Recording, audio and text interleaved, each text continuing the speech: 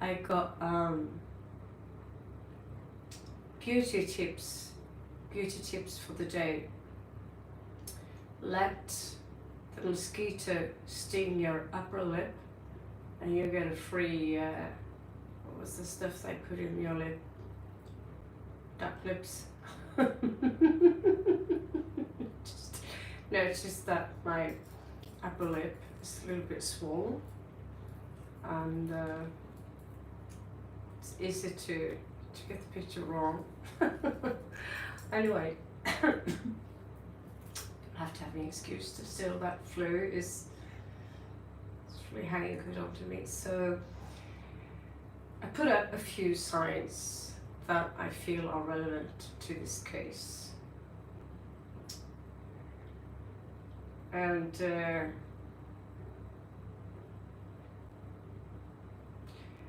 some of you have an eye on you, and we're going to have a look at that eye. There are many court cases out there that people are up against. For my sake, I can choose to just, you know, do whatever you want. That's what you do anyway. There's nothing I can do about it. And embrace my freedom for as long as it lasts. Now, I made a few connections through that.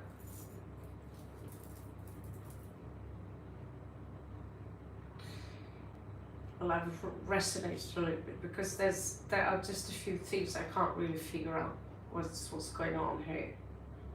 So we're going to put up a few cards because I feel May is going to be really strange for many people. This entire year is going to be more strange, but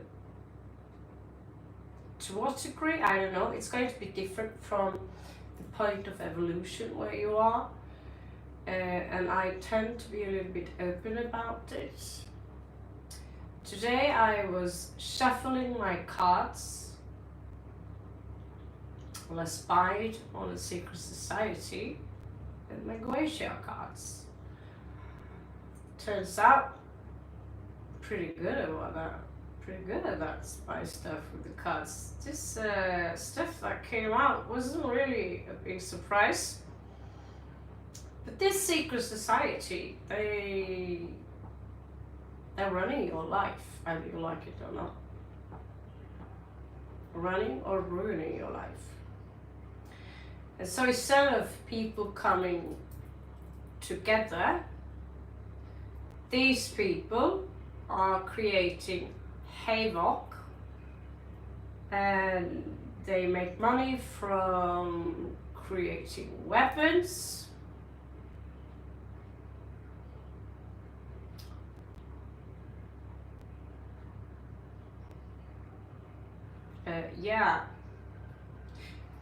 the story of the mascara or the kajal, that think about entire India, all the chicks in India and all the pirates in Arabia, they use they cover the eyes like that. So they got the same effect.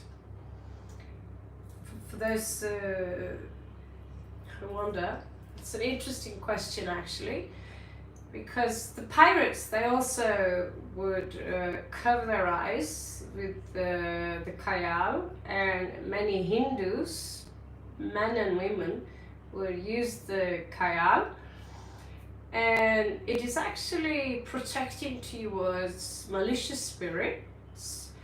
It also have effect towards malicious humans, sometimes who are also affected by jinn. And so if you've seen the blue, the evil eye kind of thing that you usually find everywhere in most countries to the east, they use that evil eye to protect themselves. It's an amulet. As you can see, my eyes are already gray or blue. So it depends on the light. They got the same color as the ocean or the sky, literally. That's what blue eyes are all about. So 10% of the world population has got blue eyes. Gray eyes are a little bit more rare. And so, but the thing is that when we use the kayal, we actually are more protected towards jinn, towards the evil eye. So literally when you have the eyes like that, you don't need to use the amulet. And I tried it on, I tried it off, I tried it on, and I tried it off. And after some time as a child, when I tried it on, off, on, off, on, off, I saw that just keeping it on like tattoo will keep you and your enemies, as your enemies will keep a more greater distance from you. And I'm not a people person, actually. You might think so, but I'm not really a people person. I'm not really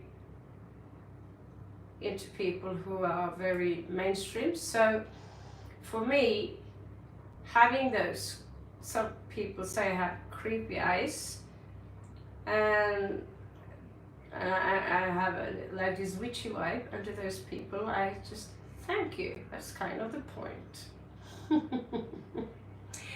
I also descend from the gypsies, and the gypsies, for them, it's completely natural to decorate your eyes like that. Partly decoration, but it also it makes me actually feel safe. Earlier today, I mean, I have a jinn in this room, and I just had to name him. It was, you can't just, hey jinn, hey jinn. So I named him William. And while I was spying on the cabal, and I was using a very famous deck called the Guisha. These are the 72 demons from what you call it,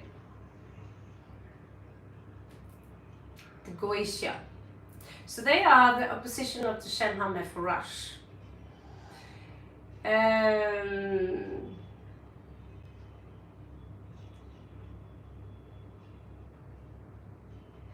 Yeah, the original kayal is we can make from aloe vera, and we can make it from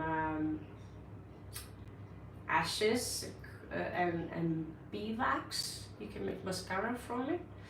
So as I lived in the wilderness, I had to make sure that you know how to do that, because 9 years of bullying every day. You go to school, you've been bullied every day. I realized that when you crumble, you look away, and people attack you, you know, and you let them attack you, and you don't understand why they attack you, because you're good. You're good. And then my mother, she taught me, she worked within the beauty industry. She taught me how to put on makeup. Now, believe it or not, I wear very little makeup. I only have the eye makeup, that's it. And for the lips, just regular. My skin, I'm 48. And believe it or not, there are very few to almost no wrinkles at all. That's just, I don't know, God's blessing, I suppose. I've seen other people who are younger than me who, you know, would have these sags under the eyes and these things, but when you're bullied for 9 years, bullied a lot, but I learned very early that I'm a brilliant dancer. So I was a brilliant dancer anyway. I'm not saying, you know, I'm 48, so how can I'm not that brilliant anymore anyway. So my mother, she would, yeah, like I said, she worked within the beauty industry, so she would curl my hair. So my hair grew longer, and she would curl my hair, and she would put on makeup a lot more than I wear now. You know, wear rouge, and I would be transformed. And I went to church, and I remember some of my classmates, they would start staring at me, pointing at me and laughing at me. But I knew that as soon as I go into town where people don't know me very well, and I now go out on the dance floor, you feel like Cinderella.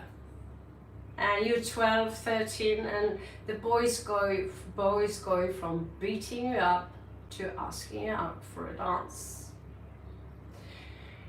And you go from being beaten up in school. So my mom, she taught me, first of all, ignore the people who say lots of malicious things to you, like, you're disgusting, you're ugly, you're useless, blah, blah, blah. You have to listen to this every day. But I did a lot of readings and studies of these things, and I learned about the Wicked Witch, you know, the Wicked Witch archetype. And so at some point, I found out that wearing, you know, this dark around my eyes, I just give you that look straight into your eyes. And you learn to read people. You learn to see their insecurities, and you can smell their game. So giving them that look, and it's really, really dark, and at that point it was also really full of hate. Right. And today, when you approach me, literally today in the age of 48, I fear no man anymore. No women, no man. I travel the world, everywhere. Yeah, I'm 48, so I look at some people my own age who are much, much younger than me. I have to look in the mirror. I'm deluded, but then I see the videos, look in the mirror, and I see the pictures that my father and my aunt, they also have the same skin, and I never been a smoker or a coffee drinker, and I never stress, and I got my father's genes, and I trust me, God every day for that. Doesn't mean I've escaped time completely, but I'm still a hoodie girl, believe it or not, like the yo-yo bitches and the hoes and fuck you, you know. So, but yeah, the mascara thing, the Kajal thing, it's a big thing, because I thought about it earlier today, and I realized that I used it for more than 30 years now. And those people who imply that take it off, it's like saying, you know, take off that tattoo there because you're much prettier without it, right? But it's like a tattoo, basically a tattoo. And it's part of who I am now. And asking me to take it off is like asking me to undress myself and walk around naked in public. This is how much of a sacrifice it is to take it off. And I'm jealous with my daughter because she doesn't need it. She doesn't need it. She's got the same big blue eyes, you know. And I see for her sake, she doesn't need it. And I think today, thank God, I got my daddy's big, thick eyebrows, so I don't have to tattoo the eyebrows on as well. So yeah, I was very happy when the thick eyebrow thingy became a fashion thingy, kind of thing. I don't know. So this is one of the days where I've been sleeping too long and not really know what kind of tarot I'm going to suppose. It's like almost like the coffee drink. But I got really annoyed because, like I said, I did a spying because I'm really curious about this group. And you know, curiosity killed the cat, but there's a group and they control basically anything and they keep you stuck in your mind. And I'm surprised that people are fighting. We are fighting towards each other, and we take places when it comes to war, as in we now side with the poor people in the Gaza versus now again anti-Semitism is starting to blow up, and you know, people are really being pulled, you know, into that without really seeing that there are puppet masters above sitting like this and pulling the threads and making money of people like you and me who argue about who said what and who began and who we should be most sorry for and so forth and so forth. But neither you or I did stop that war. Neither you or I did have most people, we appreciate each other for our differences from where we are, and I travel the world. I'm not walking around and thinking someone are worth more than another because they are of a different culture, or they have more money, or they have more of this or more of that. And I see that most people who are travelers, who are experienced, who are illuminated, we you know, when we are on the boat, there was a group there that started to be, I was a bit surprised, you know, there was a hate group and another group, and they would like go towards each other, right? So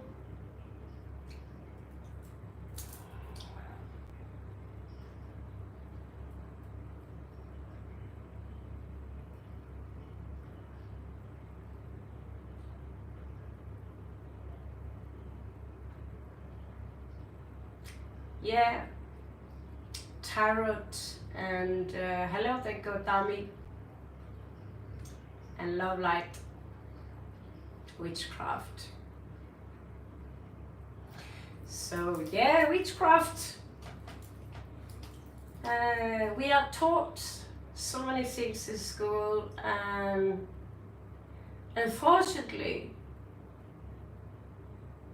they teach you, many of the things they teach you ain't true at all.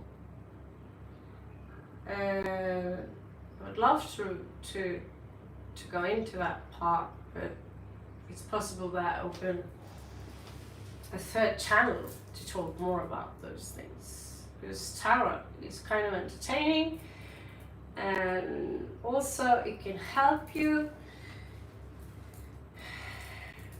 But the God of the Bible ain't good. Ain't good.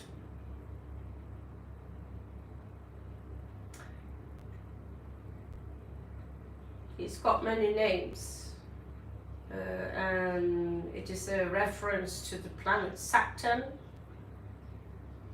but it was also possibly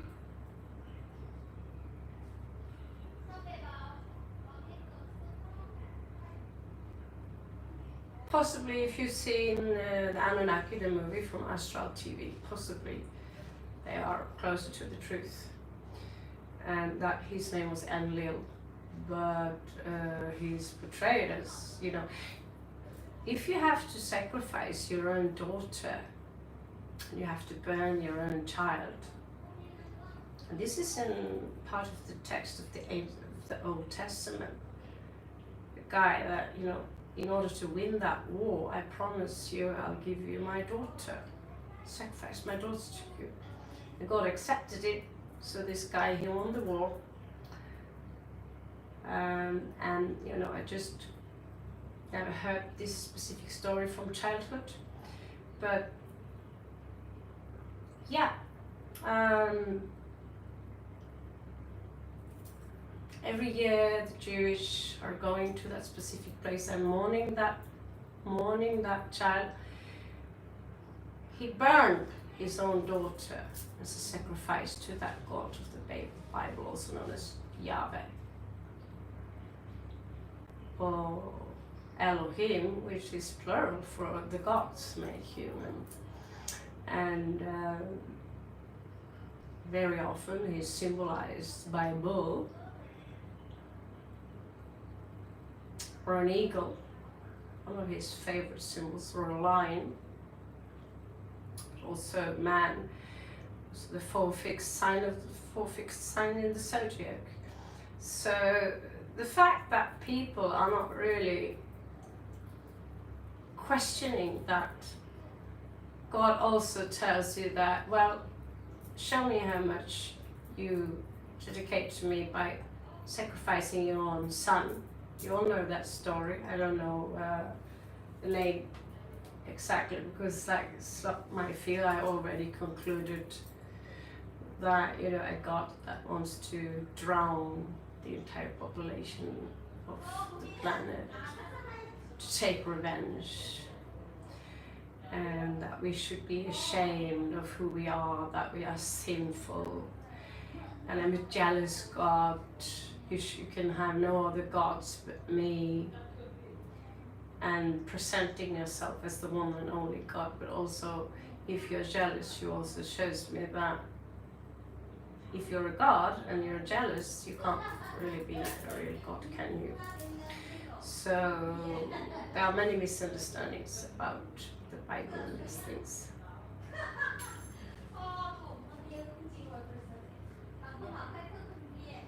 I'm keeping all the goats myself. No, I'm not a Muslim, but I have a jinn in the room. I'm not religious at all, in fact. I'm not religious, but I do communicate with the source of creation all the time, because we never left the source of creation. We're always a part of it. The departure, the separation, is an illusion. That's the illusion. So we are always inside what you would define as God. And you could see us as an extension of this source, and there are many names. In Judaism there are 72 names of God, which is called the Shem HaMepharash. And so when I did spy on the archons today, I used archon cards, and these are the opposition of the Shem HaMepharash, known as 72 demons from hell, which King Solomon fought, and he won, and after some time they managed to kick his ass again. And so there are many discussions. Is really Azazel that evil? Because Azazel, he gave to us. He showed us how to decorate our eyes. He taught us how to create weapons to defend ourselves. He showed us how food. He shows us how to create clothes, you know, to be like them, the gods that walked around us here on earth. And for that, they made him into the scapegoat.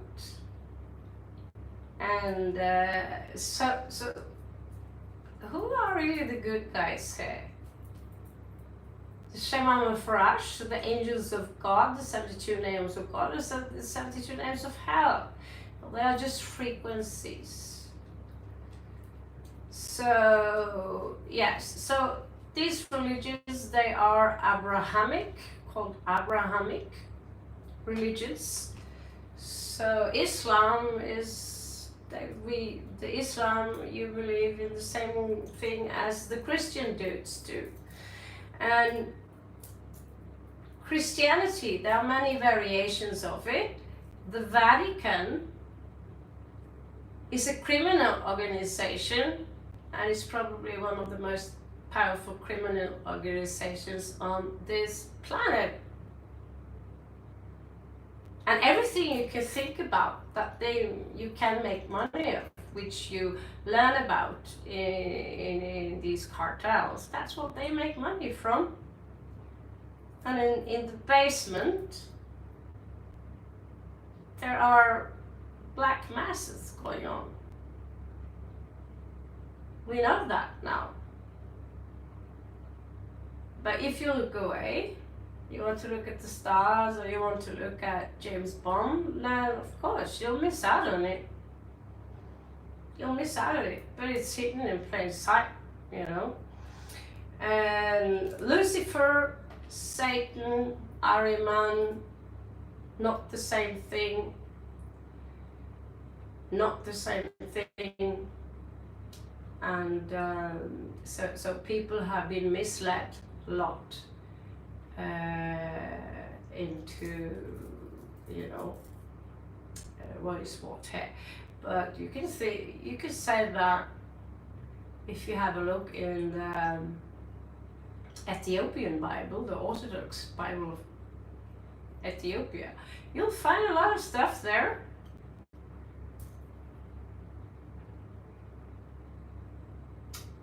Like an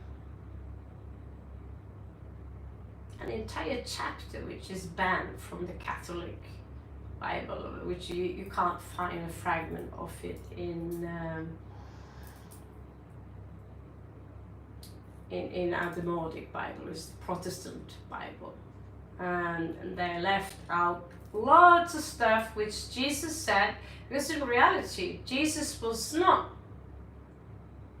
you know, according to the Gnostics and the Cathars, they were exterminated. They were also Christians too, but they were exterminated by the Catholic Church or the mainstream church, because they said things about the creation and about Jesus, and Jesus was not a fan of the God of the old Bible, not a fan, because, you know, Cain and Abel, one offer meat, the corpses from an animal, to God, the other one offer, you know, benevolent things like vegetables to God. But the guy who offer you slaughtered lamb is being favored. Why on earth would God favor anyone anyway? Even then, there's something about this story that doesn't make any sense. Islam have a long description and lots of fascinating stuff about the jinns, the entities made from smokeless fire, which is not included in the Bible, which I find super interesting. Yeah, I have one in this room for sure. That's why I'm a little bit annoyed today, because while I was shuffling my cards, shuffling this deck, ironically the Haunt deck, while I was shuffling like this, bam, bam, one of the decks slips out, one card slips out, and normally you would find it on the table or right in front of you and had everything covered here. I look everywhere and it's gone, and I think, okay, maybe it didn't slip out although I did feel it slip out. So I thought, okay, I must have imagined it then, although it was pretty obvious one card disappeared. So I count them, 77 cards. So I've been walking around and I lifted the couch or the mattress, been under the floor, lifting every piece, checked through the other 2 decks. That one card is gone.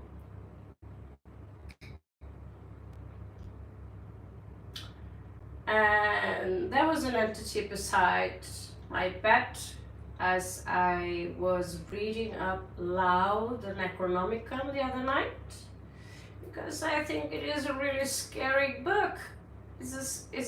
Honestly, I'm not so scared by reading it. It's supposed to be scary, apparently, and since it have clear roots to Mesopotamia, I find it a little bit fun. You're not supposed to read that stuff because it's really bad, it's really evil. Of course you read that stuff up clear and loud. So I have the book, of course, and later that night there was someone standing beside my bed. So I noticed that my senses, they are being more and more sensitive. If people clearly dislikes me, I can't stand near them. I was forced to sleep beside a woman who really disliked me here a few days back when I went on the slow boat trip. She really didn't like Raven. And I tried to be nice to her. I said, I got some tea tree oil and some this for your wound inside that room, and she would pretend she didn't hear me. When the girl from South America said, I have tea tree oil. Oh, you have tea tree oil. Oh yes, that's exactly what I need. That's when I realized, okay, she really don't like me. Really don't like me. And that's not a big thing. But when you have to have them around you and deal with them, it's uncomfortable. You know, it's like walking around in wet clothes. You know, being forced to wear the same underwear every day for a month. I don't know how that's like, but it's pretty uncomfortable. So I don't take it personally, but clearly, you know, obviously people like me who look like this, and I do look like this. I walk out and I look like this. Not everyone's cup of tea. But who are you supposed to listen to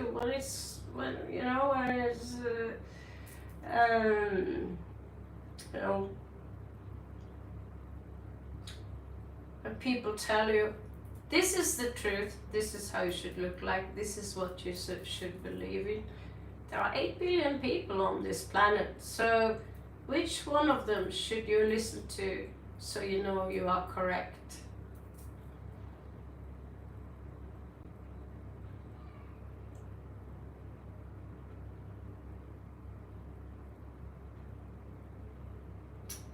So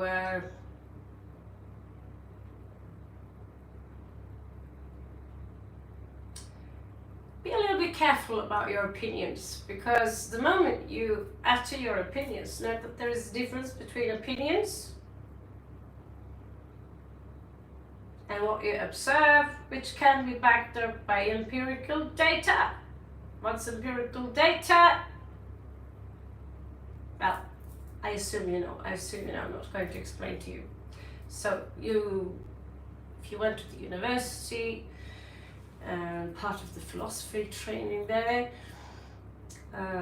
you will learn about how we gather empirical data. And of course, empirical data can be manipulated. That's why you do not take it for granted. Which is, well, let's just say the big pharmaceutical industries. They are making good money on fiddling with empirical data and hide away some reports that comes from a doctor who's got ethic standards. They made good money from us, didn't they? Now we go onto YouTube and we see that there are special messages for people who are unvaxxed. There are special messages for those who are chosen one. Do you guys know what the ego is? Yes, so that's what YouTube is happening on YouTube now. Not just the clickbait, but the artificial intelligence is now reconstruct, you know,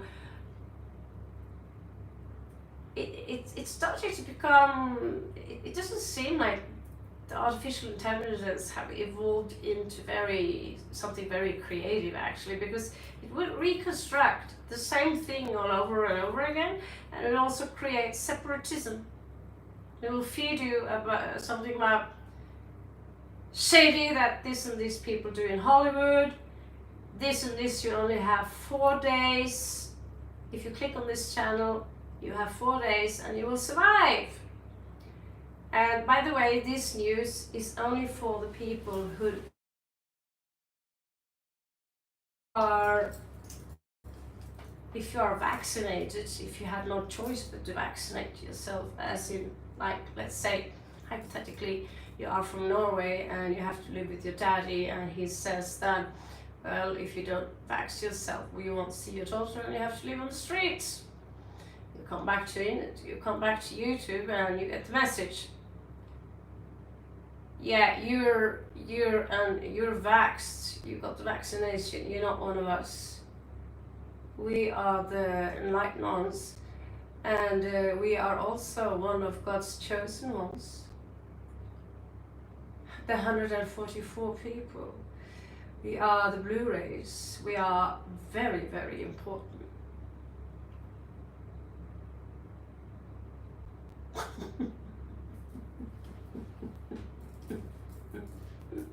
This channel, all you have to do is to be polite. Be polite, follow the rules, don't spam. You know, very simple things. You can be unvaxxed, you can be vaxxed. I don't care if God chose you or didn't choose you, but this 144,000 kind of thingy, it came from the Bible. In case you didn't notice, the Bible.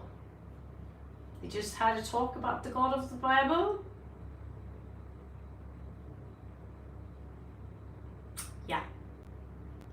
You read my mind. You're psychic. You've got special abilities. So have you noticed? YouTube is now feeding you with you got special abilities. You are a chosen one. And if you're unvaccinated, you better listen.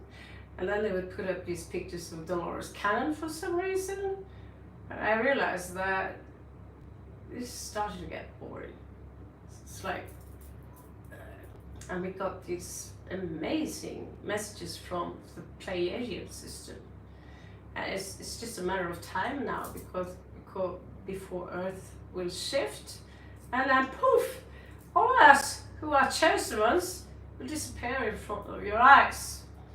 We will go to the good Earth where all of you assholes who are vaxxed, not chosen, and God knows, perhaps you do satanic stuff like reading tarot cards. You must be evil, so you'll have to go to the old Earth and live there, while the rest of us will live the good life with the nice, sweet guy from the Bible.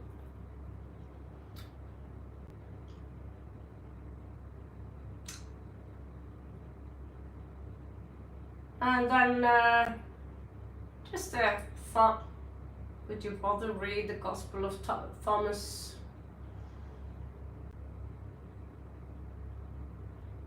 Book of Enoch?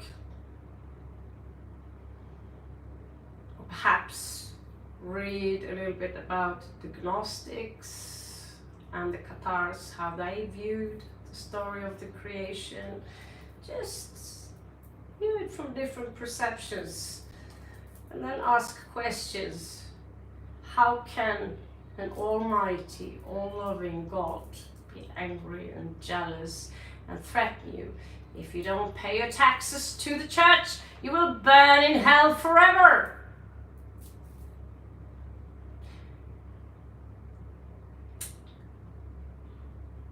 Someone asked me the other day, do you believe in Buddha? Do you believe in Buddha?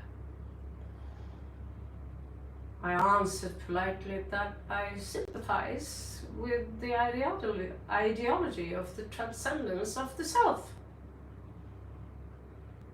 Yeah, but do you believe in Buddha?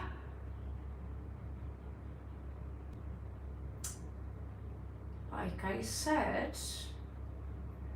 it's not something you believe in, but I understand the text and I sympathize with the ideology of the transcendence from a lower existential mind into illumination, going from having no compassion into full compassion and being enlightenment. Yes, but do you believe in Buddha?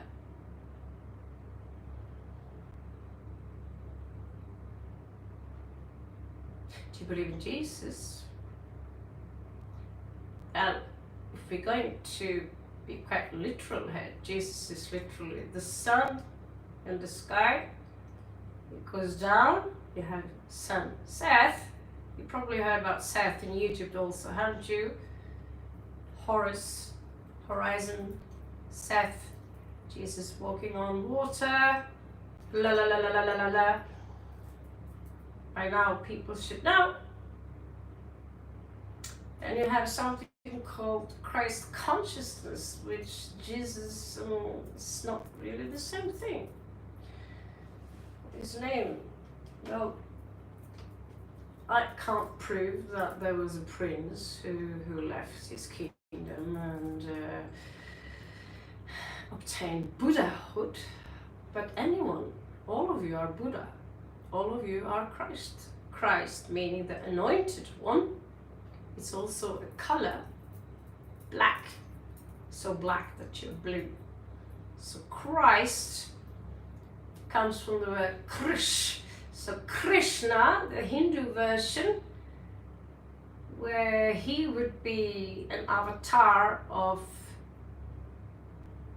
all the parallel dimensions, all the multiverses. Vishnu.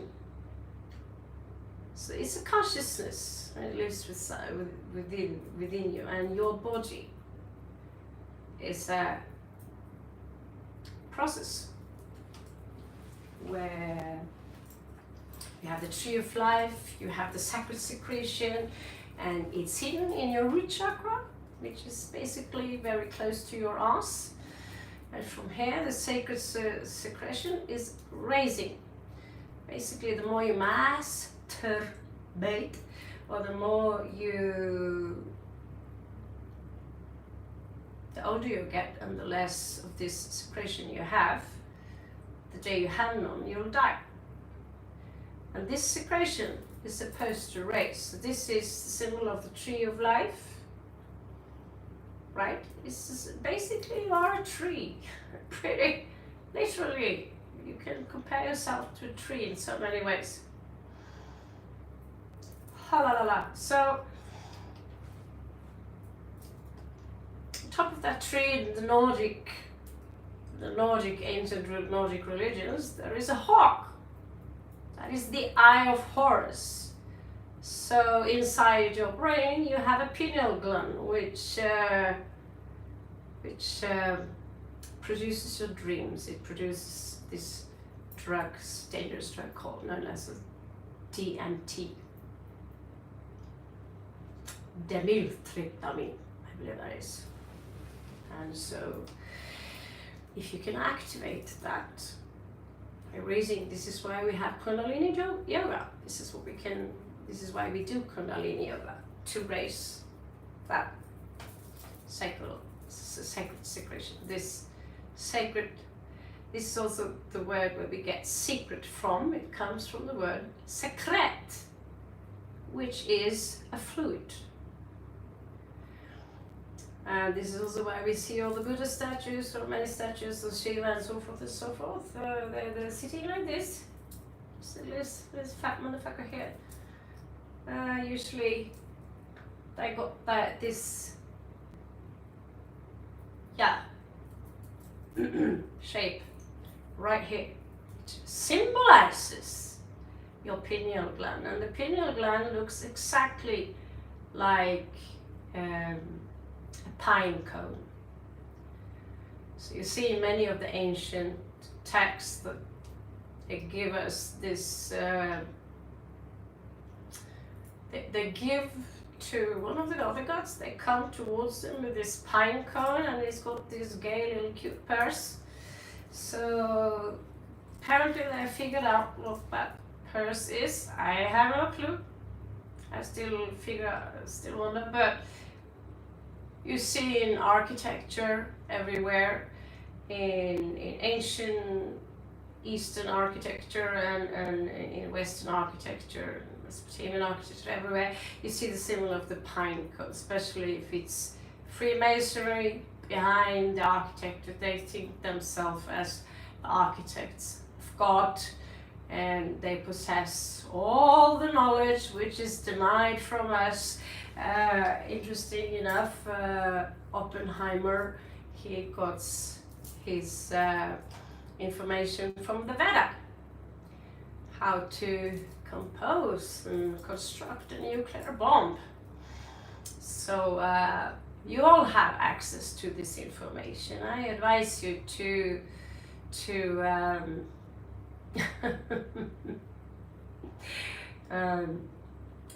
to do your own research, to read your own books, and let people have as many opinions as they want. Just know that having an opinion, that's one thing, but there is a few differences between having your perception based on logic and reason versus having an opinion which usually is connected to the ego. This is why I warn you regarding YouTube today, because okay, I'll admit, I'll put on clickbait.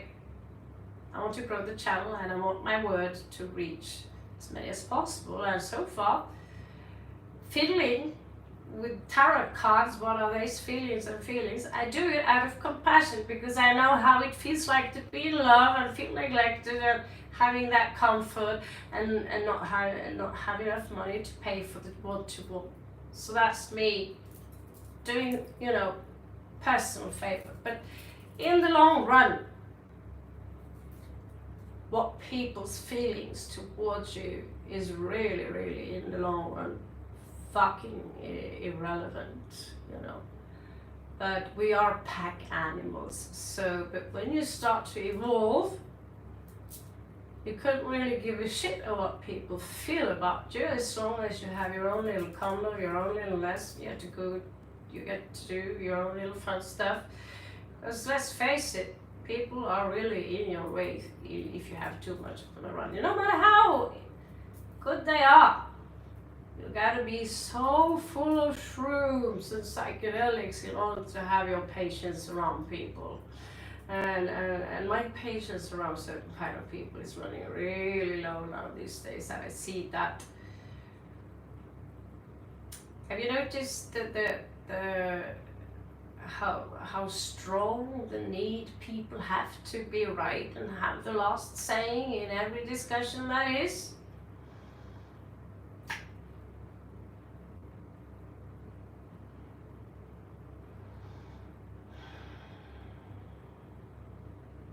What is your spiritual destiny? Yeah, that's interesting. Are you a subscriber of the channel, Chili? Because we have this brew today. We just have a coffee thing going on. Actually, I'm drinking C vitamins. It's pretty tasty. But yeah, the rule is that if you are a subscriber to the channel, you have the right for 7 cards. If you want that, you just tell me and you leave me a like, and I'll give you your spiritual path.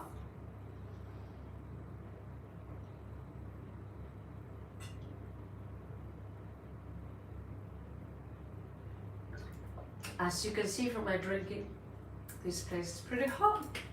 I think it's time for me to turn on the AC. Okay, thank you. Chilling. So leave a like, and I'll tell you about your spiritual path. You stay around, all right? One at a time. One at a time, all right? So unfortunately, thanks to this Jinn who stole my card, I know you're there. I know he's there. I call him William, but I'll, I put out food for my tulpas and everything, I ain't touching it, and William is not giving back my cards, so I'll degrade you to Bill. Yeah, so I have to get a new deck, Really, we need to have deck from both the good side and the bad side. If you're going to read, if people are up to something sneaky and devious and nasty, you can't read angel cards, for fuck's sake. Okay, I'll find you some nice cards, sweetie. Your spiritual path. Let's try that deck we haven't tried for a few days. They're a little bit difficult to read. It's called the Enchanted Garden. They're pretty cute, pretty cute. But now if that Jinn's going to be around and steal my cards, but I shuffle them, and he's already pissed me off. Just one deck. And who else should I blame? Yeah, my name is Raven, and I believe in Jinn. I do believe in Jinn. I mean, if you don't believe, that's all right. It doesn't make any sense, does it? But anyway, it does make sense. To me, it makes sense. Absolutely sense. Because our senses are this limited. So to some species, we're like bugs. We can't sense them properly because we're like bugs, And they look at us like we look at rats in some kind of test tube, They go both ways, right? So let's have a look at your spiritual path, Chili. And I'll puff it up with some spiritual starseed cards that are very cute and benevolent. I have to be really careful now because I don't trust that Jinn, seriously. I even threatened him with Ganesh and Shiva, but he won't give me back my card.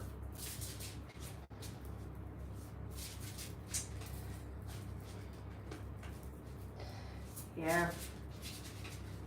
One card gone from the deck. This deck is like fucking 1,000 baht. Minimum. 1,200 baht. Which is a lot of money, huh? So money. Okay, so we have a jumper here. Alright. You got good stuff coming in for you, sweetie. 10 of coins. I don't know, but looks like if you want to manifest money now or manifest abundance, it's really your time. That's really good stuff. In any way, either you feel whatever you feel or whatever, it is also Spirit's own way of telling you that you already are abundant. So basically, I listen a lot to Hicks, I love what she says. It makes sense that the spirit have already, you have already manifested 99% of your wishes. And the reason not everything have come to manifest in your life yet is because you have doubts. If you have 1% doubt, the door isn't properly open, so the guest isn't properly invited yet. So don't have any doubts. If I told you all the strangest things I manifested in my life,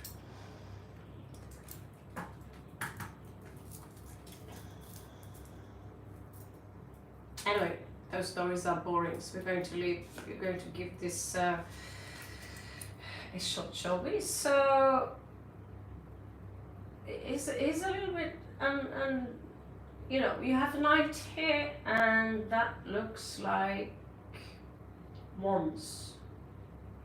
So I'll assume that's Knight of Wands. So that's Sagittarius energy.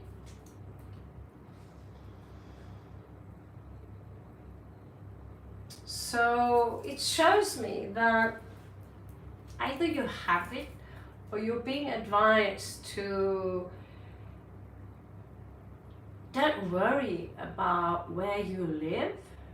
Don't worry about property. Don't worry about,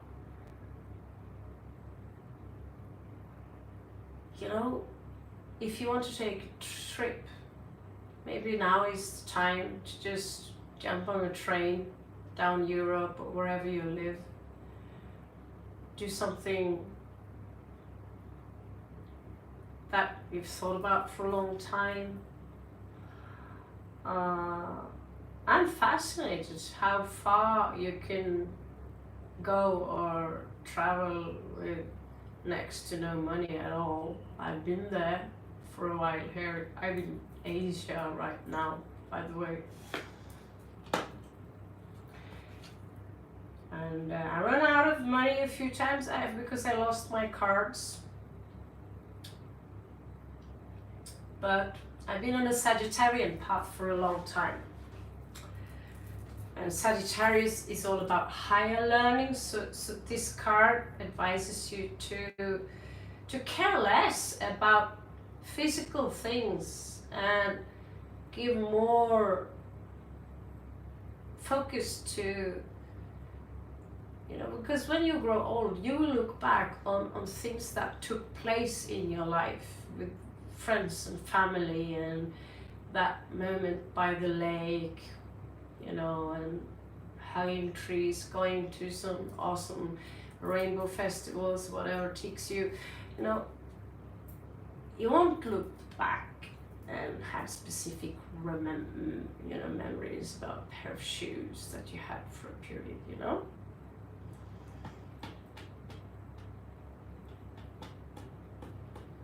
Aha, yeah. And one advice regarding Las Vegas is that yeah, Aaron, my mom is a twisted, yeah, I can read by sign, me and you. My mom is a twisted Sagittarius too. So, but it seems to me if you go to Las Vegas, you might win a good pile, and my advice for you is that when you win that good pile, take it and leave. Okay, don't fall into the, oh, I won, let's win more. That's how these games are constructed. Don't do that. Don't be dumb. Don't be dumb, be dumb, be dumb. So the cards tells you that use your brain and invest those money. Invest in something that can grow. All right?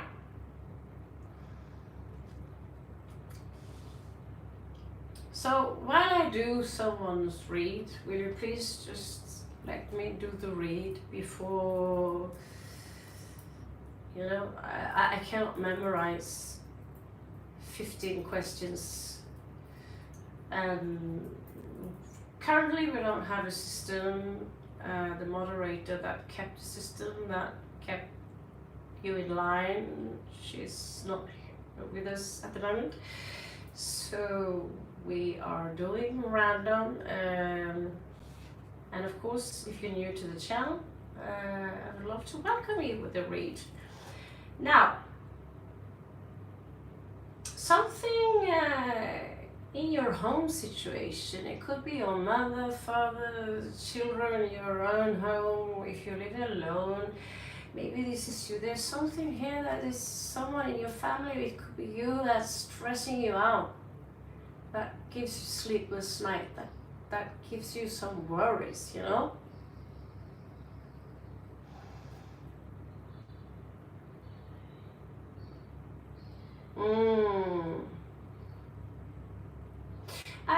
You know, maybe that's him.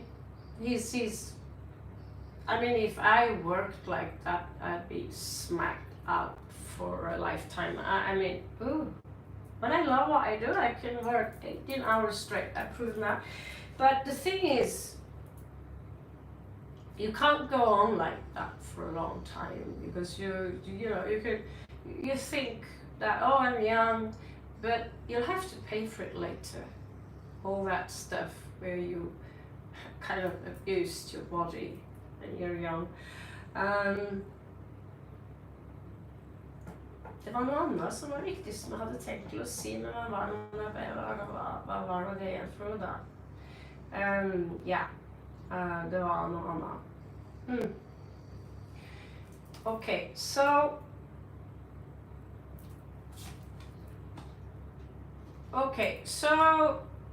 like I said, be careful, because it says here that you might win. Invest the money. I always say invest in your own business. I say that to absolutely everyone. Ask Aaron here. Invest in your own business, because one day the boss have no use for you anymore. What are you going to do then? Right?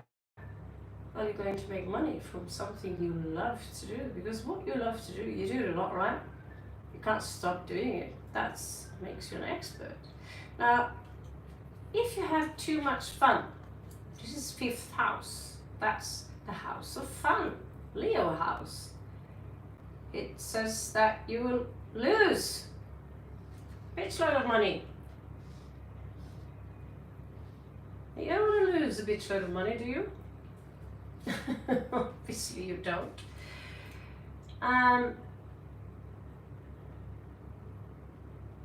In the long run here, all this work, all this stress, in the long run, it might and can affect the relationship between the two of you.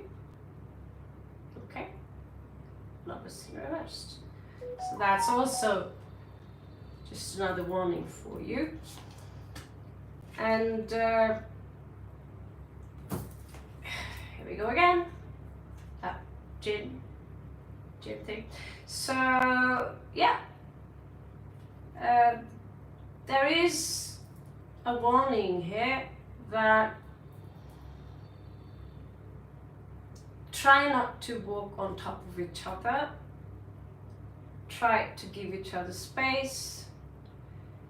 When one of you are tired and annoyed, or you lose your money, or some shit hits the fan, it's easy to project that sense of I'm fucking annoyed onto the other, right? Get out of my way, because you don't perhaps feel that the other one understands you. There is a big warning here about something that is very toxic. So when you go to Las Vegas, you might gain some luck, but that's where the danger is, that, oh, you get a kick out of it, right? So I'll read you some messages from the star seeds. Basically, star seeds, angels, same, different, whatever, you know. So anyway, those are good advices. So basically they say here that trust the timing, okay? Trust the way you came on, time is not running out. And we have lifting the veil, questioning everything, anything, and a line must go. All right. So be careful. The devil, cool devil by the way.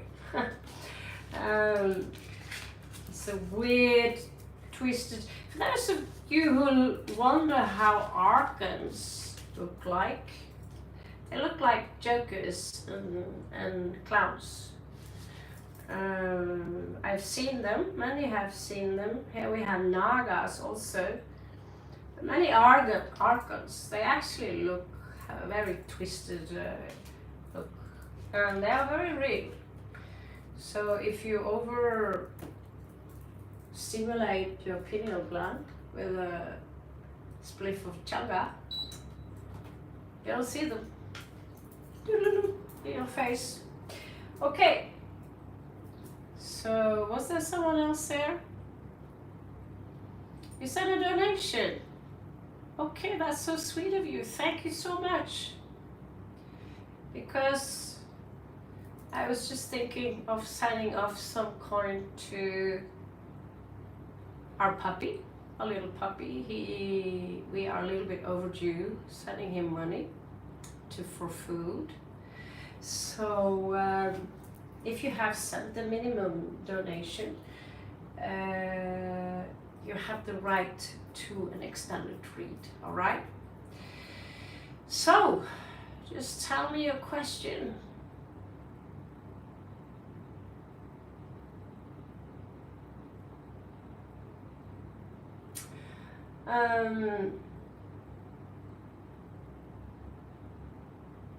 Yeah, I pick up the deck depending on the question. General one, all right. General one. Do you want neutral cards? Do you want twisted? Do you want cute cards that are a little funny? Or do you want really, really, really neutral cards? Like standard cards, because we have so many right here.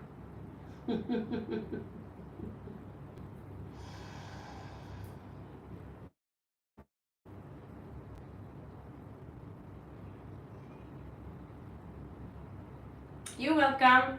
You're welcome, Chilin, and you have a good one for your trip to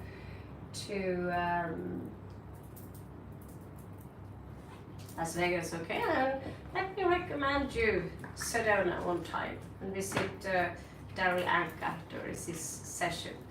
Ask him a question. You have a memory for life. All right. So thank you so much for your donations. We will do an extended read for you. Standard. I'm going to start with the Celtic cross, and then I'm going to look through your house positions, okay? Let's see what might be adjusted.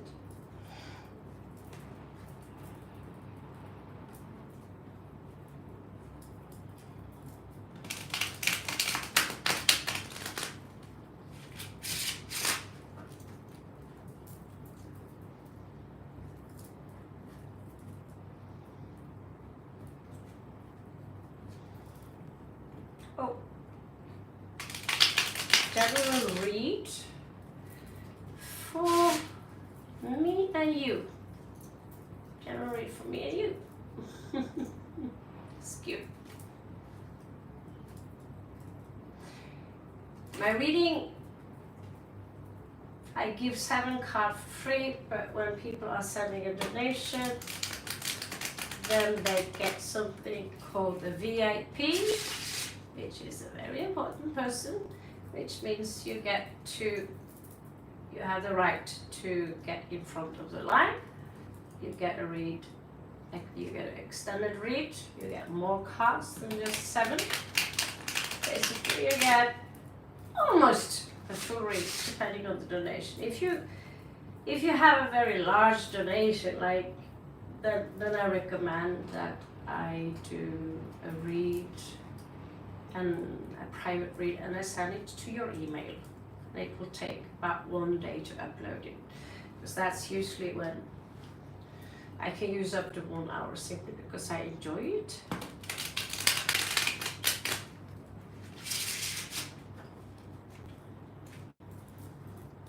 Because I love doing what I do, right? So, a general read for you and me. It's a little bit strange thing to say, a general read for you. Well, it's for sure it's not my ex, that's not possible.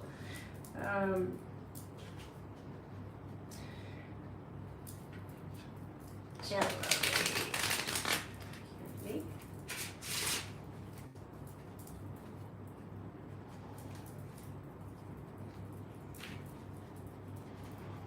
So if you have something that can cast a light upon what I see, because it's a general read, it's throwing something out in the thin air. If you can verify some of the things I see, it's easier for me to create a connection for you and help you out if there's something you wonder about, all right? So, you and me, show me you and me. Show me you and me. Om Namah Shivaya. Show me you and me. Show me you and me. Show me you and me.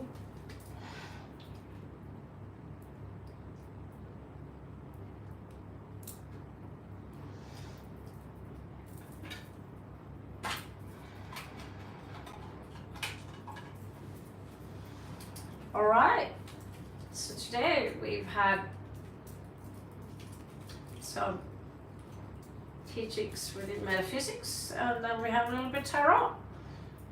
Yeah, it is. You gotta love your job. If you don't love your job, you're gonna grow old too fast, you know. So I've been employed before, and the boss made my daily life into a living hell. And I thought, fuck this.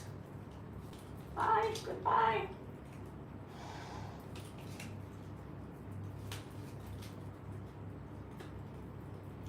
You don't want to have bully boss. Okay, so first card here, we have the Sun. That's a good beginning. That's a good beginning. So if it's an advice, it's also Ace of Swords. There is a clarity coming in here. There's also someone around you. It could be, because I'm using,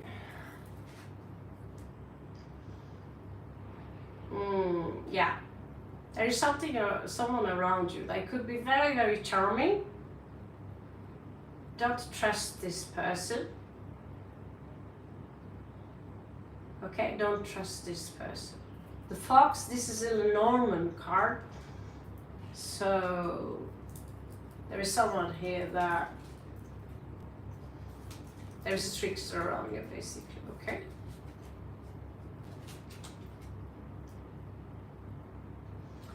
Okay, so there is a child here. Maybe you have a child, but usually, you know, child can also, or usually it symbolizes a new beginning.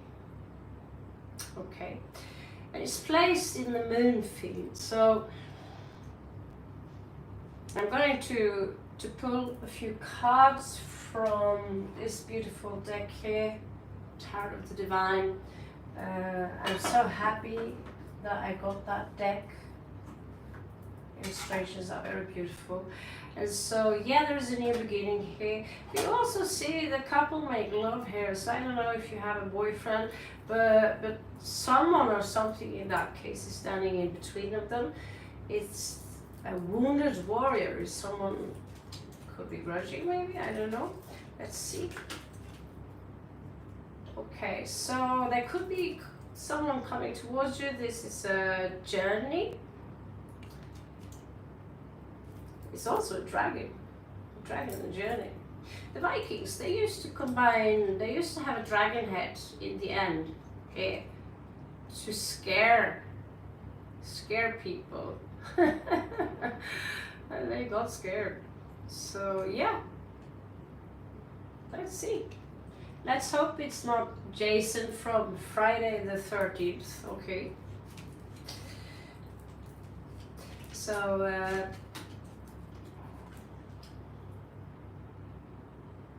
I see, okay. Okay. So, there is a little rattle in the chattel, a little rumble in the tunnel. There's a little squeaking here, and usually that refers to, well, there is some sneakiness here,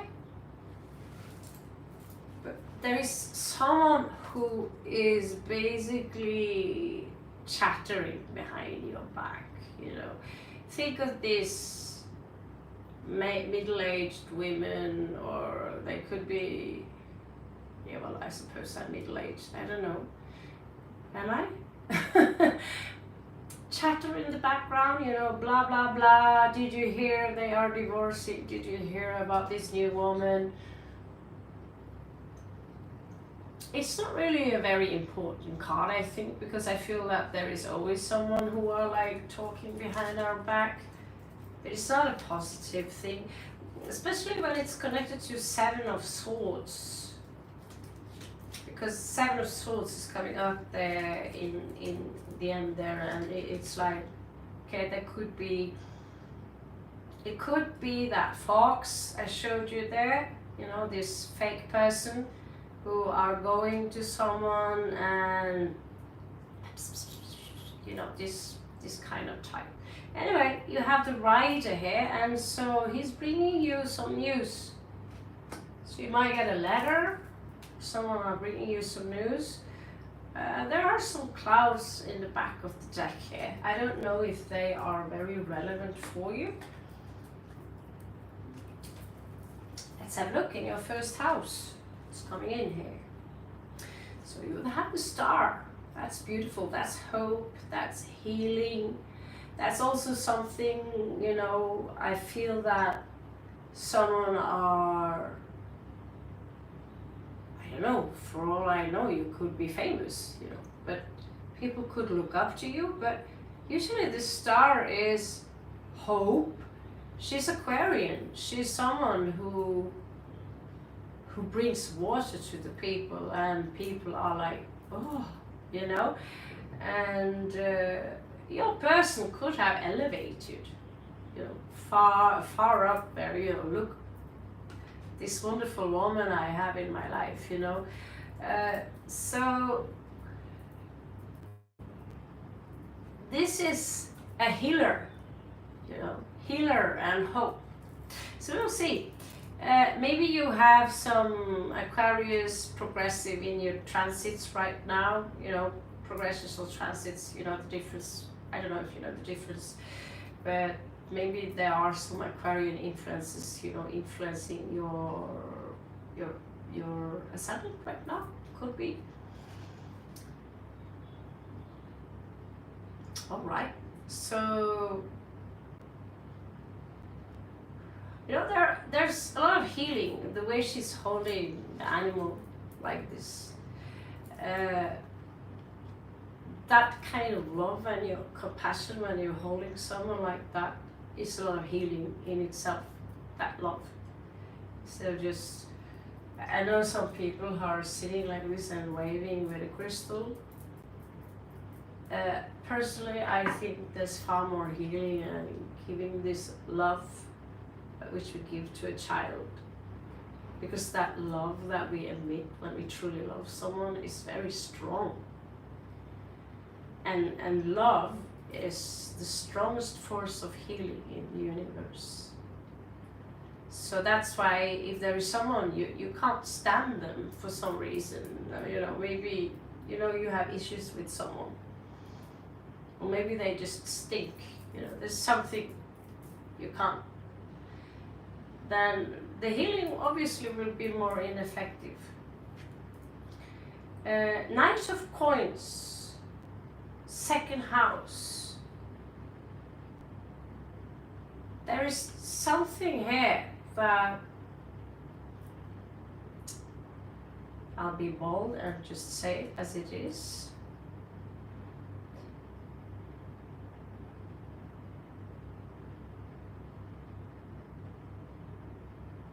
Are you ready for that commitment? Hello there, Jerry.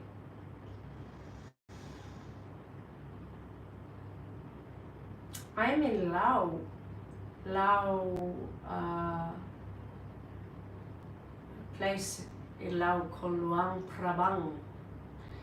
So that's not a state, it's a commune, I think. So yeah, it could be, Knight of Coins is someone who is moving very slow, but when they come towards you, they are ready to commit, and it's the best night. It's usually our favorite night. It's lying in your second house, and second house is Taurus, interestingly enough. And Taurus is about property. Taurus, we have a Taurus, a blue guy here. Taurus is ruled by Venus. It's about our senses. It's when Taurus is in, at best, they are generous. They are patient.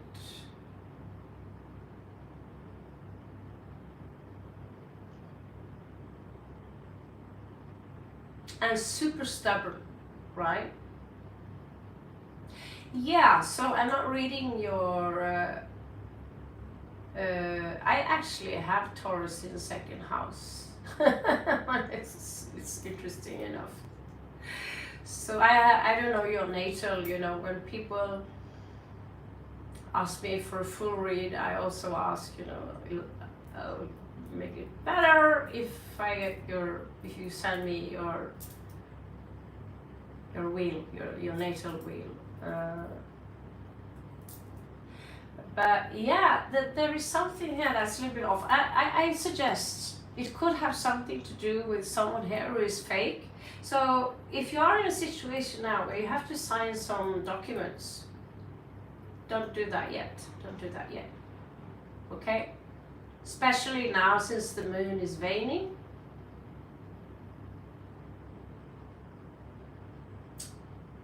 Yes, you do, Aaron. So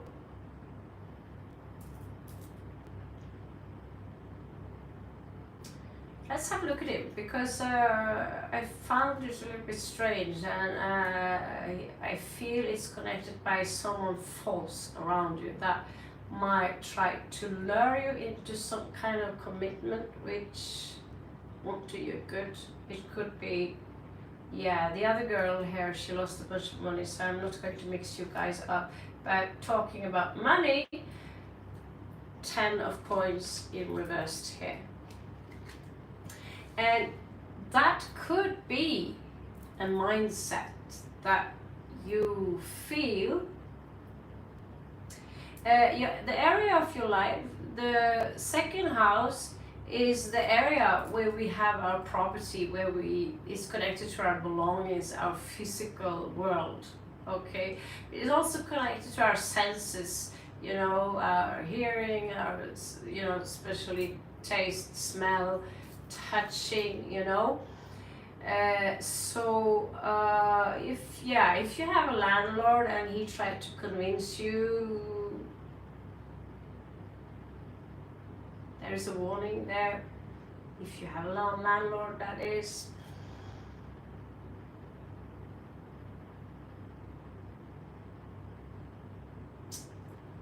Okay, so I see. Okay, now it start making sense. So Could you reveal me a little bit about that contract? Okay. Yeah, so then it's getting pretty obvious who is the fake people here who are lying to you. They're directly lying. And which again leads me that you have a new beginning here. But the third house, it's about our mentality, it's about communication, about what we're thinking. And here there is a loss of money. Could be. Because when I see 10 of coins and it's connected to the third house, which is our mindset, the first thing that comes to my mind is you're so used to not having money that you automatically think that you never have money, you're always lucky with money, and that it could be not a mantra, but like it could be something you tend to tell yourself, that it's so typical for me to be unlucky with money. Be a little bit wary of what you tell yourself and what you think.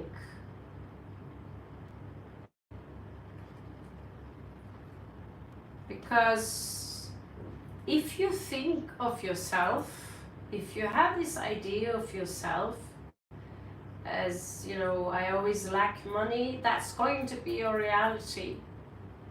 And in that case, you have a new beginning. In that case, I always recommend Abraham Hicks, because Abraham Hicks, she teaches you how to have a rich mindset. And the moment, you know, the other day, I was like, damn, I didn't know that we had to spend so much money on this boat trip, and I'm running out. But I also have this mindset that I'm pretty lucky with money anyway. And so the moment I said it, I looked down, and on the ground there was 50,000 kip. That's a lot of money when you're broke. And spent this money. I got my cold Coke and all that stuff. And later that night, my friend helped me out, and I looked on my file, and there was 100,000 kip. So it's a lot, but you know, if you have the mentality that I'm always lucky with money, or you also are grateful for what you have, that you have your strict focus on what you have versus what you don't have, you will get more of what you have, and more and more and more, and keep that focus. People will focus very negatively on what they don't have. They won't get a lot in life. I was extremely negative to my own house. I always thought, you know, there's so much to do, and I want to travel, and the house is so old, it breaks a lot. I'm like, it's so much to wash and clean, 2 bathrooms, 2 living rooms, 3 bedrooms. Well, you know, my ex managed to game away the house basically, and I already had manifested traveling, so now I'm traveling so much I'm seriously dizzy. So be careful what you wish for, and at the same time be grateful for what you have, because we literally do create our own reality. We literally do. By saying what we say and by having the correct mentality. And so 10 of coins said in reverse for you. That's for me a warning. We'll pull a, but this, you said something about that this woman might be jealous, okay? So there is something secret going on here, and there's something about, I think maybe this couple are in need of more money also, and that could also be the reason they're doing what they do to you.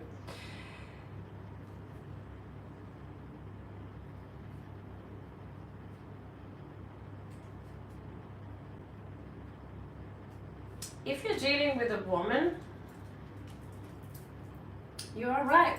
I can confirm, you know, if what you say is correct regarding this woman. Queen of Swords is popping up here in reversed. Sometimes she represents Scorpio, and that is for sure someone who is jealous, and also she will be deceptive. But it's possible, but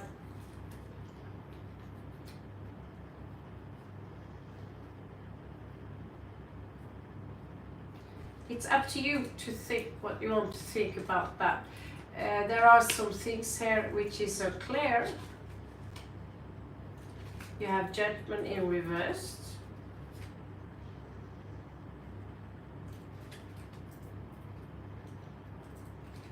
Nine of Cups in reverse, Page of Wands in reversed. But you also have Moon. There is something secret here, and you have a transformation, death. So I don't know who these people are. All I can say, because I never promote myself as being a psychic, I only say help me out because I only read the cards. All right, I only read the cards and I connect them based on what house they're in. 10 of Coins in the 3rd house, which is our mentality, is not a positive thing. All right. But since it's not physical, that means that you haven't necessarily manifested it yet. That means you could do something about it. You could turn it around. In your 4th house, there is news coming in for you again. So twice now, you have news coming in for you. This is also, or could be, travel. This is usually very positive news. But I'm not going to say one way or the other whether these news are positive or whether or not they are positive. All I say is that 8 of Wands, that Mercury in Sagittarius, this is fast moving energy, all right? So I don't know when you've been told that you have to move out, if it's connected to that.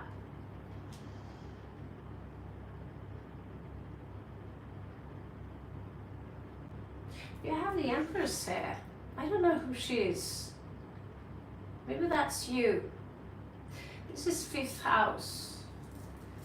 So this is someone, you know, she's very mature, she's fertile. This is Taurus and Libra energy.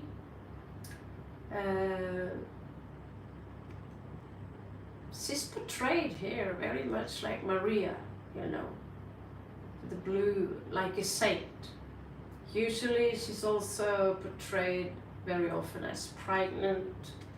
It's very fertile, this energy. So it's not necessarily what happened to you in life. Maybe the transformation is something that is needed for you in order to something better for you to come in. Hello there, Andra. Hello there, Beer.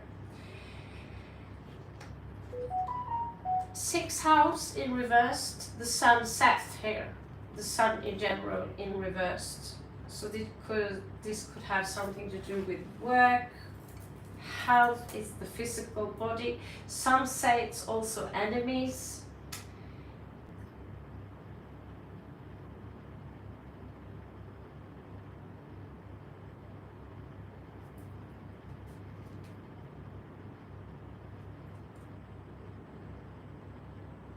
This is the wolf family that we had to chain in.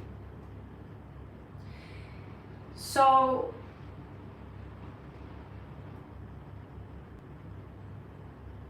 this is about spiritual.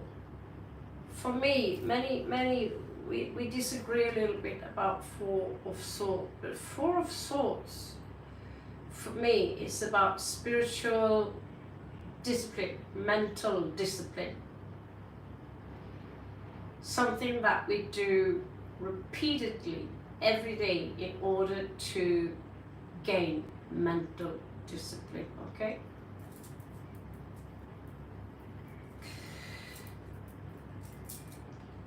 It's in your 7th house and it's in reverse. 7th house is harmony, music. It's ruled by Venus. It's air, it's cardinal. It's the house that rules the marriage. So what is this wolf doing here, all agitated and trying to get loose? 7th house. This is where we find musicians, poets, poetry writers. Wolf.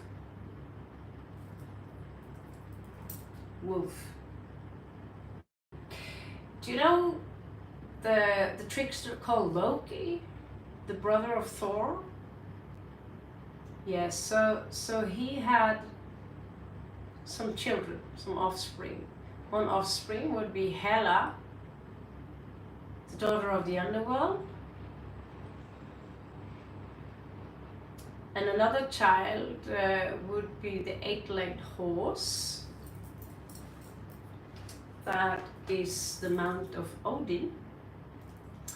Another child would be the Fenrir wolf, which was captured by the god Tyr. And when the end of days come, it will swallow the sun. So for me, 4 of Swords, because Swords is about mental discipline, because it's 4 is something that is stabilized or something that is stable.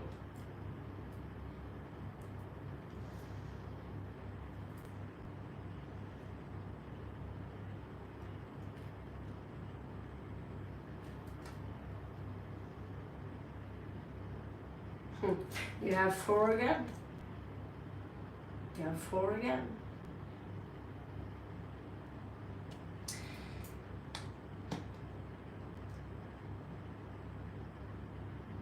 Eighth house is everything that is hidden to us, everything that is occult. This is where we go go through the dark night of the soul.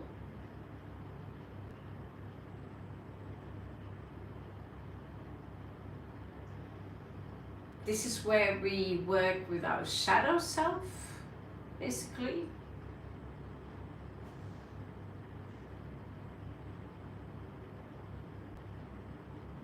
And then this beautiful card pops up on this past.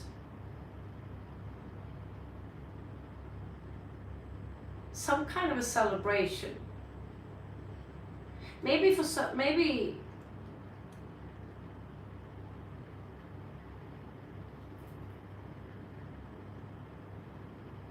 because Hercules, he went all the way down to hell, hell, to the dark world, and he took control over the Hydra by lifting up the Hydra into the sun, because chopping off the Hydra will just make more Hydras, right?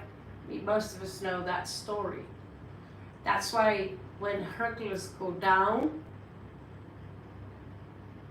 to the underworld, we usually say that's the dark night of the soul. Tells me you're about to defeat that Hydra, and it's soon something to celebrate here.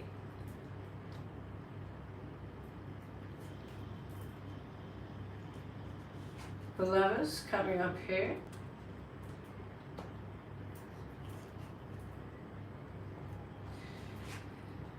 Regarding your career, there are some sleepless nights. Thinking about something, overthinking about something. Maybe whatever is here, you have 4 3 times now.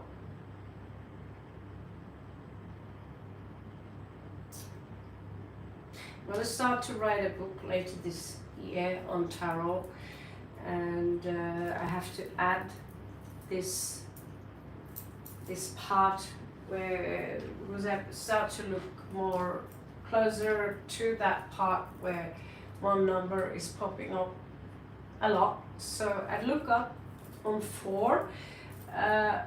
4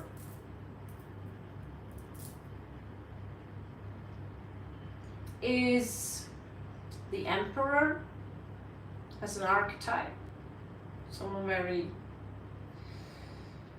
in our life who are very, they have a lot of authority. Usually I get the Emperor up more than the Empress for some reason. Yeah, I for some reason I'm not a typical mommy figure. I get like, yeah, the boy cards, the manly cards. So you have the Lovers, something worrying you. The 4 of coins there.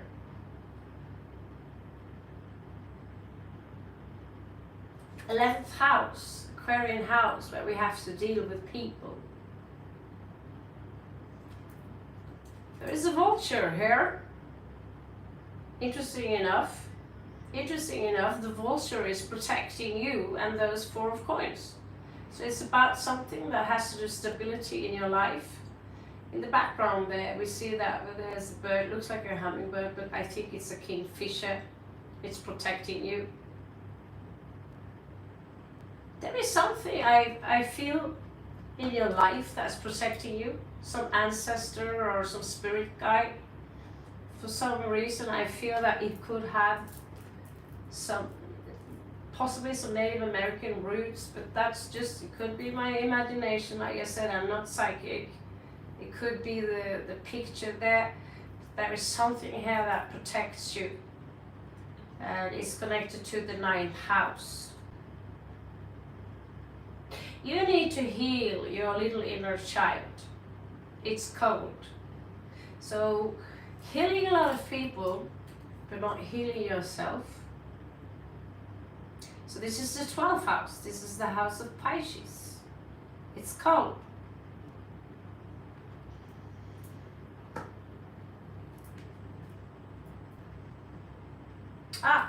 We have a Scorpio here coming in.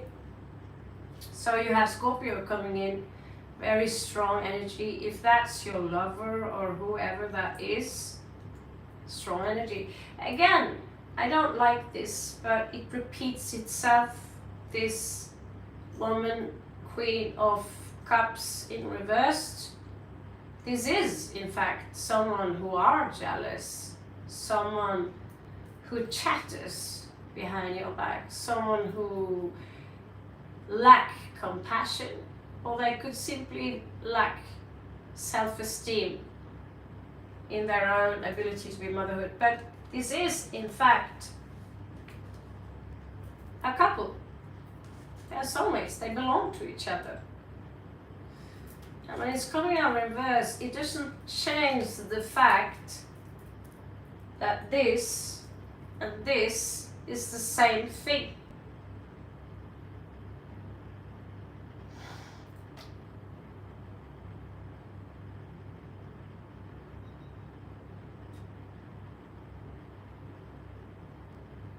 Okay, yeah.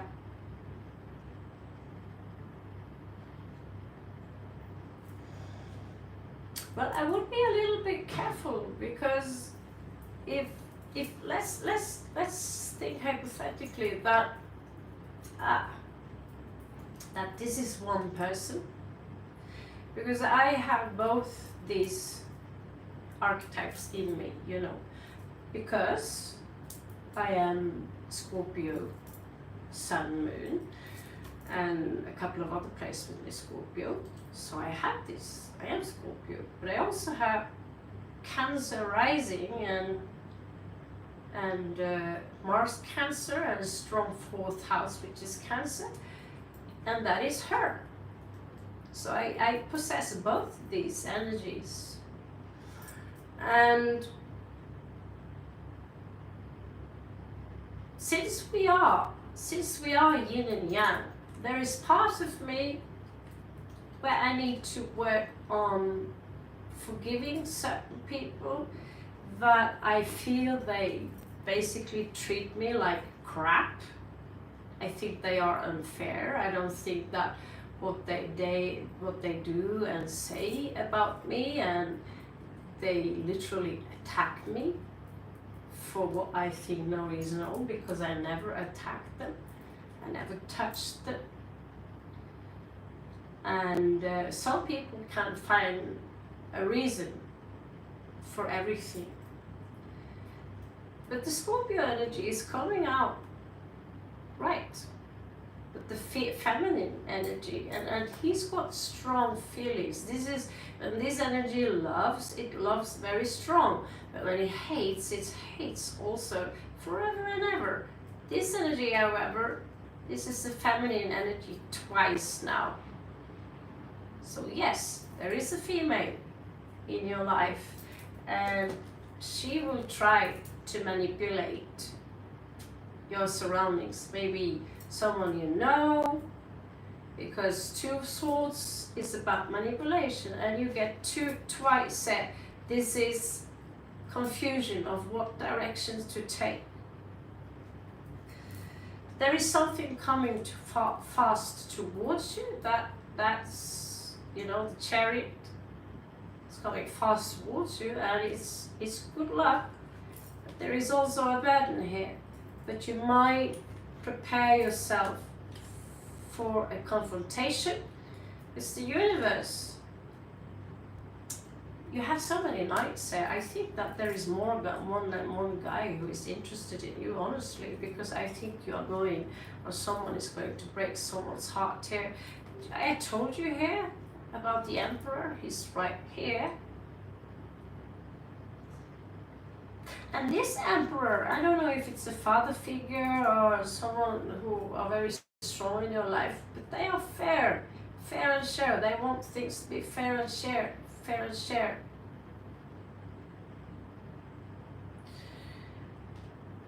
Yeah, if they are not a good match, then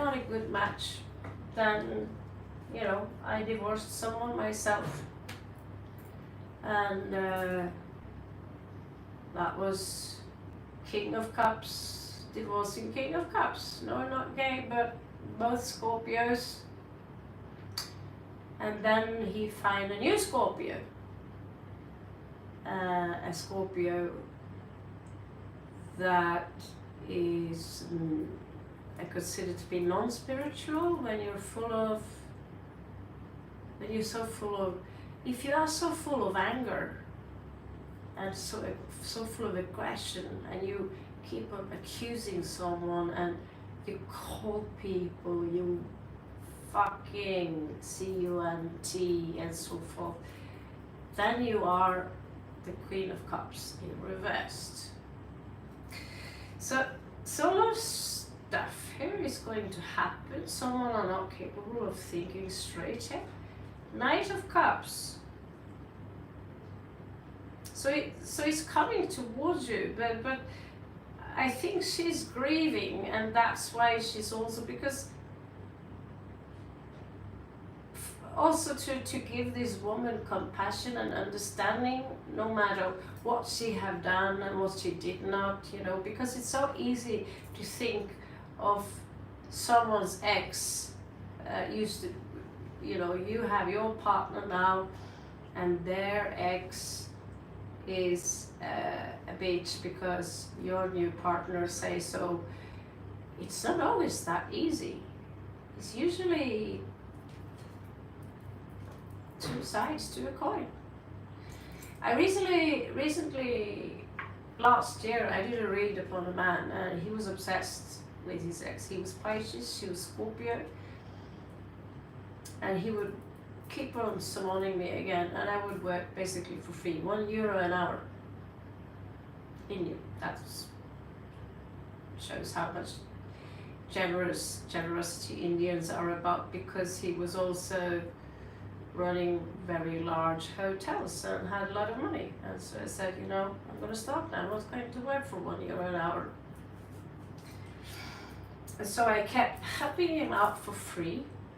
And then he texted me, and I spread the cards, and I gave him advice, and I talked into the phone, and I was down there a couple of times, and I said, you know, I don't really work for €1 an hour. Oh, but he could give me €2.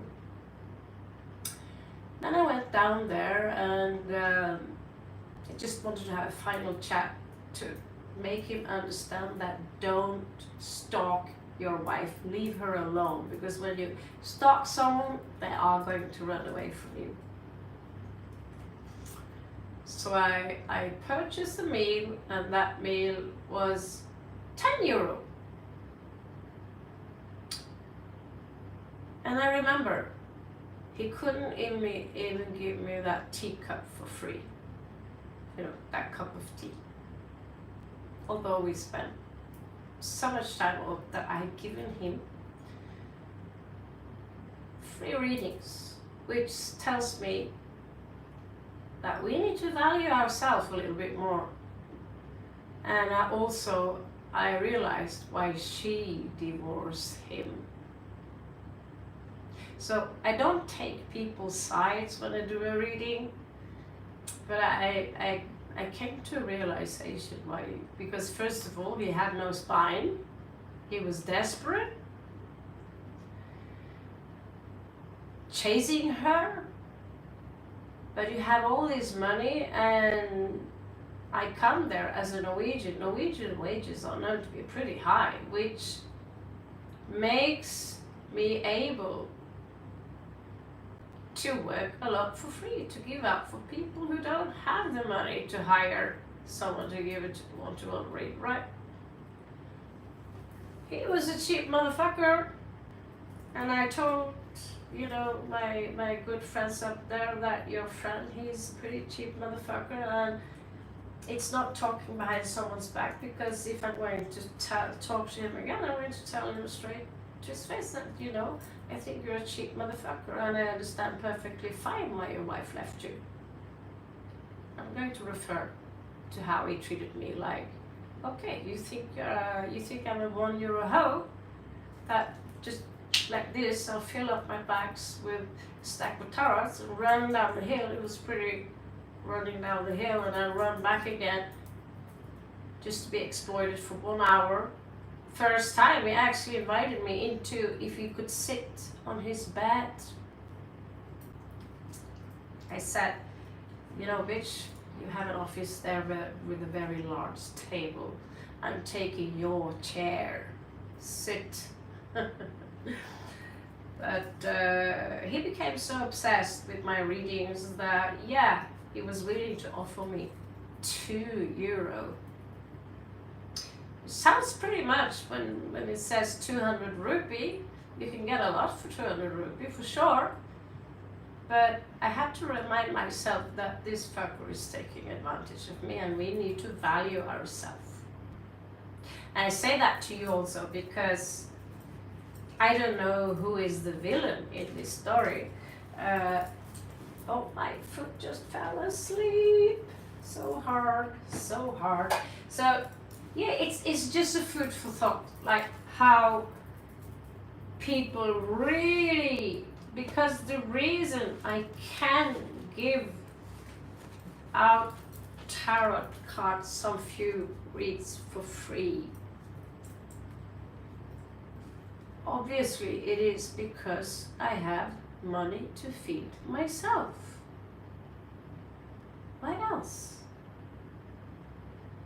So if that's being mixed with me being a desperate cheap hoe who I do it for free, so maybe some kind person, a generous person will give me a donation, you got it wrong. But I come from a regular worker class. I have €7,000 in debt. I travel Asia because it's cheaper to live here than my own country where I literally cannot afford to live. So yes, it is very nice and okay, and I'm happy when people are giving a donation back. You know, so we need to set our standards. And regarding the people that are throwing you out or telling you to leave the place, maybe it's a good thing. Maybe it's a good thing. I'm going to have a last quick look on the Viking cards there and tell me what they see, and then we'll finish up. But the thing is that we need to have a positive mindset even when we think negative. Thank you. That's very good. That's very good. So I'll just give you a Celtic cross, general one.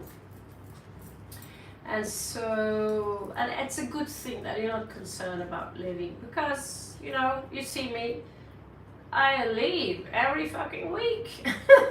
I never know where I wake up day after another, you know. Sometimes I've been waking up in a tent. Sometimes I'm waking up and the sun is shining in my face. Sometimes I wake up, like in Chiang Mai now, I've been living literally in a shithole. Why?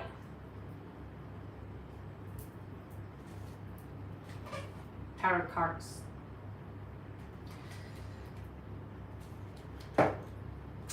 If I live this cheap this week, then I can afford at least 3 decks of tarot cards.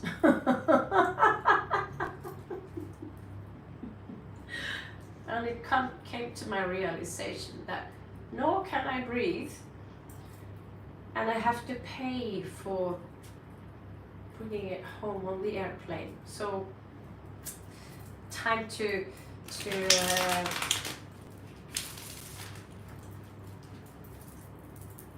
the obsession a little bit.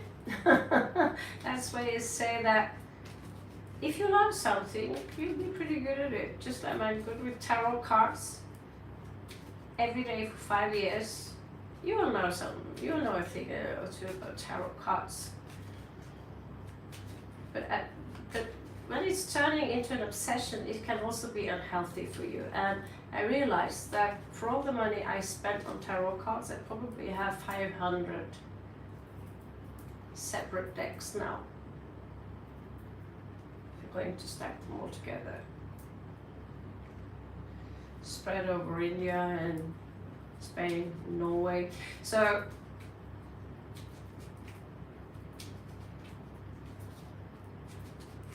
that is another reason I give out tarot read for free. When we have all these cards, might as well use them for something good, right? And I get better at the reading. You help me by giving me feedback on what you think. And I'm honest, I tell you, I'm not using my psychic abilities. Sometimes I get a feeling or a hunch. I will share it with you, yeah? And also I talk a lot. So, get that out of the system too.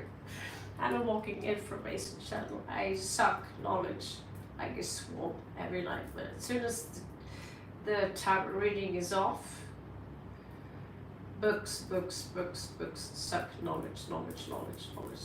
It's like this obsession. I want to know everything, you know. So that can also be too much when you forget that. Yeah, I'm supposed to pack, right? So the Fool here, that's a little bit strange because it's coming out in reverse, and so does the Love thing. The Love thing is coming out in reverse. Page of Coins, there is new beginning, but it's very, very small. So maybe something has stagnated here, I don't know, but I find it very strange why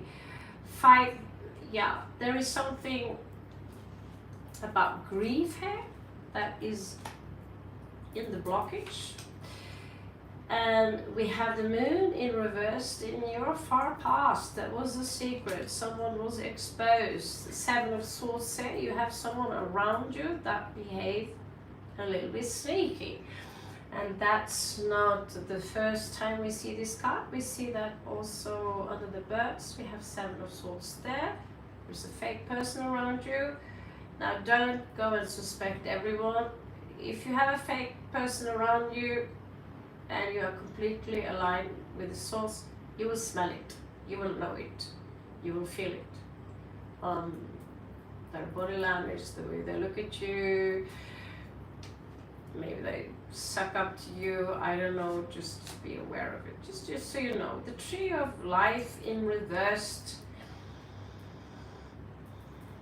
for me, it's actually a good thing. I know it sounds strange, but it shows me that, because it shows me that you have the capability to see things from far more perceptions than just one. Because it's said so that the person who can understand the Tree of Life in reversed, he has knowledge. And it's a strange thing, because but it is an actual symbol in many ancient literatures, where the tree of life is portrayed with its roots up in the sky. Now that's something to think about. Why is it portrayed with its roots up in the sky? Which tells me, okay, so there will be a confrontation here. It could also be someone here who will try to avoid the confrontation. I know Libra don't like confrontation, but they also love to argue. So it's a little bit, me, I'm born in the year of the rabbit. I don't like confrontation, so if people are knocking on my door, the chance for me to open the door is very little, depending on how the knock is. It's very aggressive. I'm not going to open the door. Yeah. Nor do I open letters, I just return them. Unless I see it's handwritten there, my love, then I'll open it. So now you know. Someone outside of you,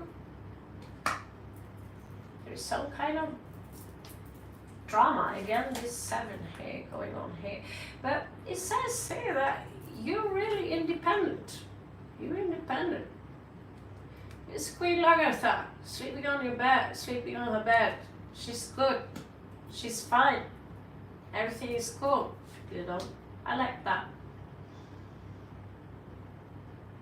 So this looks like the Hermit. He's got many similarities to the Hermit, but it is the 9 of Wands. So it is the wounded warrior who's created a shield around him. Yeah. I think also you are a Queen of Swords. If someone are coming towards you and trying to beat you, you know how to lift your sword. I have a feeling that you're very strong. You don't come out as a pussy. I'll just say it as it is. You have no problem burning all bridges and moving on. I have no issues with that. I see, you know, there could be some emotional struggles with the thing, you and your new dude here. That there could be something.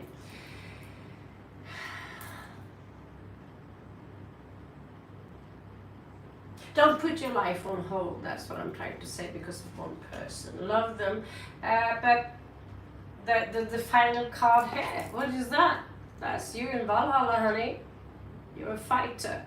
You're going to get your way in there. You're a shield maiden, basically. Welcome to Norway. Just tell me when. We need more shield maidens in Norway. Norway as a country has turned into a little bit of a pussy. So here you are. You are a Queen Lagartha.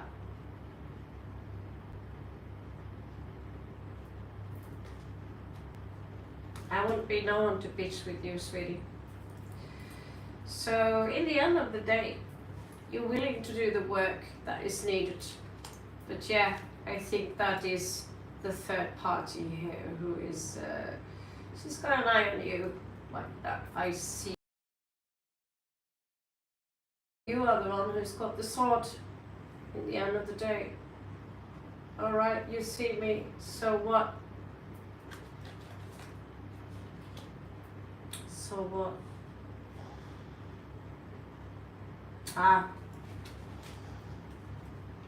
In time, and maybe in next winter coming up now, there might come more money in for you.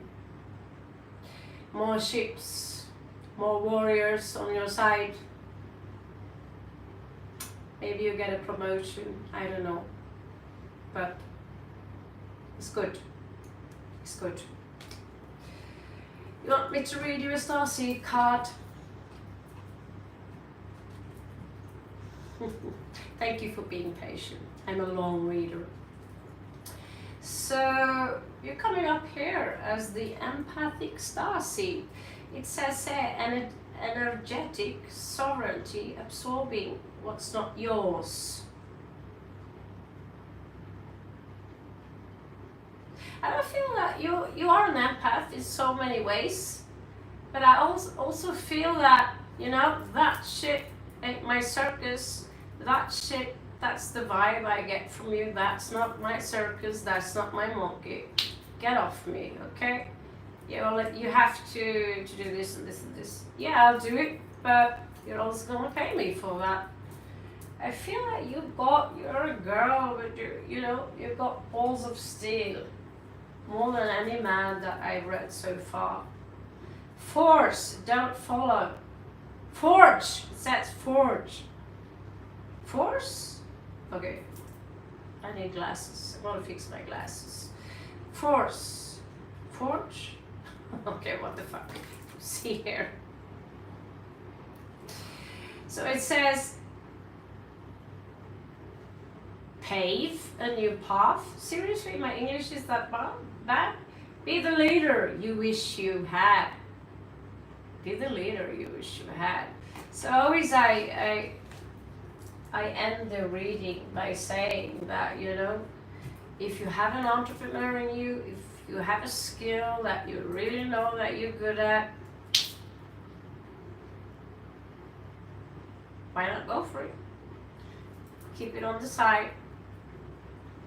And one day, when your work says we are no longer, in need of your blah blah blah, you have something to fall back on. That's the advice I give everyone. And I have to do the same. So thank you very much, me and you. I wish you the very best with Jason, your work. Jealous people is something I think we all have.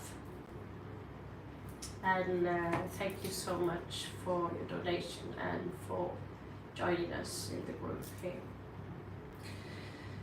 So we really appreciate, especially my puppy. We've been a little bit low on the puppy budget lately. So for those of you, yeah, we adopted a puppy from the streets of Kathmandu. Thank you very much. And I hope it helps. Yeah, we do also have, of course, fluids. I can't sit too long. I notice my back is, I think that within about maybe a week or before, I will have a chair. I will have a chair and proper sitting space, so my foot won't fall asleep and stuff. So very cool. Okay, just have a sip here and yeah, jealous people. I don't know what to think. I mean, I need to go home soon, and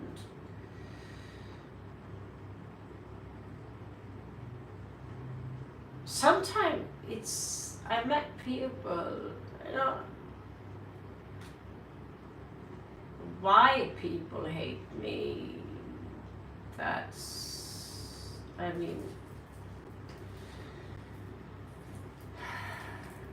there are certain people, okay, I say like this, there are certain people I don't understand why you waste so much energy on hate if I have never touched you or done you anything, you know. There is this woman, I compliment her, I welcome her into the family, I try to open a friendly chat, and she managed to twist the friendly conversation, although it was small talk, into something extremely negative, and then start to attack me out of the blue, and scream aggressive things in my ear. And also that woman I met last summer, just and they proclaim themselves to be so kind, they give out this impression to people, but they have no tolerance towards other people who don't do their bidding. What I see, there's specific 3 women in my life I had to encounter, especially stands out.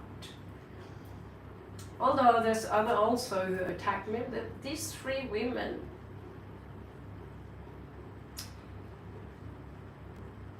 the part I don't understand why they waste so much energy in trying to walk around and advocate how much right they have to hate me when I'm not even a part of their life.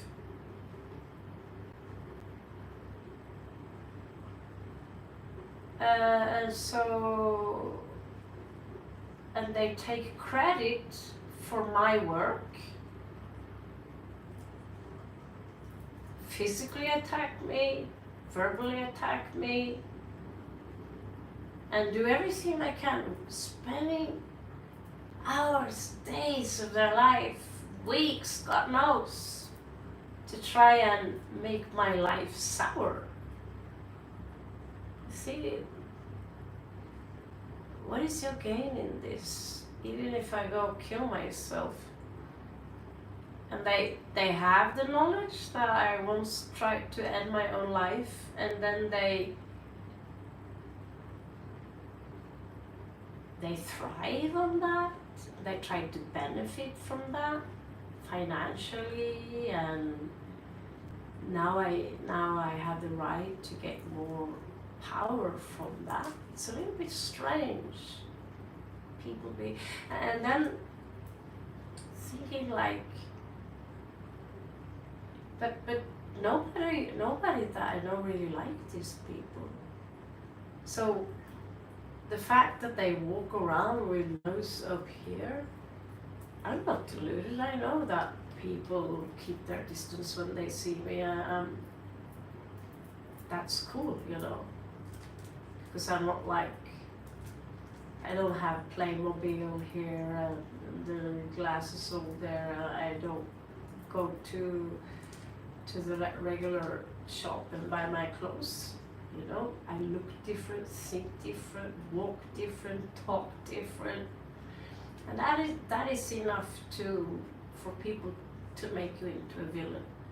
The fact that instead of loving the fact that we have the freedom to be different, they waste so much time on trying to create you into some kind of devilish vampire, demonic entity who is just pure evil. Even I was this guy who would walk around and tell people I sacrifice babies and I eat them. Yes. And I'm like, okay, if people want to think that, fine by me.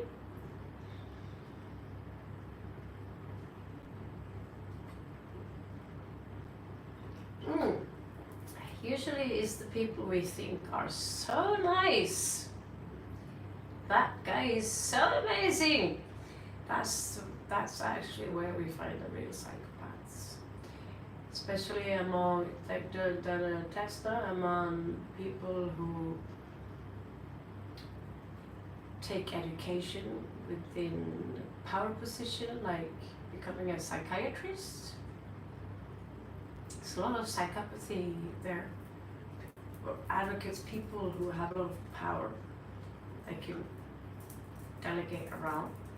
That's where they thrive, that's where you find them. So people who love power, who are on this power trip, that's where you find a psychopathy. But you love them because they are so charming, you know.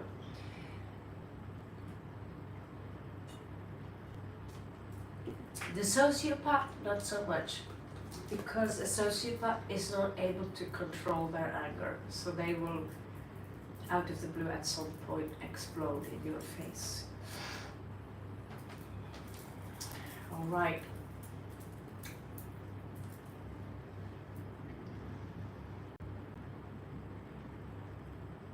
Entitled people, yeah.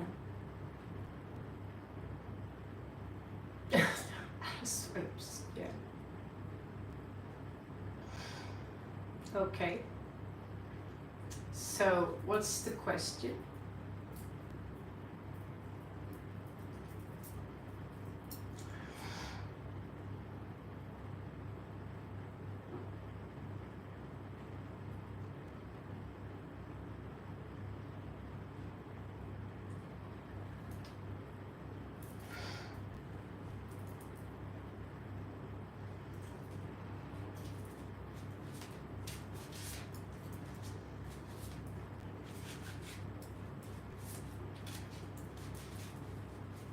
Okay, so you have to be a subscriber and you have to throw me a like, and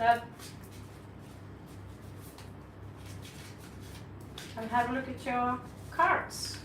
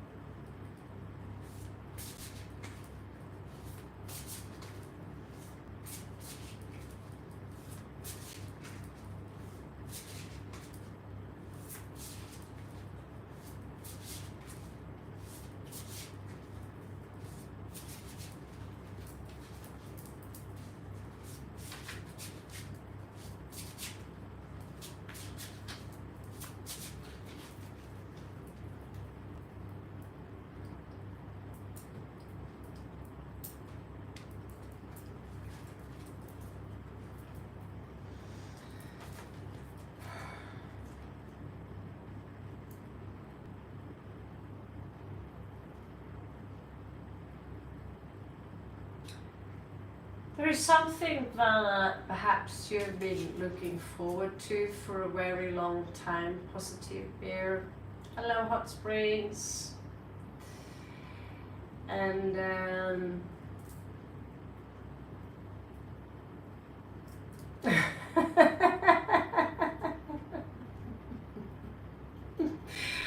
thank you, Brian.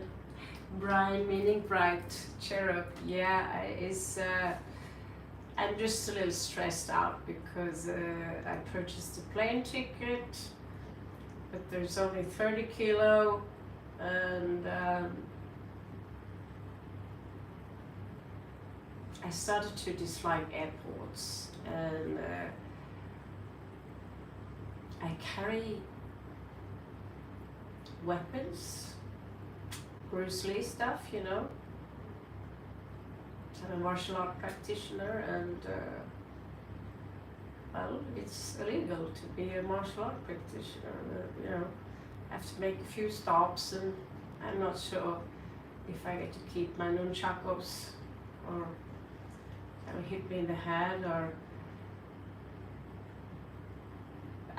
it's cool, you know.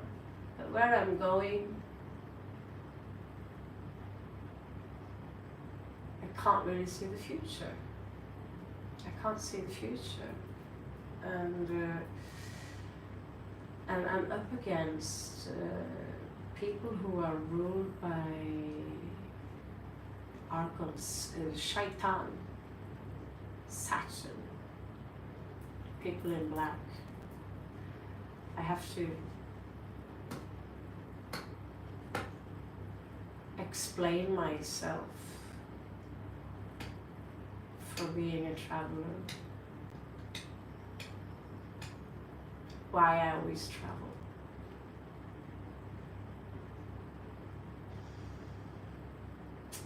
Yeah, there is something here, positive bear, you might have to cancel.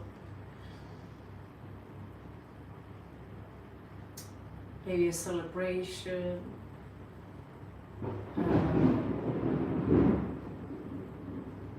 Okay, I'll just take out the cable from my phone and from my Galaxy. So if the lightning hits this monsoon here, boom, Thor with the hammer, you know. So yeah, positive bear. Celebration here. I don't know if you have something planned coming up, but you might have to postpone that. It is. It's a beautiful storm. And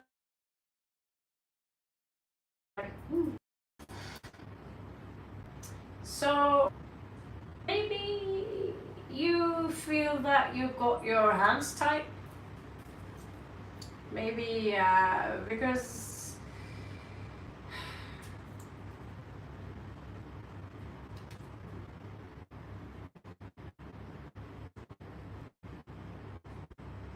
there is something that you have to go through right now.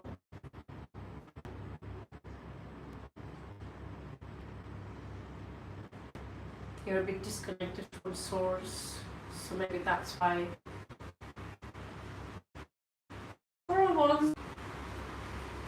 And so it's something you have to go through here. You need to make a sacrifice for the. There is something you need to understand. There is something you need to see which you do not see. Hangman in reversed. Sometimes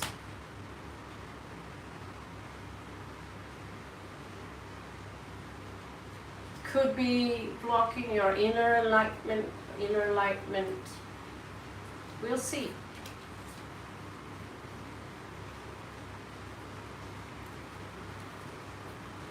Is in your past. Not sure I see the relevance here. I don't know. If you're involved in some charity, if you are particularly good to people, if you are someone who are, you know, I don't know if you are in a love relationship. This card depends a little bit on the situation you're in. Because to me, it is the hexagon. It's about the ability to manifest something from spirit, something from the ether, down to, yeah. It can also be, I have so much extra that I feel like sharing is about equal give and take, you know. Like, I made a video about that man on the street. I try not to make a big deal out of it, but my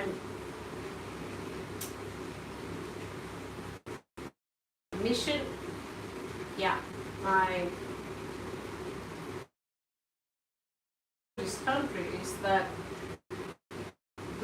Buddha, these dead statues, can't eat all that food and that stuff you plant in front of him, but that guy in the street who is starving and is thirsty is also Buddha, just in another stage. So this is, yeah, so that's up to you to confirm it, but if you tell me you like to share with other people, show me that you're generous, then basically this is you showing me that you're a generous person. And then maybe you, even though you have little money, you might neglect yourself a little bit. Because some people, they give and help so much to everyone else that they forget that they maybe should give.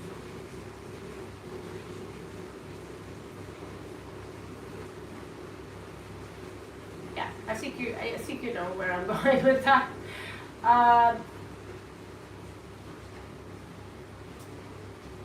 Have you ever had your heart broken?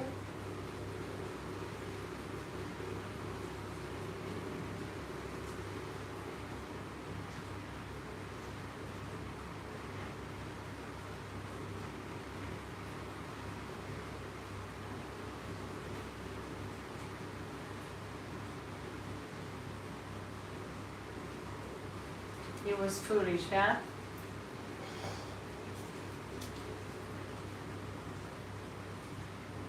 Well, maybe there's nothing to celebrate right now, but there is something coming up for you. Maybe someone you haven't seen for a long time.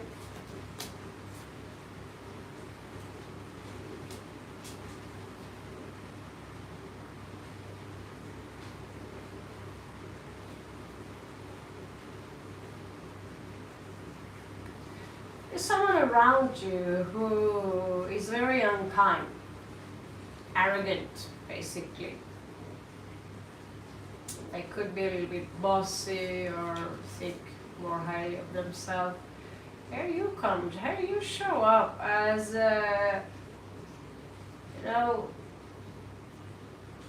very kind and lovingly.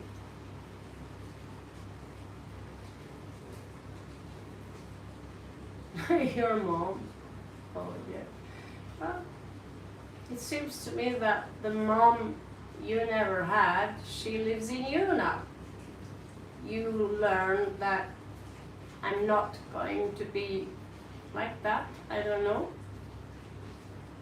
I love my mom too, although she used to beat the crap out of me. I love her still. She's got good sides to her. But I really question, how the even today, the level of her aggression when she doesn't get her way or when she gets offended, how she reacts like she's a 40-year-old. But we love them still.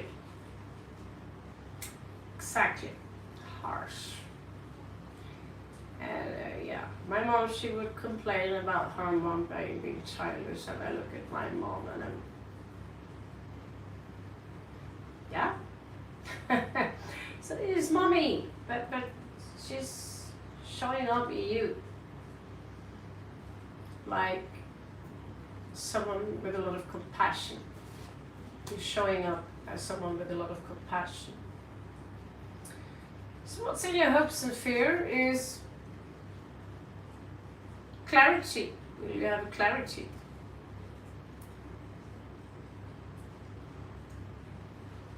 Will there be clarity in your situation?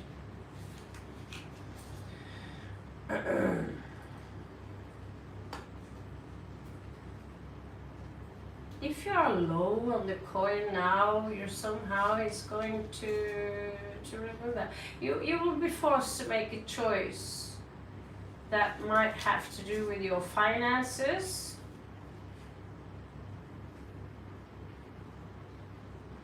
Who is this?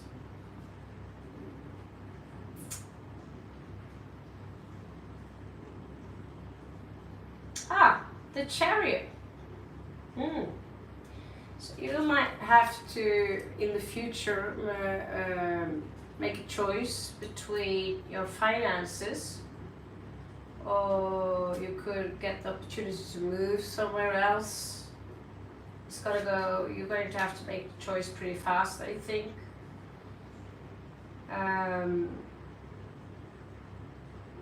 You have Judgment coming up here.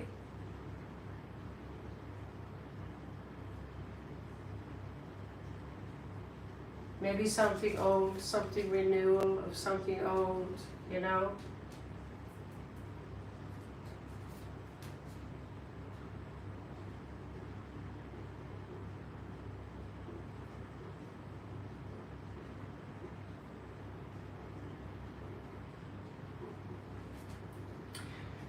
I don't feel that, you know, there is some unfinished business there, and I have a feeling that a lot of people, you know, that do not really cherish your kindness in the same way you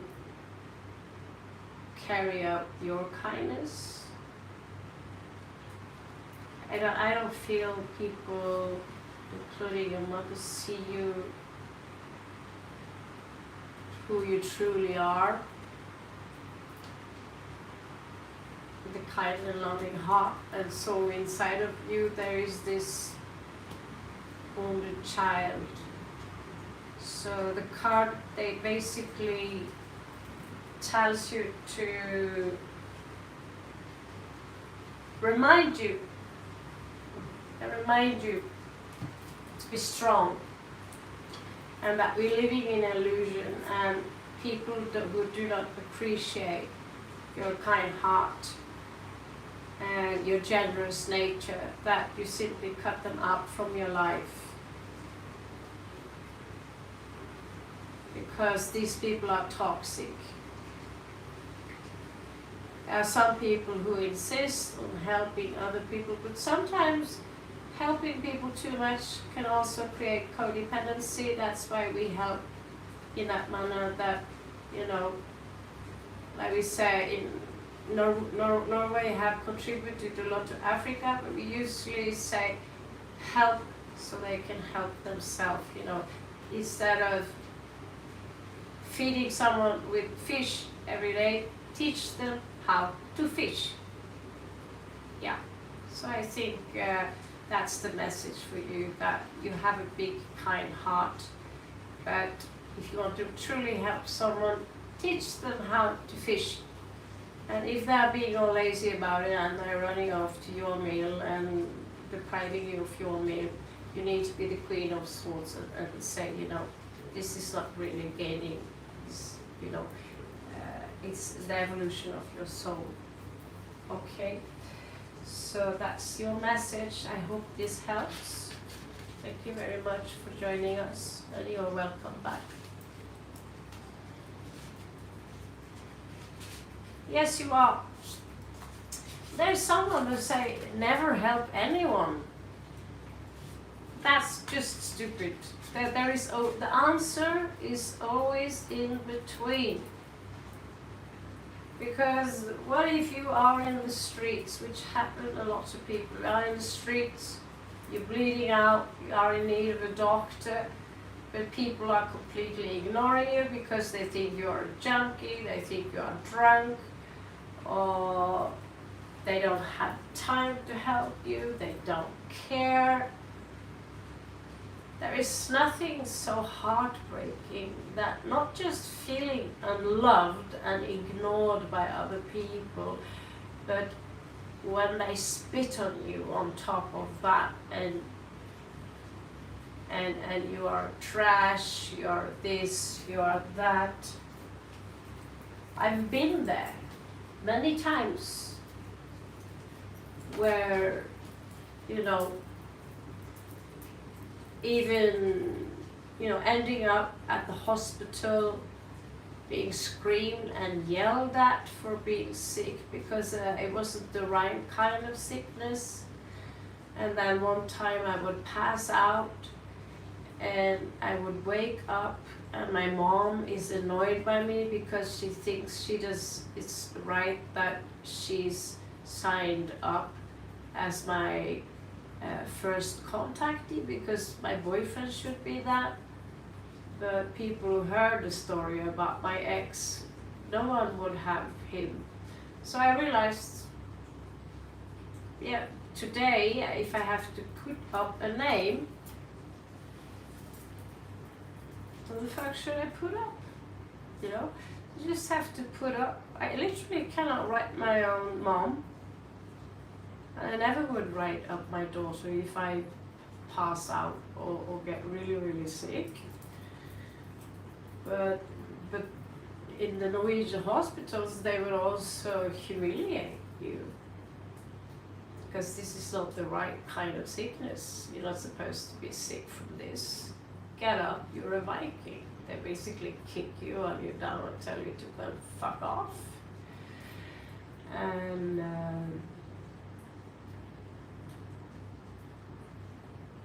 people say so much wonderful stuff about Norway. It's a beautiful country, it's a beautiful nature. But I have very little good to say about the people who live in the country. There are a few people who stand out. But it's different from hospital to hospital. When I chose to have my daughter in another commune called Kristiansand versus Arendal. Oh yeah, you're completely right, Bear. Forgive is very important. So, I don't walk around and hate these people for not being good, because they will meet themselves one day. You know, one day they will find themselves in the same position. Maybe their own children are in this situation. But I chose to give birth to my child in another hospital, and they would be completely different. And that's the good thing about Norway, that wherever you live in the country, you have the right to choose what hospital. So basically, I cannot say that the entire healthcare system in Norway is shit, but I can say that in my town, if you have what I have, you're fucked. Move, get away, you know. The doctors and the healthcare system there, they will not help you. So I've been on the run now for 7 years. Not just because I lost my house, but to find a treatment.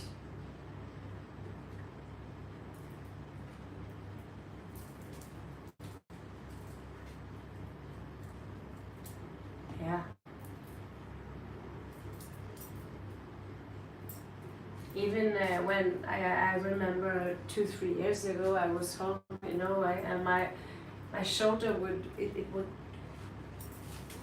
hurt so much. I screamed. I wouldn't sleep for a week,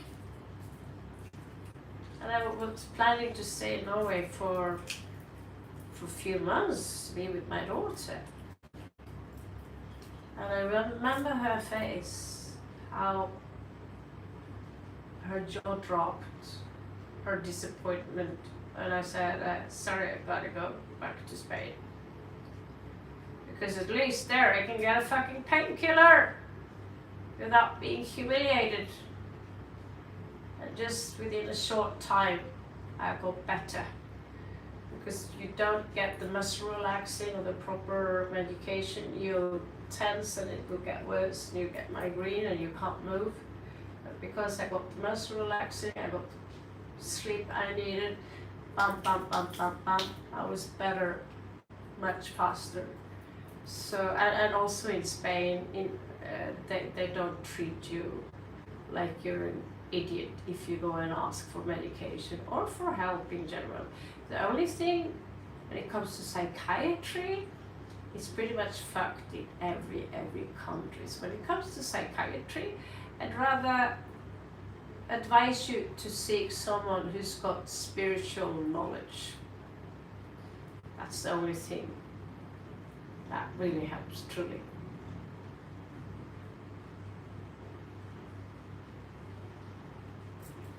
Do some yoga and practice meditation and mantras and these things. Don't listen to people who tell you that it's an illusion. Inflammation, yeah.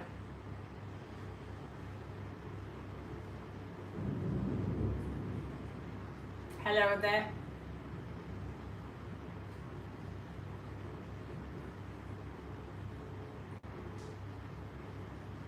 Absolutely, be strong, yeah.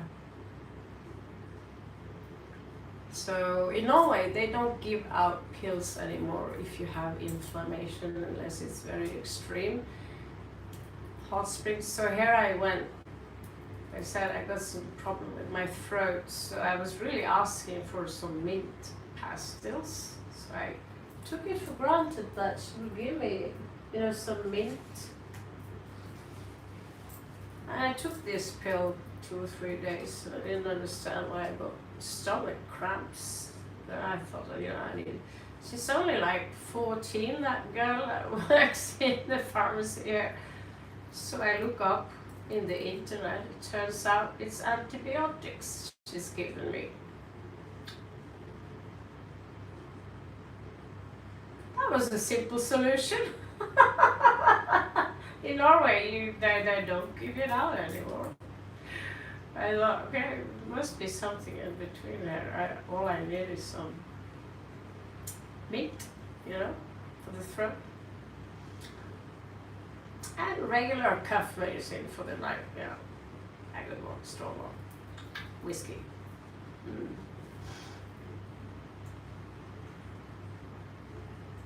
Thank you very much, Hot Springs. Yeah, I got actually fully healed when I tried Kalari-Bayatu. So staying away from Kalari is stupid. I should stick to that. So I don't know, maybe I'll go back to that, but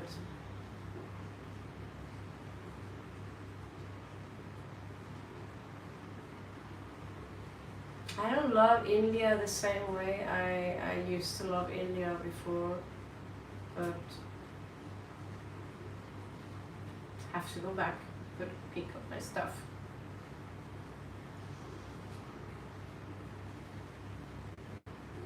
Got my big suitcase there with my work shit. Never leave your stuff in one country only to visit another country. Taking it for granted you'll get the visa. Lesson for ya. Thank you, Stark. Thank you so much. Yeah, there's a lot of people out there who think that being nomadic is traveling from hotel to hotel and living on umbrella drinks and riding on elephants, no. What is that you are on a tight budget and you live from hostel to hostel, looking at all the rich people who are on vacation, who gets to have a pool, who gets to buy those expensive umbrella drinks, and so forth and so forth. So, no.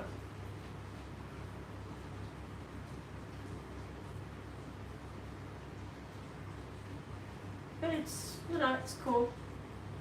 Like this room, I mean, if someone said that you have to stay in Laos for a long time, I don't think I would mind. But we miss our children, right?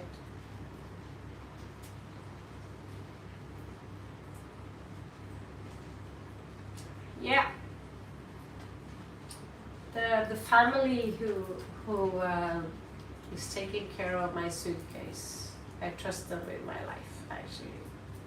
They are good people. They even care for animals. Very sweet people.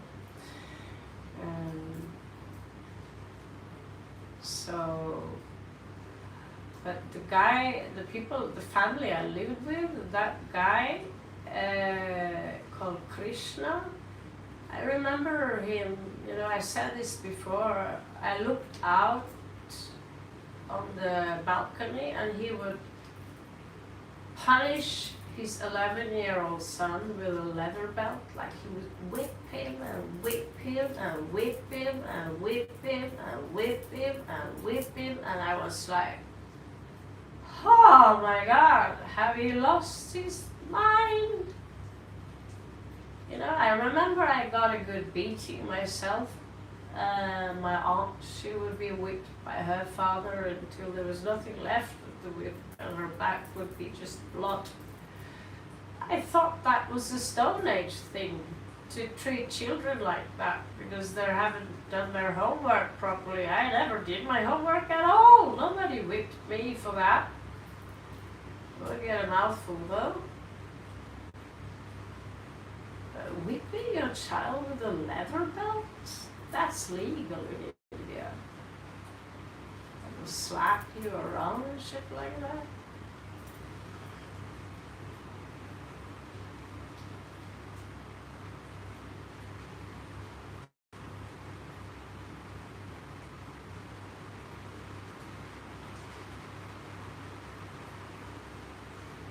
I'm sorry to hear that, Hot Springs. I'm really sorry to hear that.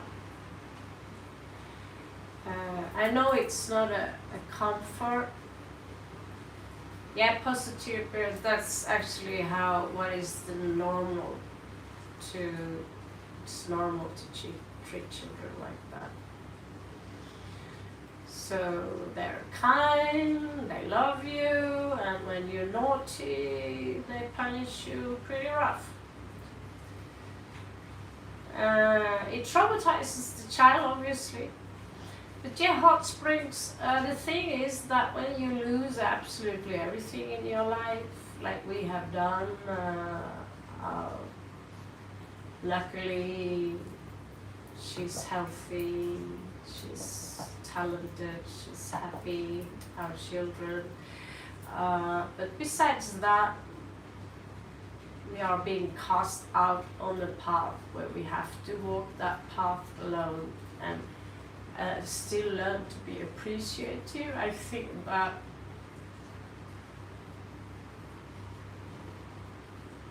what shocks me the most is not losing the house, but learning how much hate people have inside of them.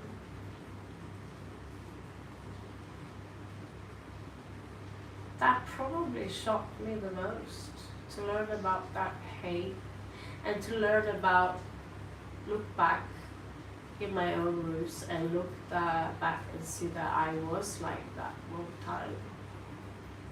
Cruel to people, beating up my siblings. I was cruel to my ex, I was verbally abusive to him. I never understood his illness. I thought he was being lazy, you know. And I would get worse and worse and worse. Real verbally horrible. And I wasn't that to my child.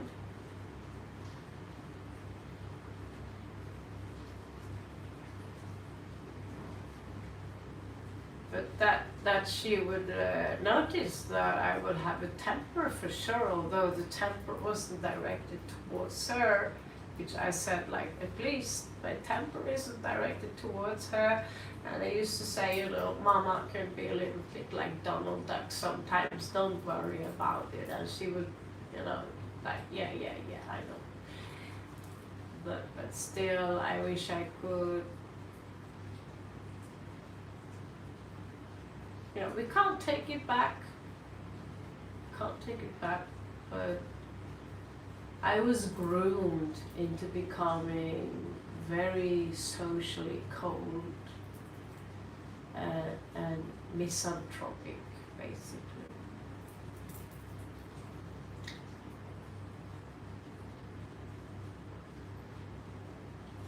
Exactly, positive bear.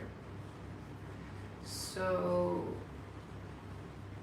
every day I have this rule. I'm going to remind my daughter how much I love her by hugging her, squeeze her with love and kiss her all over the head, and giving her those air kisses where she would say, "Oh, I love those kisses, mommy."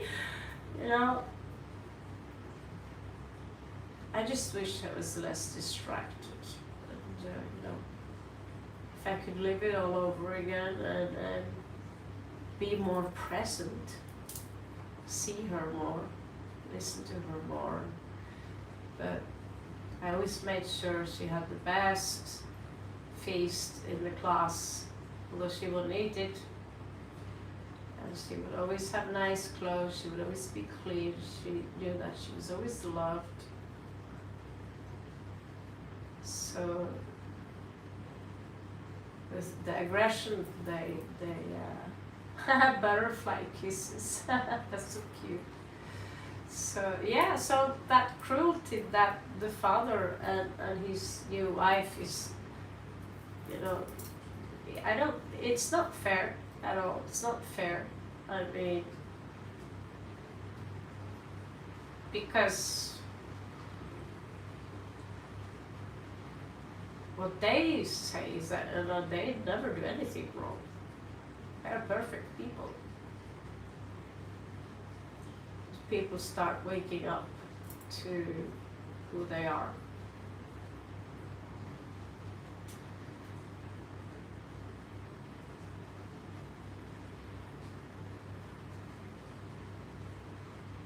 At some point, the skeleton in your closet, there are many corpses building up there, it's going to stick.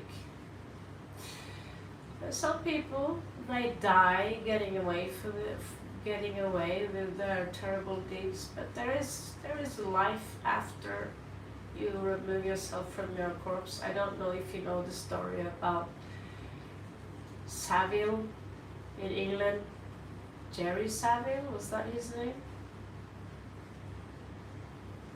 He would abuse thousands of children, and he was a famous family royals. Also murdered them, thousands of children. He was a celebrity. Same things like the Epstein case. Epstein didn't get away with it, but Jerry Savile, I think that was his name, he got away with it. I didn't find out after he was dead, basically. So many of the children that you see are missing. They are taken by people like that. We know now that it's a very common thing. Now, turns out that Diddy is part of this stuff. Winfrey.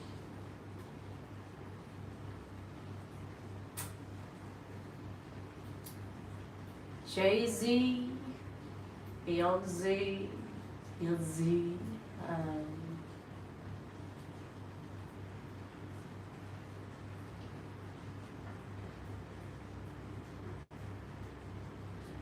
J-Lo.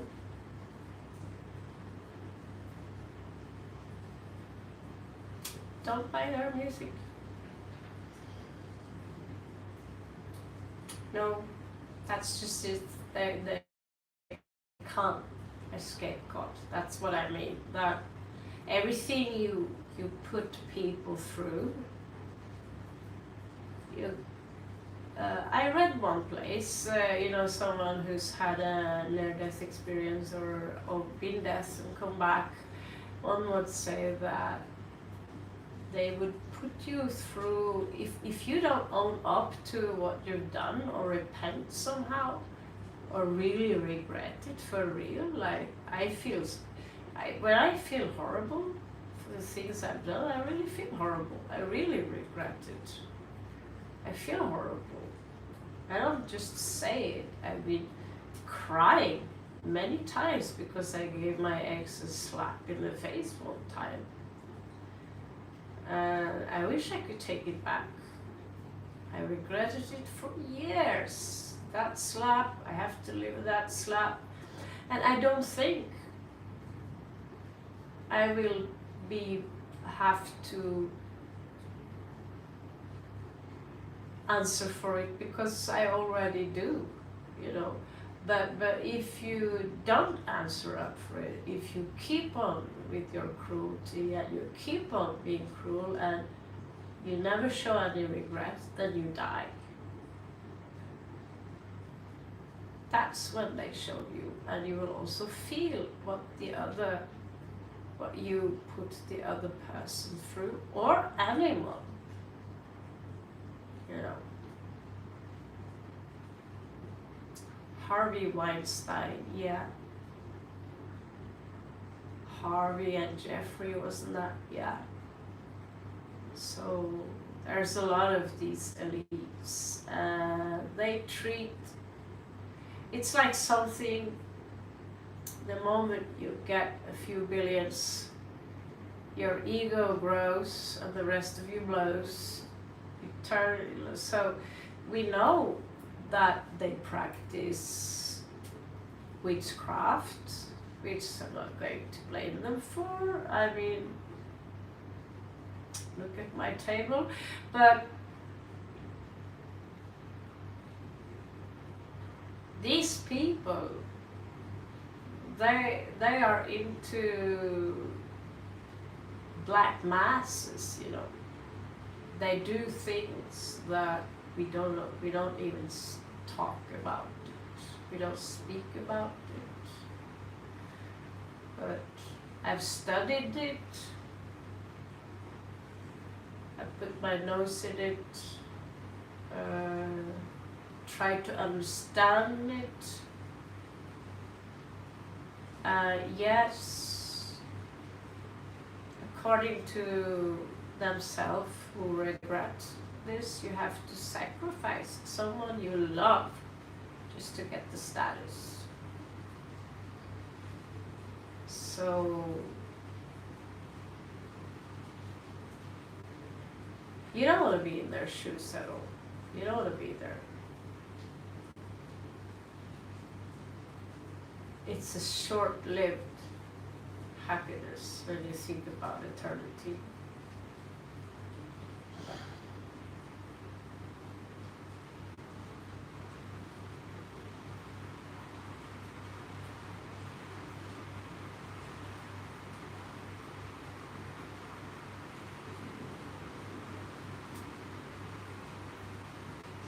Oh man, I'm so sorry to hear that.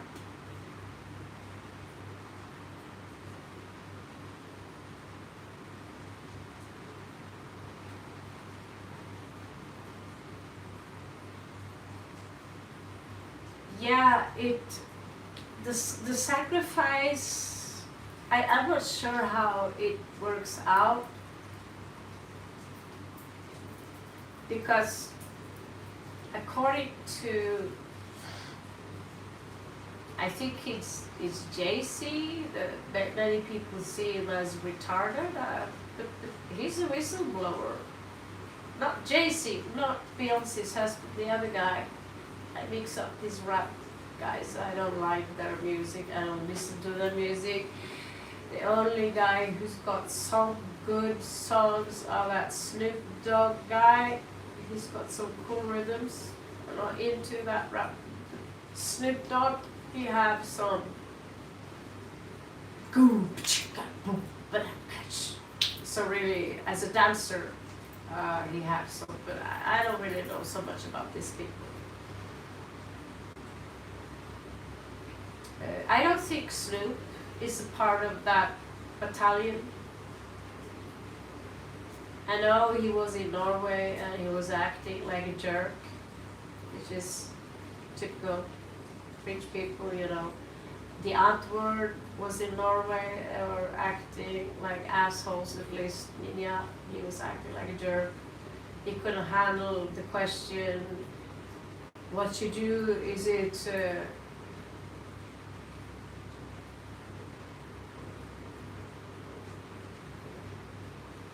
I don't even know the word for that art genre, you know, that modern art stuff. He got like flipped out because someone asked him if it was not conventional art, this art style. It's actually a dancing style that I practice myself. But yeah, he flipped out. He couldn't handle that question. But yeah, probably he's been asked that before. But the thing is that he is for sure a general jerk. He's a jerk.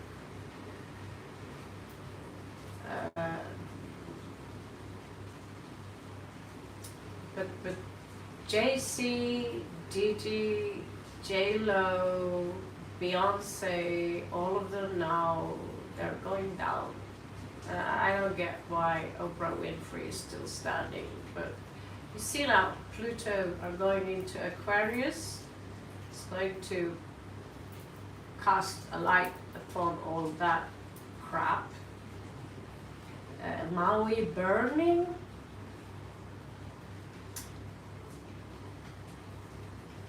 You know why it was burning. Who can afford those properties? Don't come here and tell me these fucking multi-billionaires are philanthropic. Just one of the rings they carry could fill an entire village. Fuck off. These people are gonna burn, man. They're gonna burn. Some people are waking up. Mel Gibson, he made this great movie. You should see it. It's for free on YouTube. Which is about sea traffic. And he's whistled out Winfrey and even what's her name? She's the same age as me. Jolie, she can't stand Oprah Winfrey. Many people who are going against Oprah Winfrey. And I trust me, that woman ain't well. She's not well. You know, she gains her popularity by giving it out. Oh, here you have a free car. You know, free house for you. It's like, what? You're basically promoting consumerism, bitch. Why not take that big mansion you just gave out to someone you don't even know and chop it up into some cute tiny houses and give it to people who sleep on the street? Could you do that? She picked out 20 girls in Africa because they are so special. She could feed Africa. Don't come and tell me that woman is the big deal. She doesn't impress me one bit. She's a CUNT. Basically, she's these people practice magic, black magic, service to serve, kind of black magic. So yeah, I really should go there, putting a label on people, but the things they do are so horrific that giving you the CUNT word, it's not really, they really are horrible. They really do horrible things. No.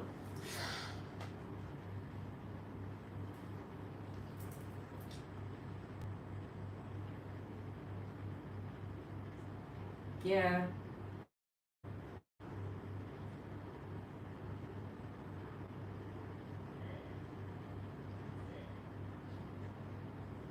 That's no problem, Positive Bear. It was nice to have you around and welcome to my channel. As you understand, my channel is a little bit different than the regular tarot. I usually connect with people who come back again and again, and then you see some people who drop by please ma'am, please ma'am, please ma'am, and then they go again, but they don't get pay attention right away. Yeah, this channel is for free, so. Oh, Katy Perry, yeah, I checked her astrological chart. She's, oh, that woman ain't right, man. That woman ain't right.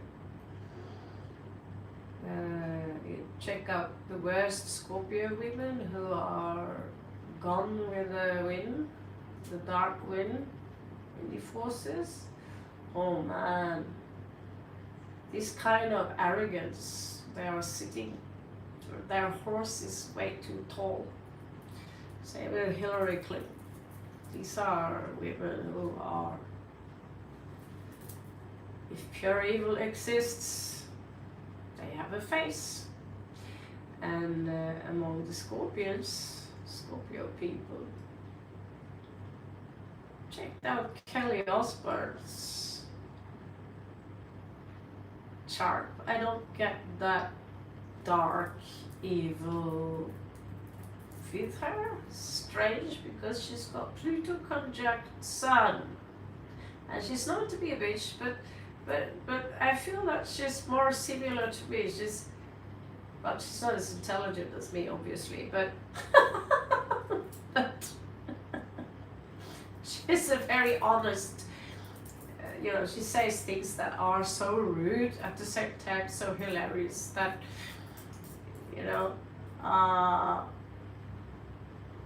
not too smart, not too clever, but at the same time I have a soft spot for people who have a soft spot again for animals, and I can't sleep in my bed without my doggies. It's kind of cute. But you look at your chart, Pluto conjunct Sun, that I'd say that, oh, that's a pretty dark one.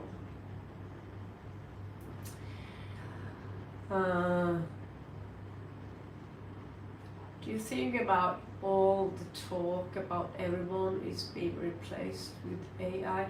Yeah, that's something I spoke a little bit about earlier today. I'm not sure you were here then, but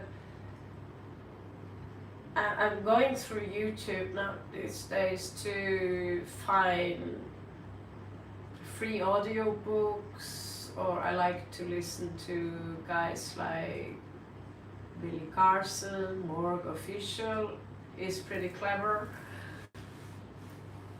And you have Abraham Hicks. I love Andy Bashar. He sounds crazy, but he's pretty fun. He's a fun guy.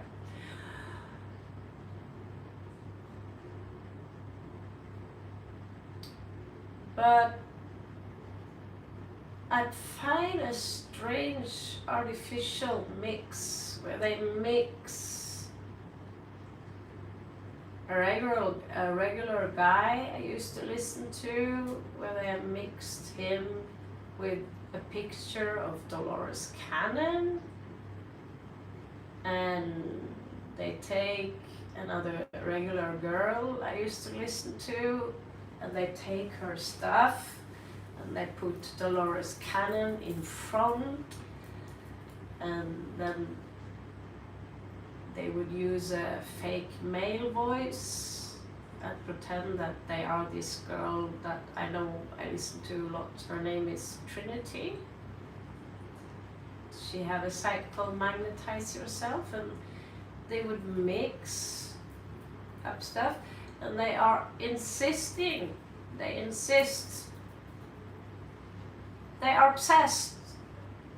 I went, it's so weird, because I went to a psychic lady, and she said she could read tarot cards in Shanghai here. This was like 3 weeks ago, and I paid her 99 baht, that's like very little anyway. It's like 33 crowns, like €3.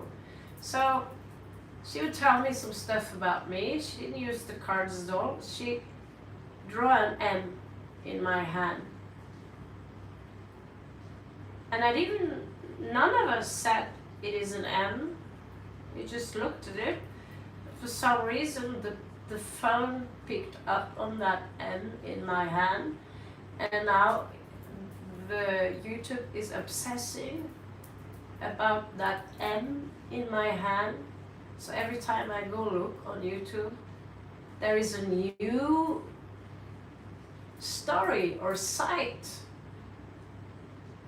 that's trying to convince me to go and check out what that M means. So if I have an M, I need to listen to this now. If I have an M in my hand, this is really important information. If I have an M in my hand and I would mix it with attract passion, which is a regular guy from, he's Slavic, I think. He's painting, and he's authentic, you know, like me. I'm sitting here and talking bullshit. Basically, I'm not a robot, I think.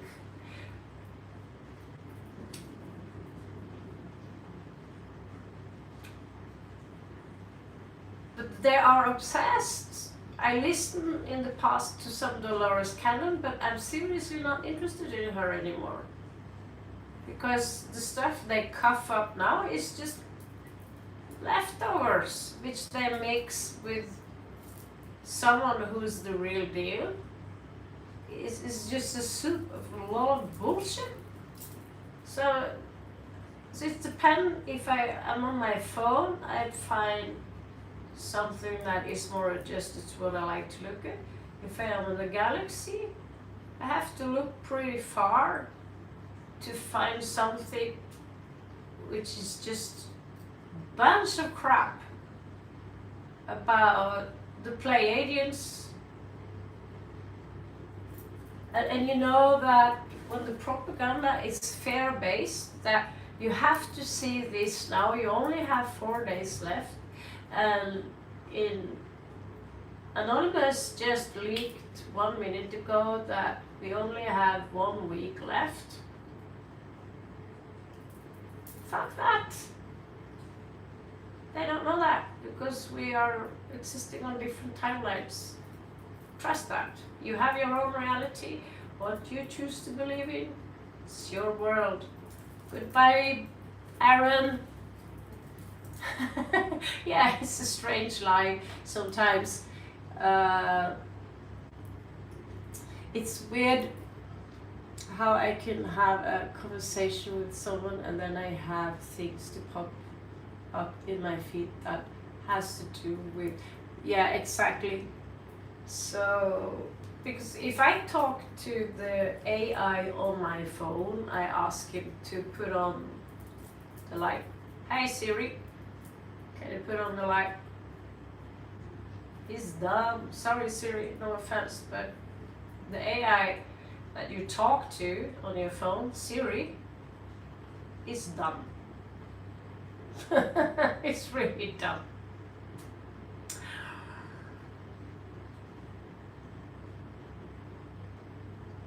And they say AI is really clever now. Well, I beg to differ, because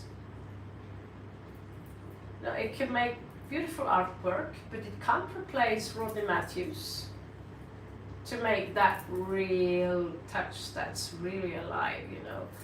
That's something only a living hand can do. There's certain things only organics can do. But getting help from AI to write certain things, and you know, a little help out. I have no problem with AI at all. Not at all. I'm not afraid of it either. It's not going to harm you in any way. It's not going to destroy the world. It's all fair propaganda, because intelligence is intelligence, and intelligence is something we don't understand. But it is people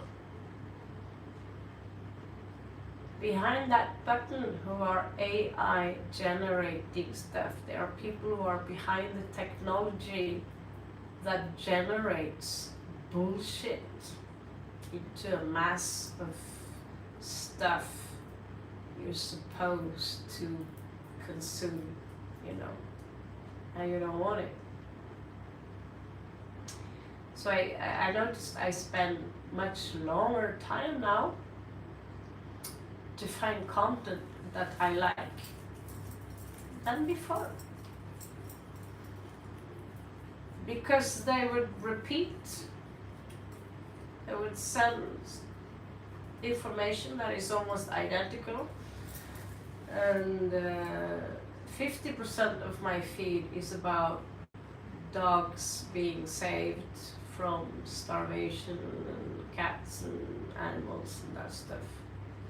That's okay as long as it's the real deal to support that stuff, but the rest is 70% bullshit that Dolores Cannon apparently have said, which she never had. She didn't talk about these things at all.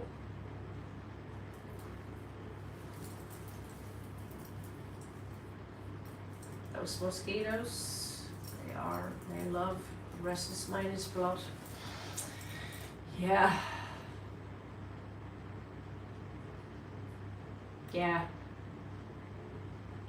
The thing is that I listen to gurus which are positive, have positive things to say, which cheer you up, which that's why, you know, I don't listen to Sadhguru, because Sadhguru, he would fill you with guilt, and he's a businessman.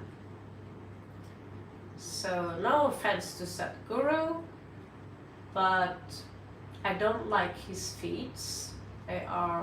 Most of them are so negative, and he's also excluding people like me from being at his ashram because I do tarot. I don't like him anymore. Not just because of that, but he would attack us and say Western women have too much imagination. I beg to differ. There is no such thing as having too much imagination. Screw that. And he's also been caught in a lot of criminal activities, and I know too much about guys from that area in India where I live myself, so I can't say I'm a huge fan. His ego is too large. But Daryl Anka and Esther Hicks, they don't have this. They don't have this. They managed to twist everything negative, which you perceive as negative in your life, into something positive. So they force you into a positive path. So if you come to them, hey Kushu, and you try to whine about your situation, they're very quick to squeeze out that negativity out from you and basically force you into having a positive mindset, because when you focus on the positive things in your situation, you will create more positive things for your situation. And that's my kind of gurus, and I don't care if he's channeling his future self or, you know, also Ra, the Law of One.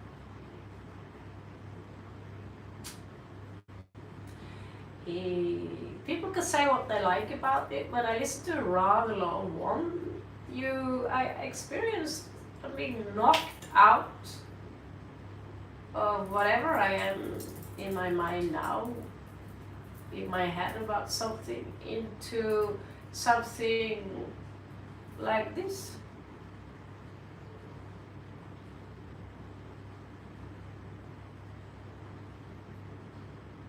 It's basically the loved one, Ra, the collective Ra. They basically, maybe that's not everyone's cup of tea, but it knocks me out of the ego into some kind of transcendence. I can't explain it. You just fully focused. You're like, I can't explain it. It's like they knock the bullshit out of you. Like, I'm done. Wake up. And that's my shit. That's what I like. And I do the job. But if the guru, you have a guru, and this guru is guilt tripping you, and you feel that, you know, you have this Buddhist Kung Fu guru, the things he say is, they are correct and all that stuff, but you know, without being aware of it, he doesn't do it voluntarily, but you feel you're up against a superhero, right? And I'm living up to those standards that he is presenting to you. Let's just face it. That's takes a lot. And when you can't live up to those extreme spiritual or mental or physical disciplines, you will feel really lousy about yourself. That's when you listen to Esther Hicks. She would go in and say, no, this is good enough. If you hear, Bashar would say, if you hear, you obviously have the right to exist.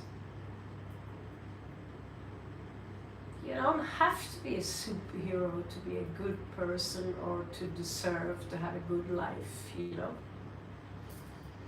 That's why I love these people.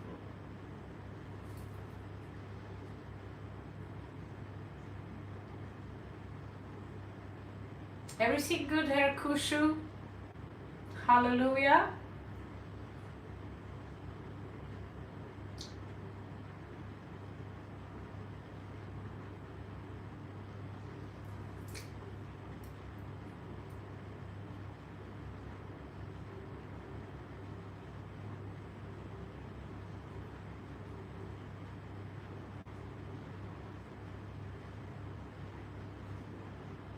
When will your crush propose to you?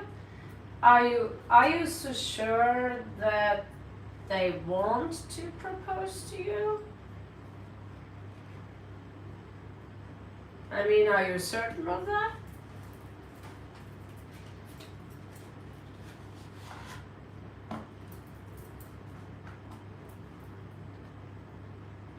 Is it a crush, or are you in fact engaged?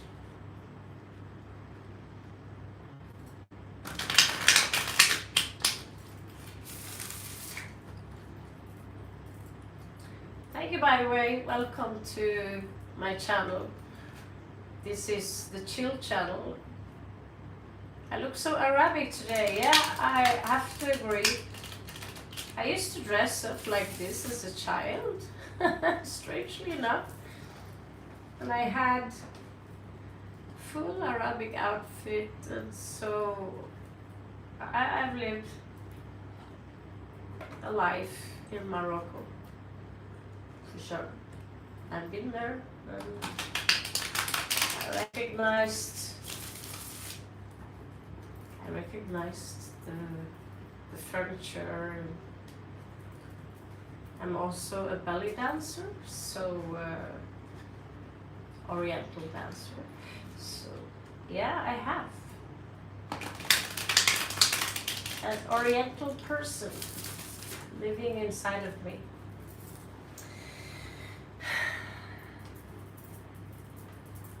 My father is also Romani gypsy, so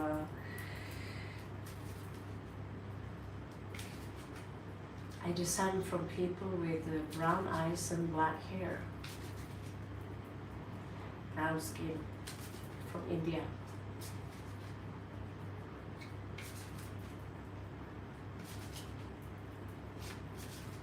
So when your crush proposed to you, let's check that out. Not much to do anyway, but just babble. It's a coffee chat babble, isn't it?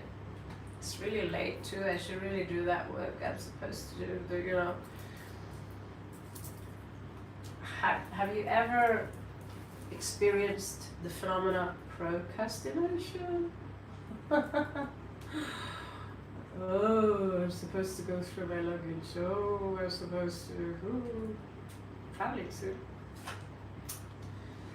Okay, so there is no equal take in this relationship.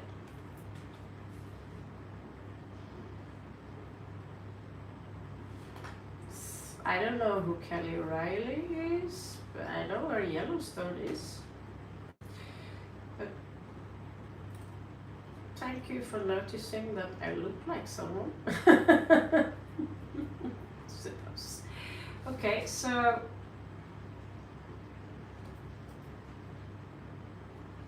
Ace of Cups in reverse. Are you sure this person have a crush on you? You're a little bit deluded, honey.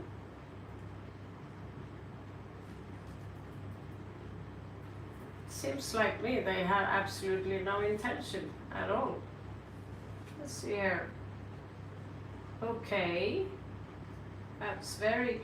I think someone here are checking out someone who are completely schizophrenic.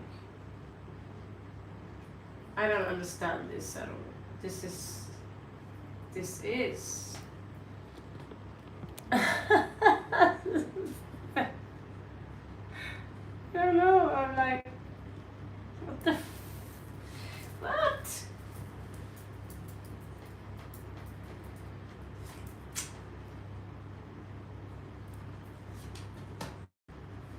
I think maybe what kind of person is this?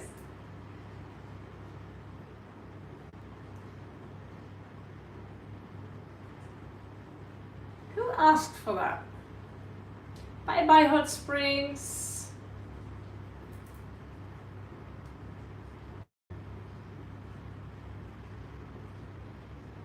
Thank you so much for kind words.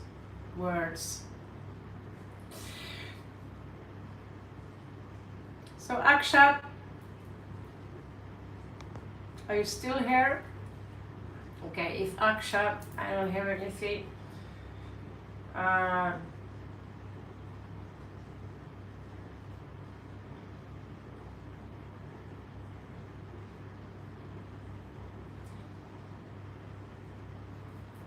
Okay, someone else had a question, because I'm not sure I want to answer this question since he's gone. Anyway, is there anyone online anyway? I think 12 o'clock will be the time where I will oh,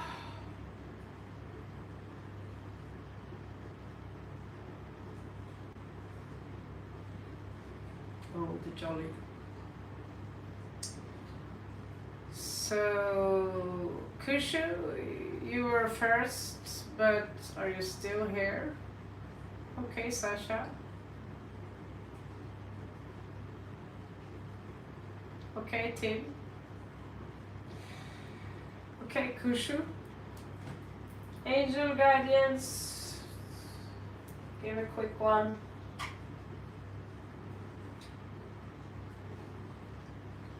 Don't really have any angels here, I just have star seeds.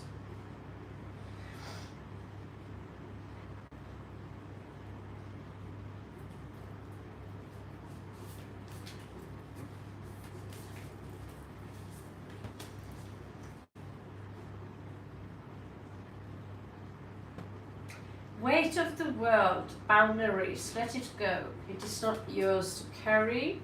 Kushu.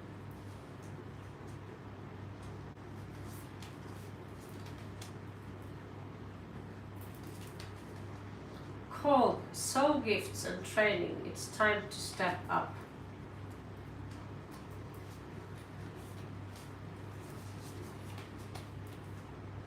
Deep cellular healing, Arcturus energy, physical and emotional healing is on your way to you. A new earth is happening. Keep holding the vision. Here we go again with the new earth crap. I'm not sure I believe in it anymore. We're waiting and waiting and waiting, and I still don't see any new earth. I see a new country though.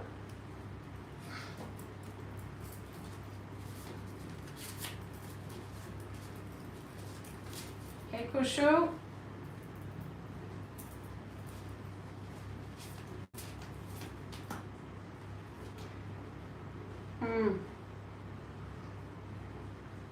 There is a difficult choice there that you need to make soon. Someone could try to manipulate you.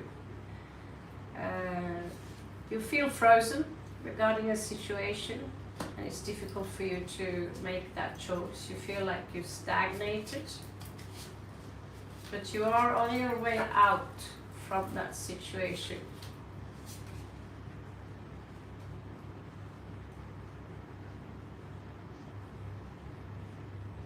Right now, you are not strong enough to make any decision. I don't know if you are ill or something, but you lack strength. You need to gain your strength. There is something here that is weakening you. Oh, that's a lot of reversals.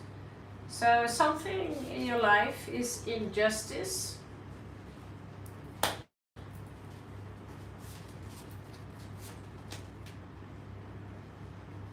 And you are missing out on something good because you are too occupied on looking in the wrong direction, basically.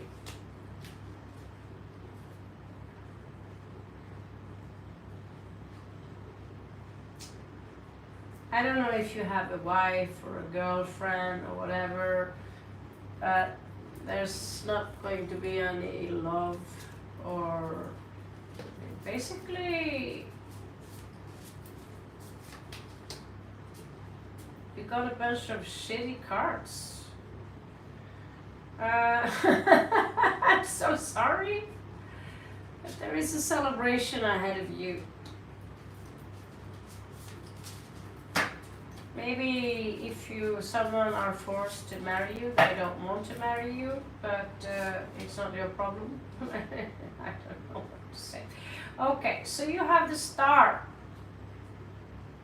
in the end of the deck here, which is hope, which is healing. So you're going through a really tough period now, but in the end of the day, you will have the star, which is healing. You might even gain some... so there is also a secret here that will be revealed to you. Someone are trying to steal from you and manipulate you. Take your money, take your love. There's someone who are using... I think they're using black magic on you, to be honest.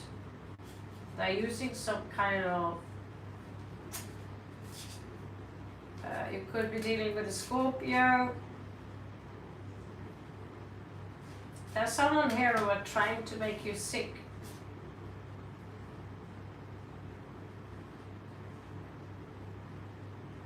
But someone will come in. You. Marriage.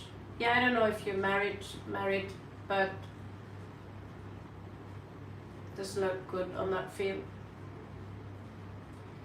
But someone are using magic on you, or they will try and take away the good things in your life. And already now you're struggling with your life as it is. So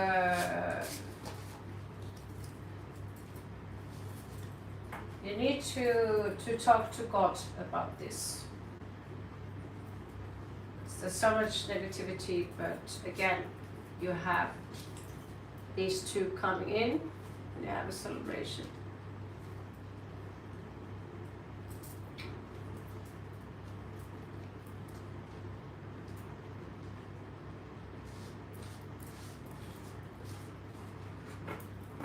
That's not easy to get rid of that. So it's a free 7-card read spread. I gave you more than 7 cards now. And so you need to study and understand magic in order to get rid of these energies. Where we use sound and nagas, magic. So I know magic when I see it, and some people, they are trying to, you need to protect yourself basically. Kushu.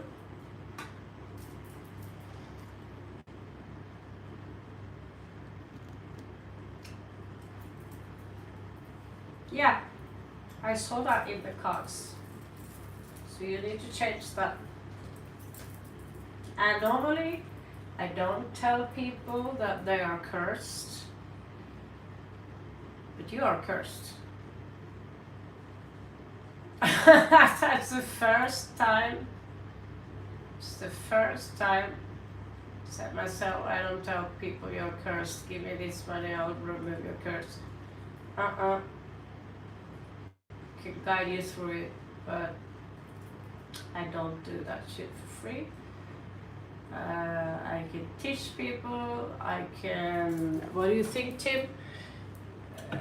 Setting up perhaps a guide for those who, if you think you're cursed, but from the cards that I see,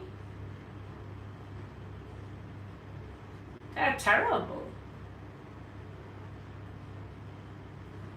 I want to help you, but I don't know who you are. I don't know where you live. I don't know what you've done. Maybe you're a bad person, you know? I'm not going to help you if you're a bad person. To remove that curse, because maybe you need to change your perception. Maybe you are someone who are really ungrateful because you tell me you live a bad life. Do you? Are you starving? Are you living in the streets?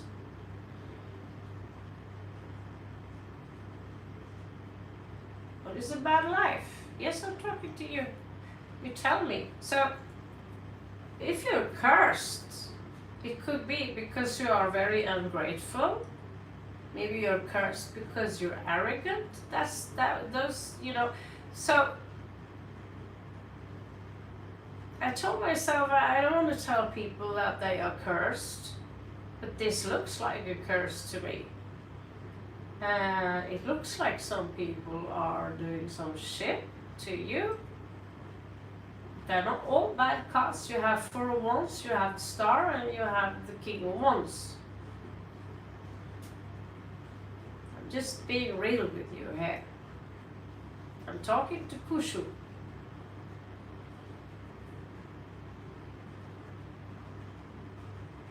And so the thing is here that I don't know you as a person. All I know is a name popping up there, some sentence you're writing to me, you want my help, and your name is Kushu.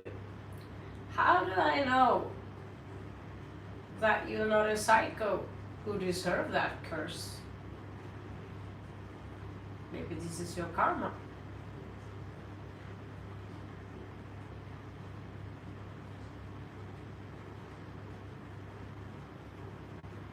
What do you think, Tim?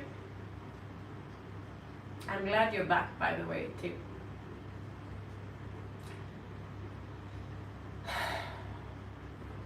Hope Lakshmi come back too.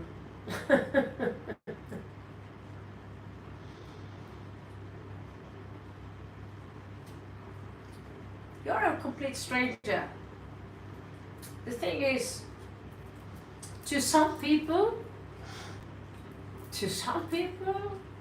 we are pure evil, right? To some people, I am a cannibalistic prostitute who eat babies and neglect my own child, and I'm selfish, arrogant, manipulative, or so forth and so forth, and I'm disgusting. To my aunt, she sees me as an angel. My mother, she sees me as, she just loves me and says I'm different.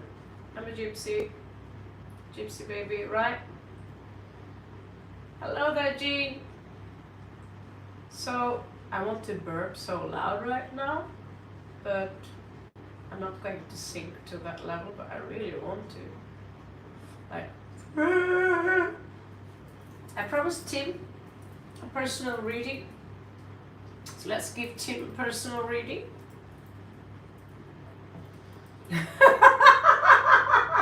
You see that my burps, they descend from the Vikings, you know? I don't know what's going on with my hair these days. All I know is that those dreads are coming off. Fucking hate them. Anyway. Okay, I'm too loud and it's bedtime here, so I'll try to lower my voice. But, you know, there are these, don't, Kushu, don't go to, it's better you stick to this channel, at least I'm honest, okay? So, what I will try to do is I'll put up a video where I step by step tell you how to remove a curse, okay? And that's for free. Okay, you don't have to pay one dinero, one rupee. We know how generous Indians and Pakistanis and these people are, right? So, might as well say it. I'll do it for free.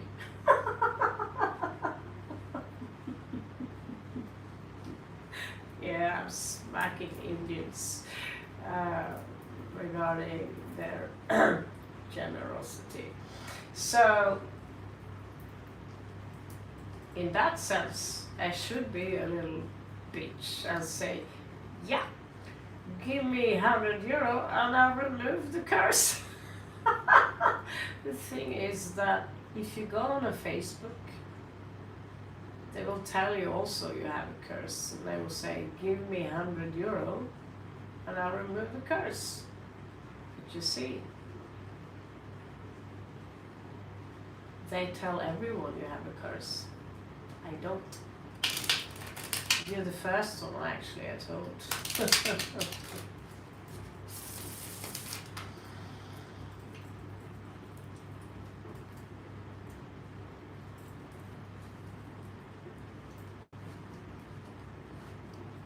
I really don't want your money, to be honest, because from what I see in your cards, they are so terrible that you probably don't have any money.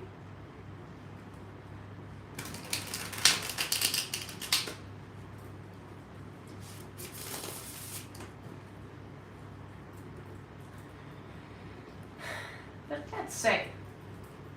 let's make a deal.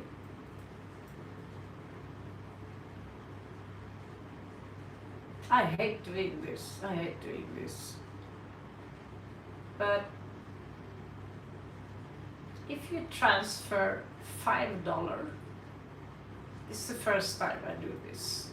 I hate to do it, but if you transfer $5, and those money are going to go to my puppy in Kathmandu. It's a street dog. You send me your birth chart, your kundalini. You send me your information about who you are. If you're single, your profession, if you're married, everything. What people you are hanging with, tell me the story about that.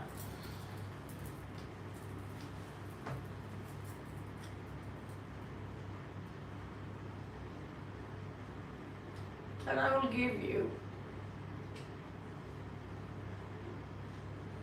what I can. Truth to be told, I will get nothing from it, but my dog will. That way nobody can accuse me, because I'll show the receipt after. If you can afford $5, because that kind of work you're asking me for, that's at least 1 hour. Minimum 1 hour work to check out. But from your card, and you admit it also, your life is shit. You admit it to me. And in that sense, the card confirms it, you admit it to me, and I see that, okay, you really need some guidance. And I never ask people for money. You sound like you need it, but I really seriously don't want to do that job for free. That's like 1-2 hours, and I know myself. I go to the end of the world to try to figure out what the problem is. The thing is, I will write out certain gurus to listen to. You have to understand them. If you have a belief system that prevents you from thinking in a specific way, walking in a specific way, then the curse will remain. When the curse is the way you think, then the curse is the way you perceive things, then the curse is you. In that sense, we're all cursed. But I won't do it now. Because now I'm going to message, but usually I ask minimum $7. Okay? Because PayPal takes something.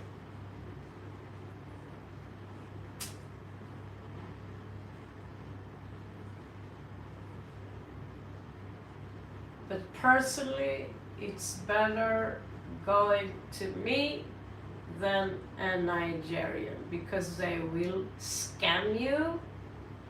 I will guide you and try and stay away from superstitious bullshit, so you can ground yourself and think from logic and reason without taking away the magic in your life. Because I am certified or a mediator, but I'm also experienced in holistic. It will be a personal reading. Well, I will check your chart, your astrological chart, and I will see what is influencing you. And also, if you could send me a short video that you upload to you, so I can see you, I will see how you move, I will see where your eyes go, I will see you. I read people very well.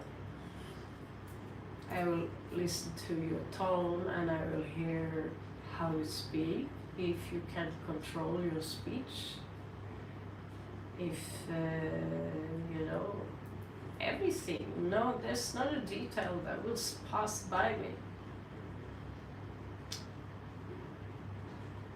If you go to a Romani witch in Romania, they will probably solve the problem by sacrifice a chicken and create some, you know, here I can go out and buy a scorpion for you, which is on alcohol, so I drink this. But I use logic and reason, but I use astrology. I do that because it helps me. And then I look in the tarot and see the archetypes, but I also look at you. I listen to your voice.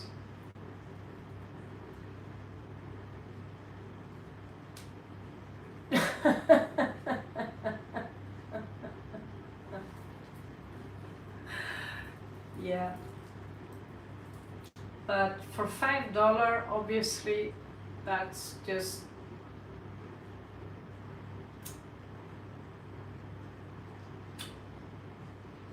in Norway, a minimum wage for 1 hour work is $50. Yes.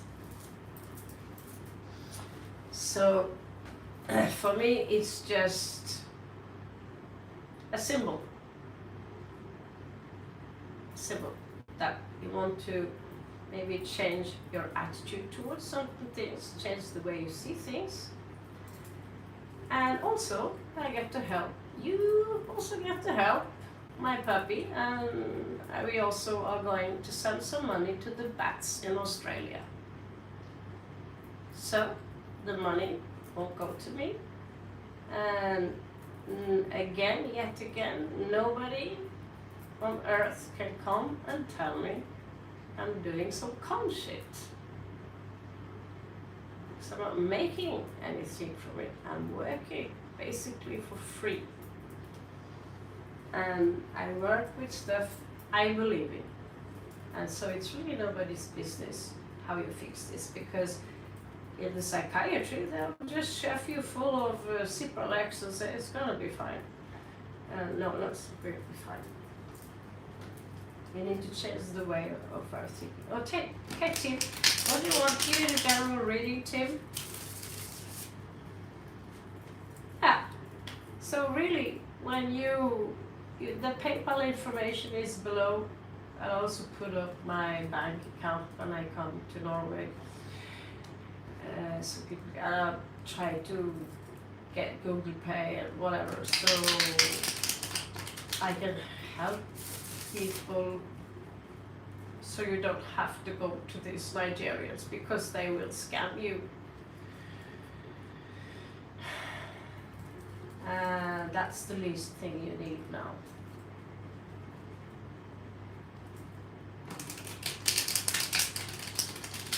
So, Tim, yeah, the bats. I put up a picture of the bats we help. There's a special organization, I think it's called Bats and Buddies, so they're baby bats. So what we do is we give them $5, and so basically if you give me $5 to help you out, you're actually giving $5 to the bats, and I'm helping you for free. So I'm forcing you to do charity. If you want my help, you help those cute little bats. Right? Okay, Timmy grasshopper. You know, I love grasshoppers, by the way. They're cute. The sound of them. One time I would kill one by accident, and I cried. Afterwards, I was so sorry because they are making such a beautiful sound. It's very good for your soul. It's have a vibe frequency which is perfectly aligned to what actually. My name is not Ma'am, it's Raven. Just reminding people. I'm not a man. I'm Raven.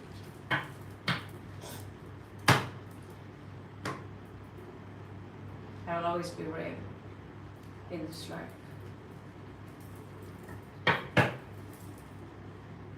Oh, the wolf. Wolf. Okay, woof woof. Okay, Tim, you ready? Oh, what's up here, Tim? Someone,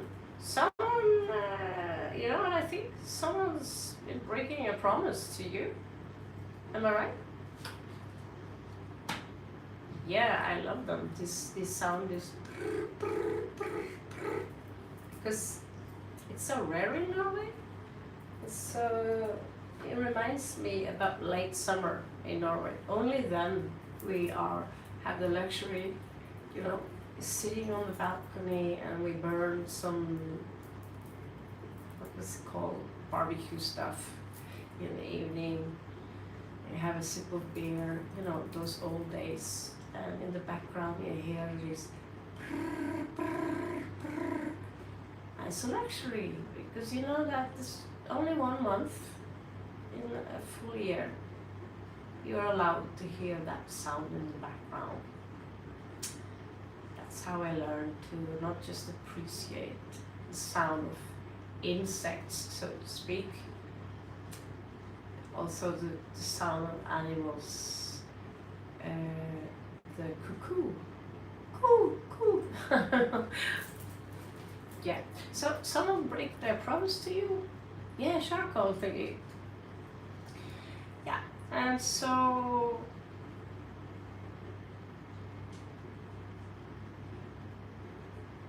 how can I explain this?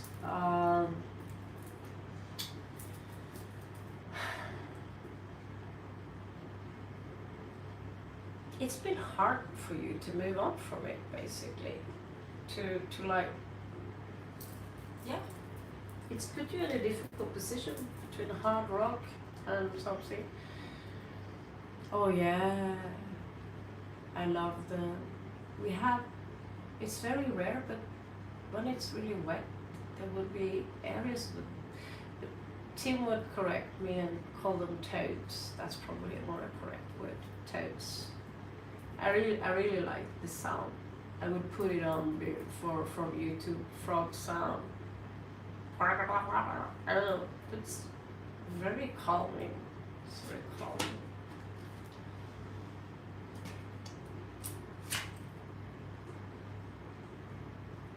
It's on your mind too.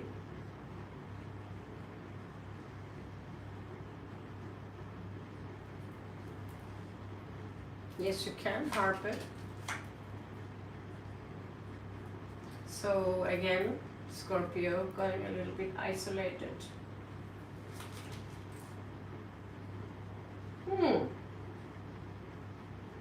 Yeah, there's some choices coming ahead of you. Some choices here. I don't know what they are.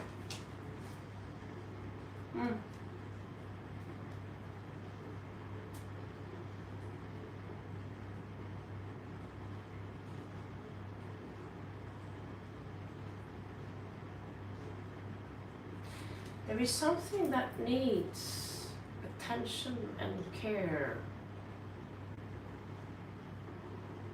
It could be your physical body, that something wounded, something.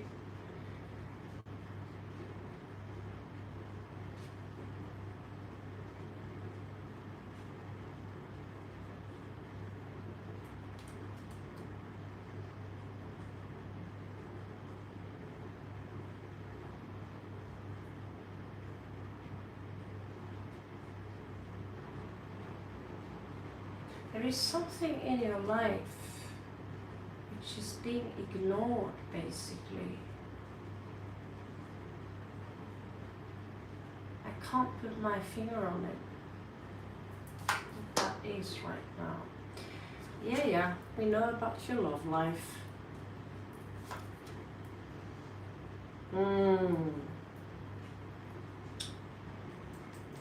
Tim, you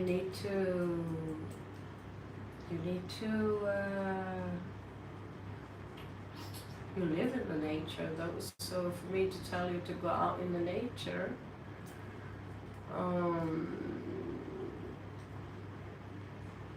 you got the High Priestess in reverse here, the owl, that's your bird, isn't it? So it's a little bit dark now, it's a little bit dark. So I think you need to find a way to realign yourself. Go out, be with the trees, maybe turn off your phone a little bit, just have music. Try to paint something maybe. But you're not aligned right now. You're not aligned. It's like this great disappointment. There's something about you which people also have ignored, that you're not being seen properly.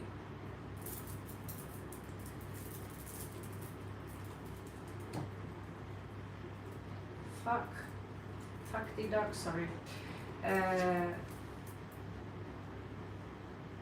As usual, you're showing me your generosity. You might get some help from someone also, or you could help someone out. It could actually also help you to get your mind off something. There is something that's bothering you too.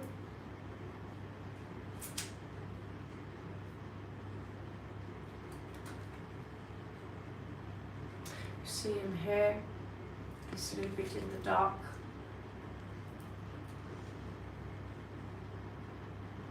Regarding a decision. There is something you're trying to avoid, some kind of conflict here. Yeah. That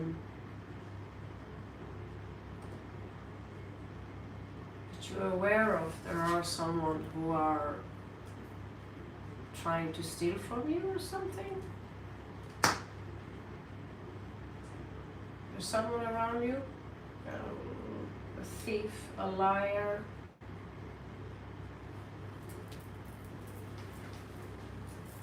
Remember to try and have also keep an eye on your kid, you know.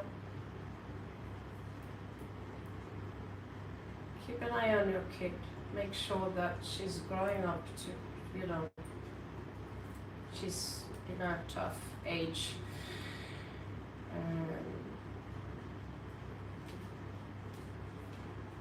But a lot of things you need to let go here before you can close that circle too. And when that circle are closed, I believe when winter comes,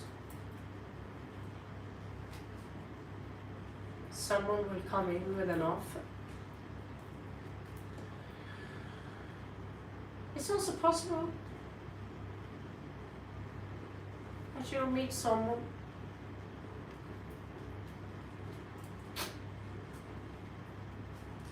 but I believe winter, when winter comes again, is your time.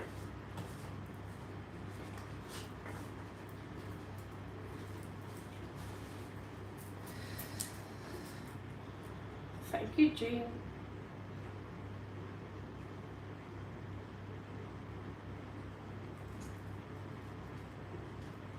Harpreet-Capricorn-libra, are you there?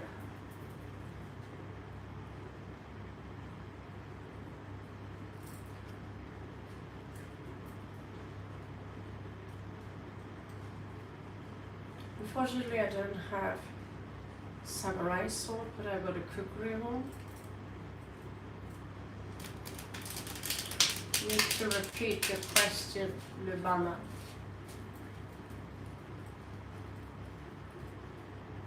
Kukri sword. Yeah. The real katana is kind of expensive, but it's on my wish list.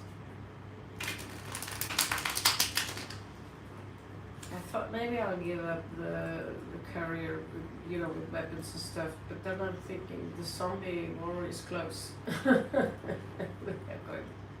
going to be a zombie apocalypse soon, I think.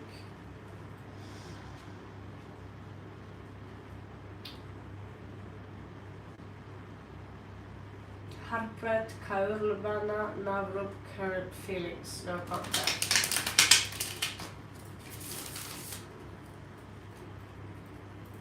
Remember, you are a subscriber. Lubana, you are a subscriber to the channel.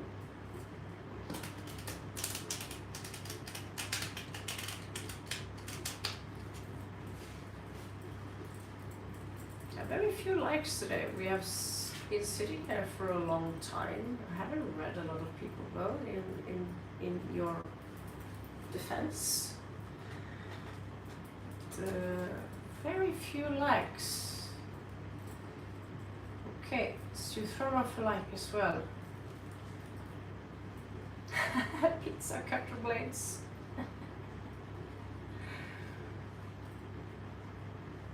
Okay.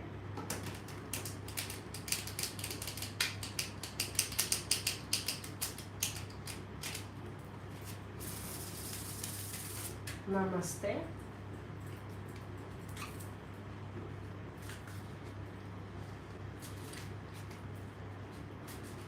I have a song called Punjab Indian style. So, your dude's feelings for you, no contact.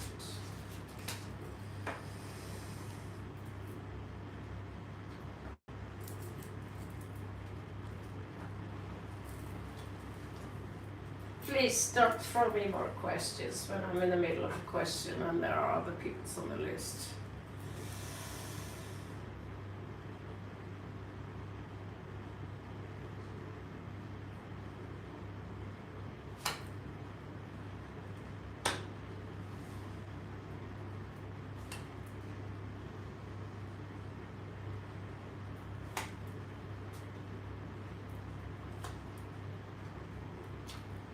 Sorry, I have to change the deck. It's your situation, Tim, is pretty intense. Just gotta give it to you because you did see me shuffle, right? Well, the card didn't care about that. It's like I have to tell you twice. For some reason, Tim, that your situation is. Okay, Jane, see you later. Love you.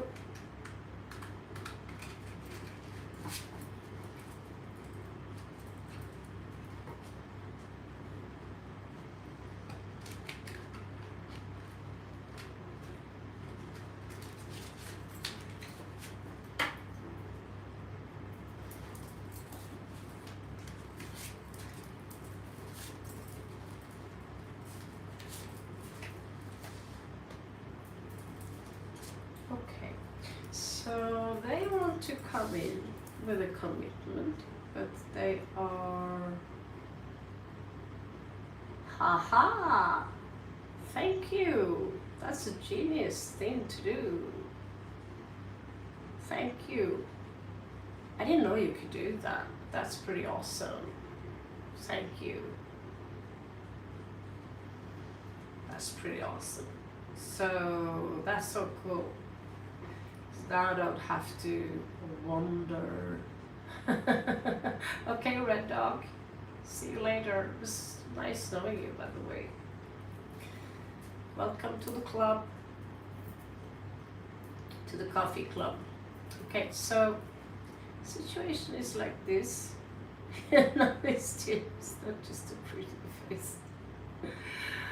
Yeah, no, but that's genius. I really needed that because there's so many audio subscriber and then they take 5 minutes to answer. So in the meanwhile, you just go someone else and then they answer. It's like, problem solved. That's so cool. Thank you. I love you guys. So this person that you are in no contact with, they actually want to have a commitment.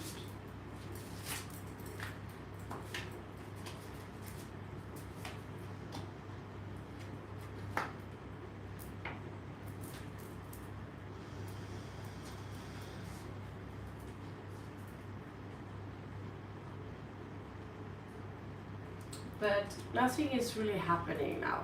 They are stagnant. They are very slow. They move like a snail, you see. Okay.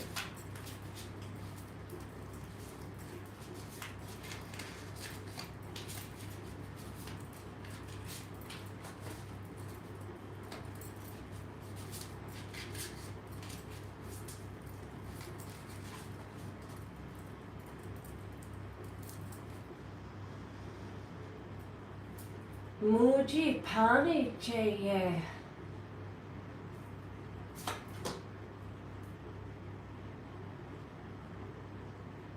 I think they might be waiting for you.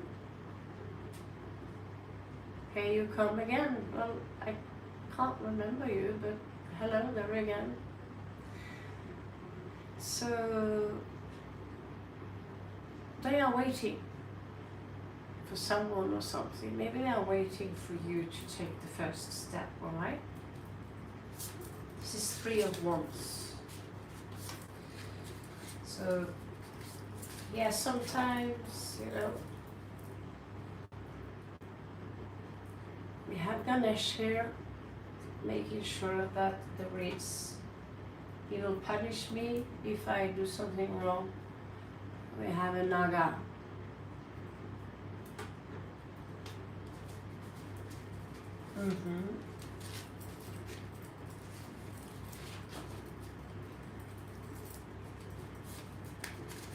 So let's see what's on his mind.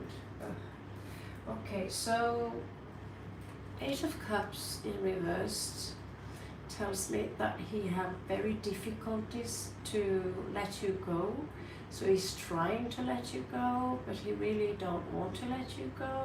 So this meaning that he's trying not to think about you or have feelings for you, but he still have feelings for you, and he's still thinking about you.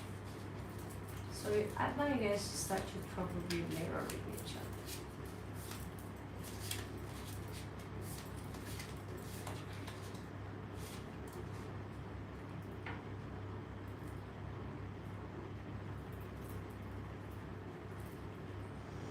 Is he seeing someone else? Are you crazy? There are hundreds of people through this channel. I can't remember. So, I'm in the middle of a read. Please, please, let me finish one read.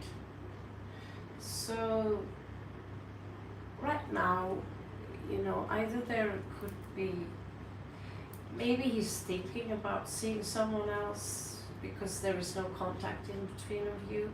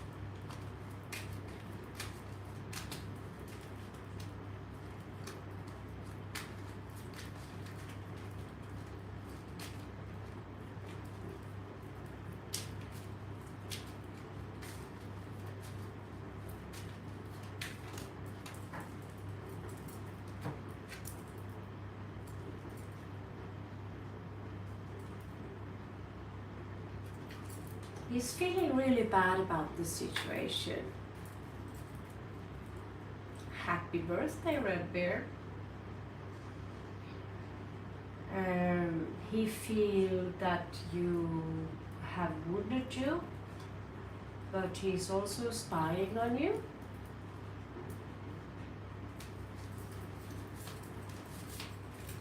Or she. I don't know if it's a he or a she. Because the Indian names, unless your name is Lakshmi or Saraswati or Parvati, I don't know if you're a man or a woman. Or she, you are a she or she is a she. Okay. Anyway, this person feels that this person feels tired of waiting or about the situation, so they are wanting to let go of this burden. You are okay. So they feel that this is difficult. Okay.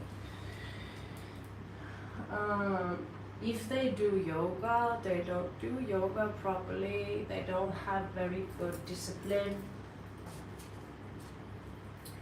So I'll ask advice for you, okay? Please, Great Spirit, give me advice for Lubana, Om Namah Shivaya. Please give me advice for this please give me one advice. Om Namah Shivaya. Okay.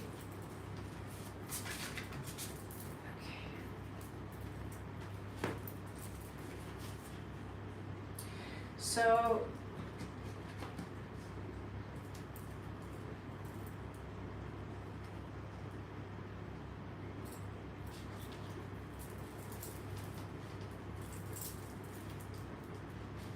I think that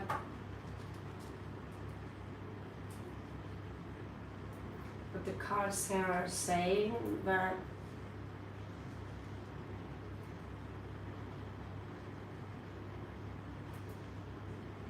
this is very strange.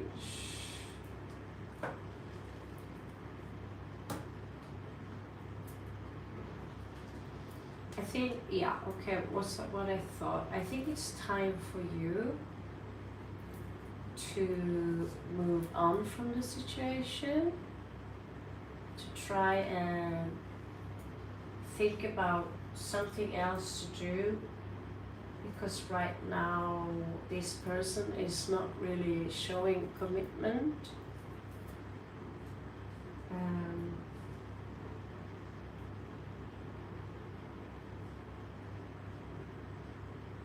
It's showing me that you have to give this time and think about something else, not think about this person. And if this is your person,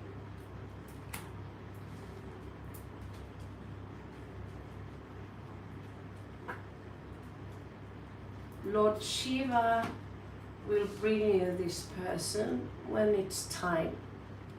And maybe they will come and confront you. But right now, it's not the correct time. And if this is the right person for you,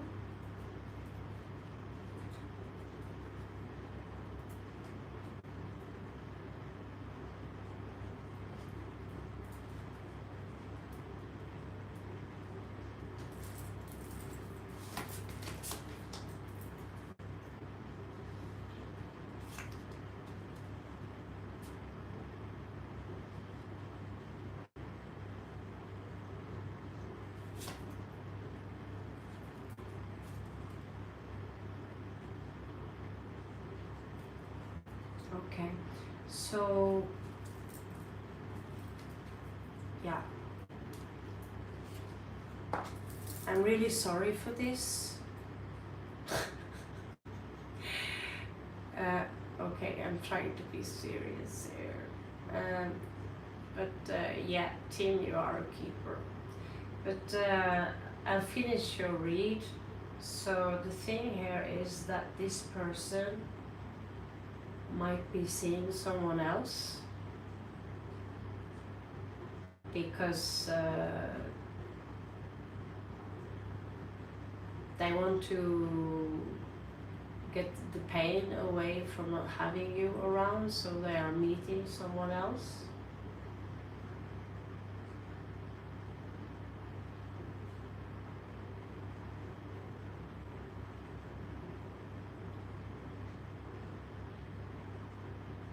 And so that's why you should not trust them with your love right now. I'm very sorry, but they don't seem like a bad person.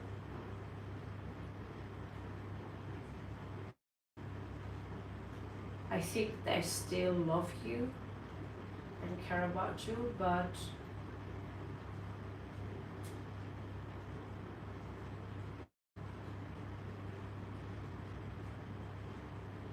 they are talking or seeing someone else. I'm very sorry. But I'm not saying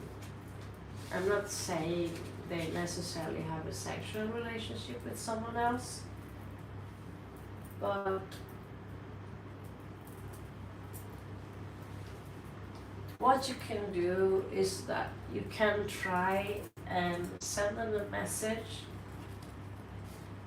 and just send them a final message and said that, you know,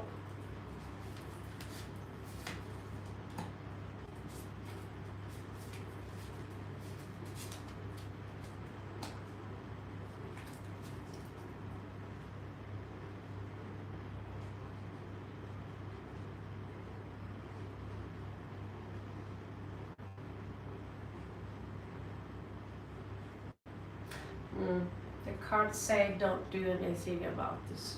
Leave them. Leave them because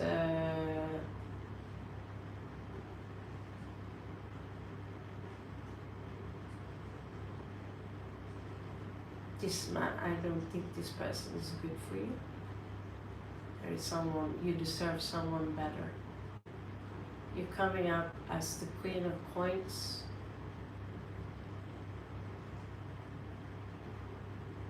So, and Lord Shiva shows me Temperance. So, many day Temperance is Sunidev or Shani. So I think maybe it's better for you to not think about them and try to go on a date and meet other boys. Because I'm sure Indian women or Oriental women are very beautiful. So I think that it's better for you to meet someone else. Try and look at their kundali, but kundali is very often wrong also. Puja.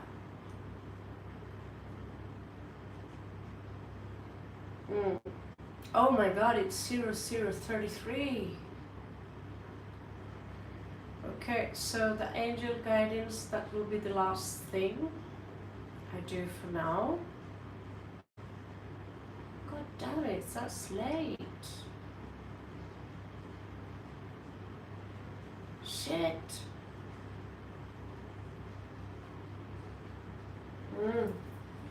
Angel guidance for your puja. Is that your daughter?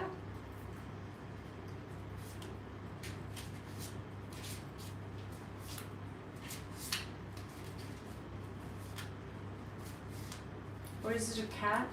I mean, puja, that's where I put my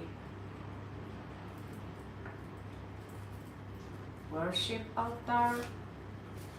I didn't know it was a name too. Is it, no, is it your daughter? That was cat. Billy.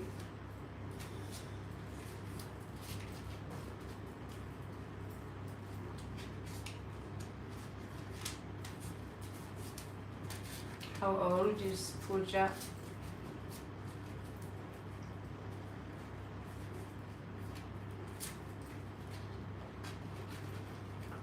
Yeah, the full name is really irrelevant to me because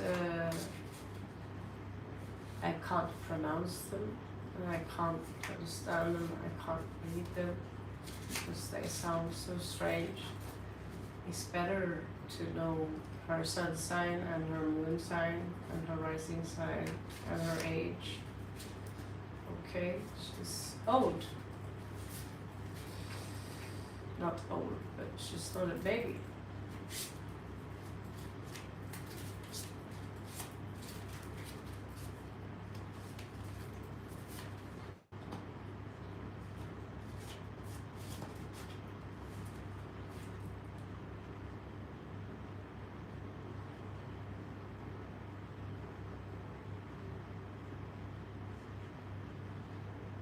It's time now for her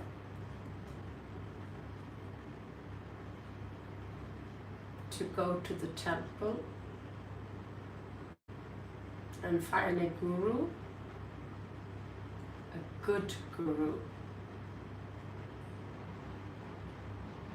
Too many gurus are fools, but she needs now to learn about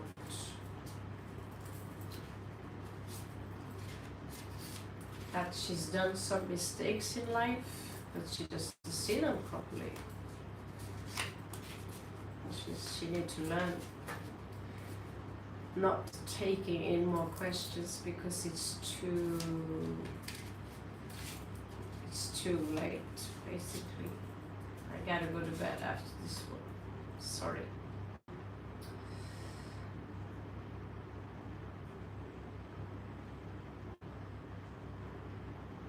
There is something for her to celebrate soon.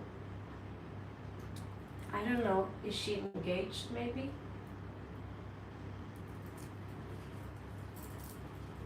There are certain mistakes that she has done, she needs to own up to that.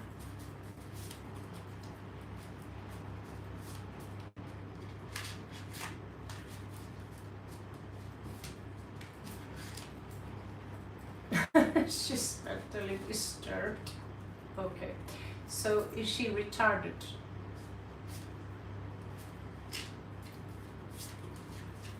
Is that what you say? Retarded, like mentally, is she intelligent but crazy, or is she not intelligent?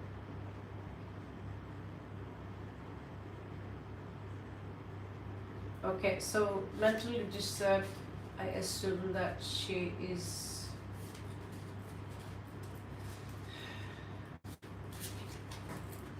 we call that retarded, but I think that's rude. We call it mentally challenged in the West. Yeah.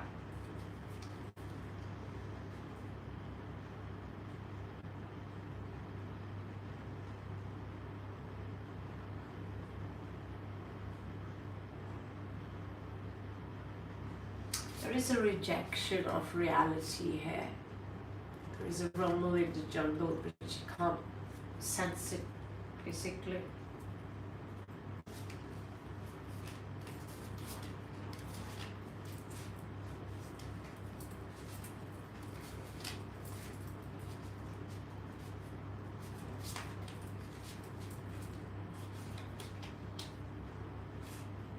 My name is Raven.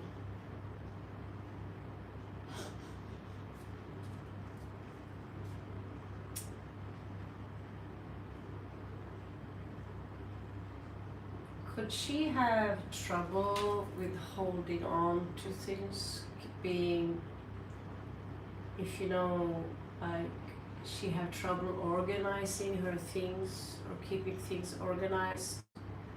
She have issues with money, she doesn't understand money properly. That there is a trouble regarding organizing or being grounded. Mentally, like she have trouble thinking, logic.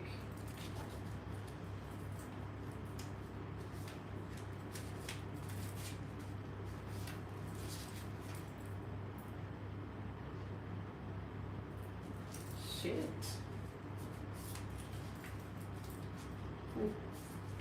That's neat.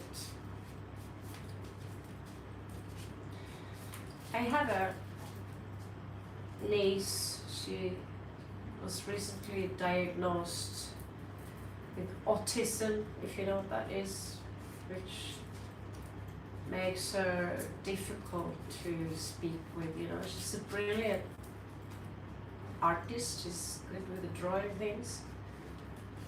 She can't talk to her, and I always had trouble when I looked out for her as a baby because she was so strange. I thought she was a difficult baby. It turns out that she's mentally ill. So she has trouble letting things go. If she gets angry or upset, she can be angry for a long time, maybe.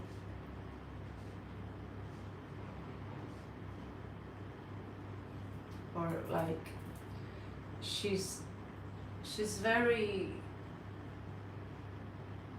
not independent. She's someone who needs to be taken care of for the rest of her life, I assume.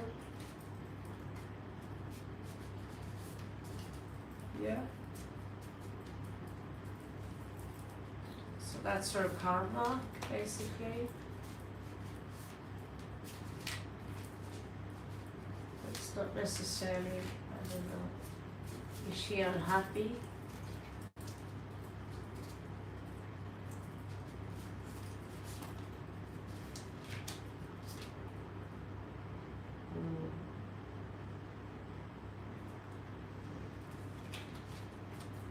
There are some disturbance while she's sleeping. It's, you know, it's a little bit, it's not really set in stone.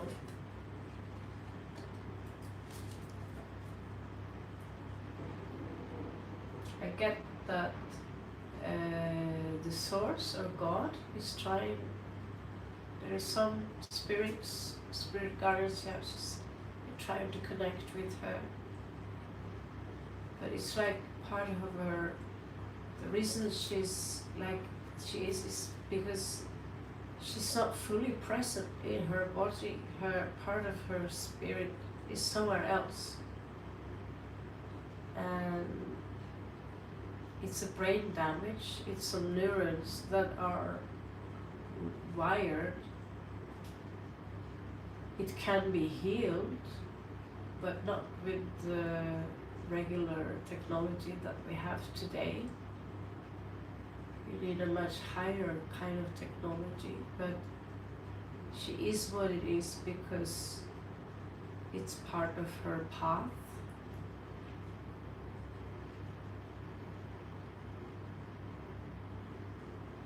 She chose this difficult life.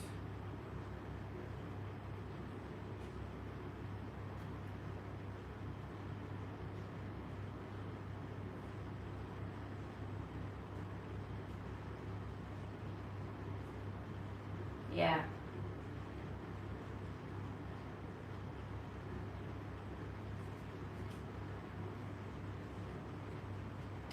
Yeah.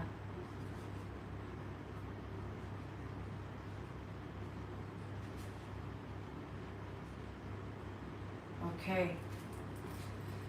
So Spirit says that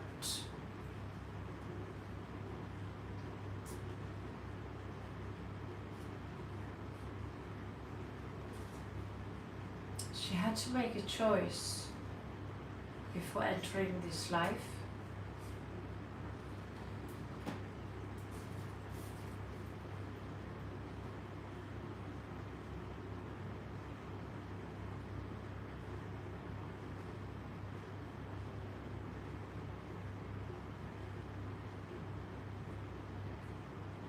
She has a very strong light.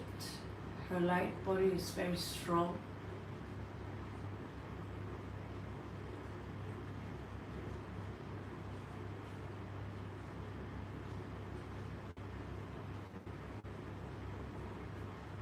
What happened to her?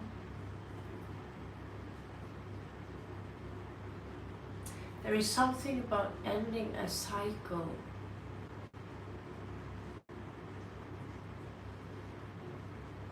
And the challenge here is not so much for Pooja as it is for you as parents, because there's something about you as parents that you had to learn. It's an agreement between the two of you, so you have to learn to see her true beauty, who she truly is, behind that mentally challenged part, okay? So her energies, her frequencies are originally very high, but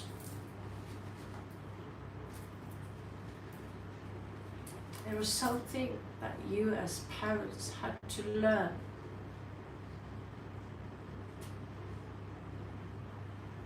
About love and about compassion.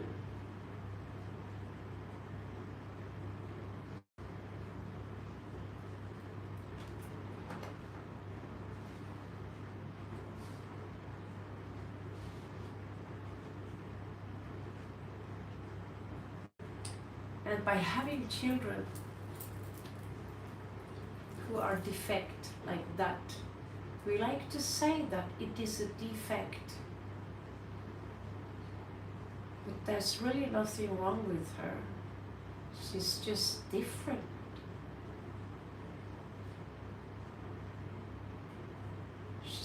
She's a deva, a devi. Do you understand? So this sacrifice that she's done is her love for you, so you can end.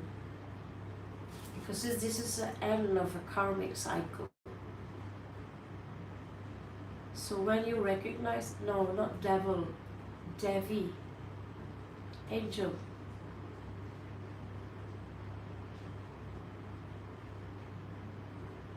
Okay, not devil.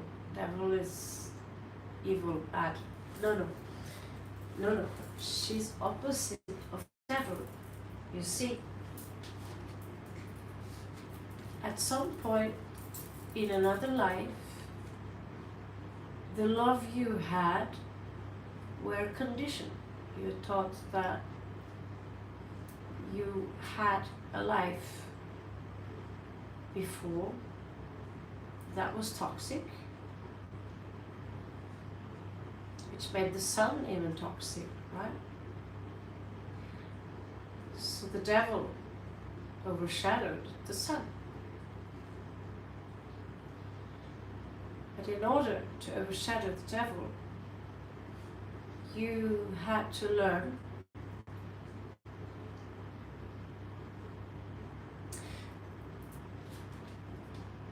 to love her, not based on her social status or how beautiful she is, but to learn to love her from the soul that she has. And so basically, this is a project where you're helping each other. So when you learn to understand that there's nothing wrong with her past life, another life, this was planned before you came here. When you understand that there is nothing wrong with her, she's just different, and this is done for you to learn about patience, to understand that everyone have equal value, and for her to come into this life as mentally channeled is a sacrifice that only a soul from a warrior can do. Because do you understand how hard that is to come into this world and be mentally challenged? That's like going voluntarily into prison. Am I being clear? So if you learn quantum jumping, you can actually connect with her parallel.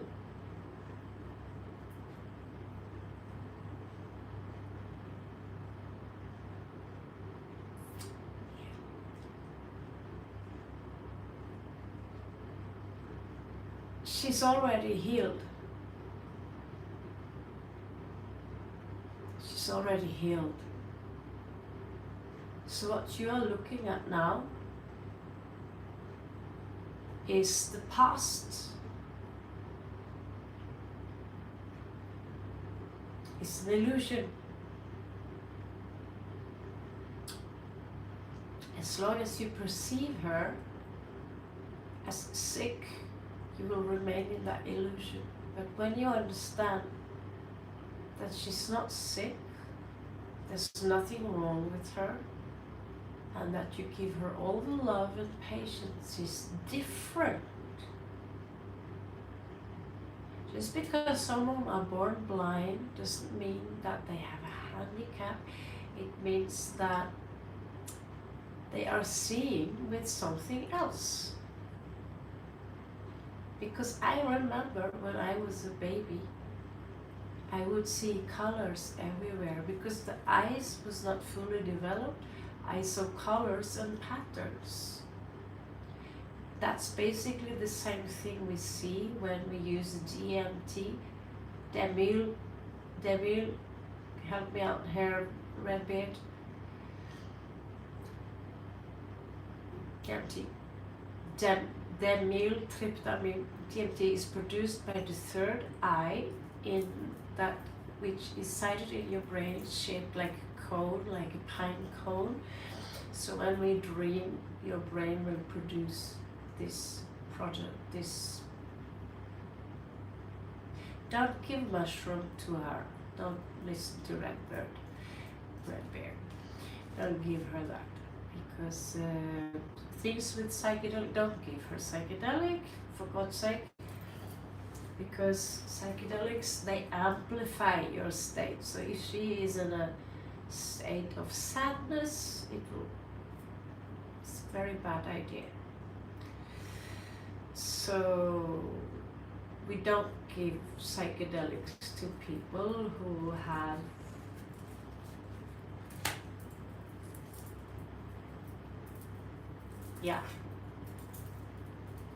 who are in this kind of condition, okay?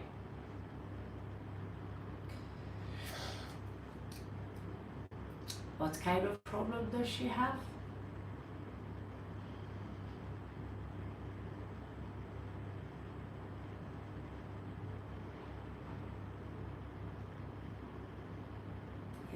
When it comes to menstrual problem, that's something you need to talk to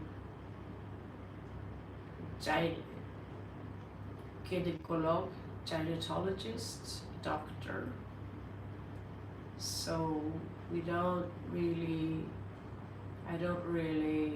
read tarot cards that has to do with menstruation. I never thought I'd say this out loud at all.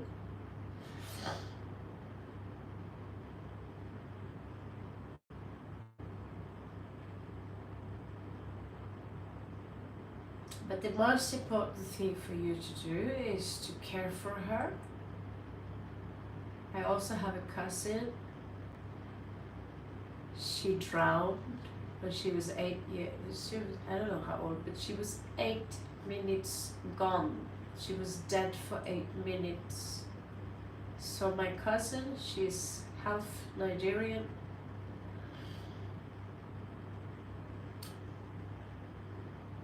Not really the point, but father left her, right? And so the mother has to be alone with this girl, and she also turned mentally challenged from drowning. Basically, she's got her brain got damaged from not getting enough oxygen. Okay, so if she bleeds for a month continuously and she doesn't have a sex life, that's something you need to talk to the doctor with. If it never stops, maybe she must remove her uterus. I don't know. I know I have a friend from Thailand.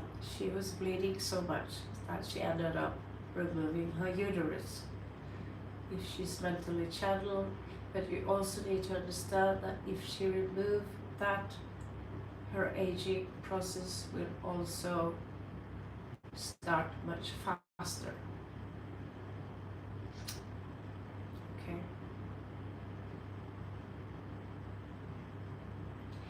Yes, my cousin, she was dead for 8 minutes, but they managed to revive her. And when I met her just 2-3 years ago, she actually, despite that she's mentally challenged, she actually lives on her own. She has her own life, and you could actually speak with her. She noticed there's something strange about her, but you know, it's not a situation that I can compare with your situation. My niece, she's got autism. Can she ever live alone? I don't know.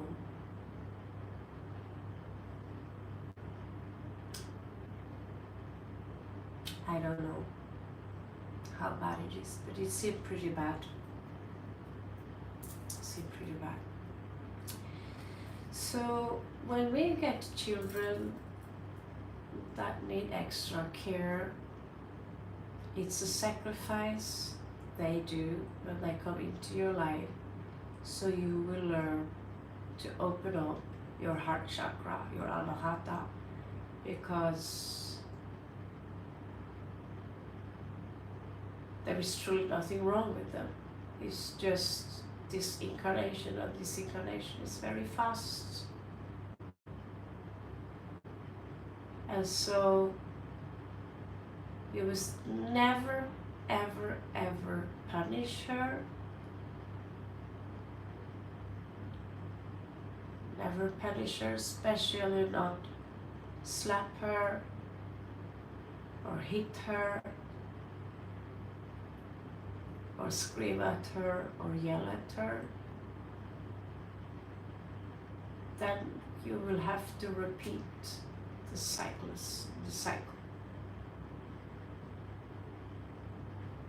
You have to be patient, give her all the love, find out what is it that she loves to do the most. Is she an artist like like me? Is she an artist? Give her something so you can paint and draw. Maybe you will understand more from her drawings. Whatever she likes to do, encourage her to do that.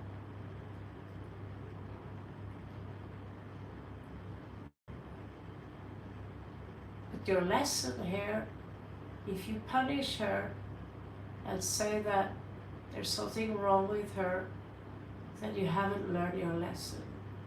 Then you have to do it all over again. This is her sacrifice for you to learn how to love without condition.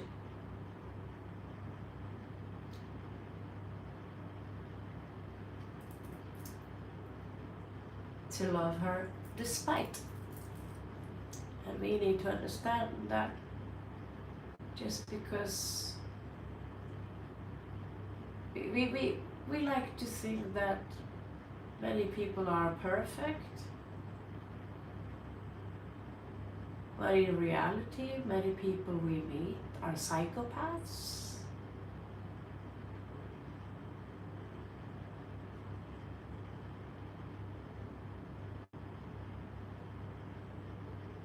Everyone has something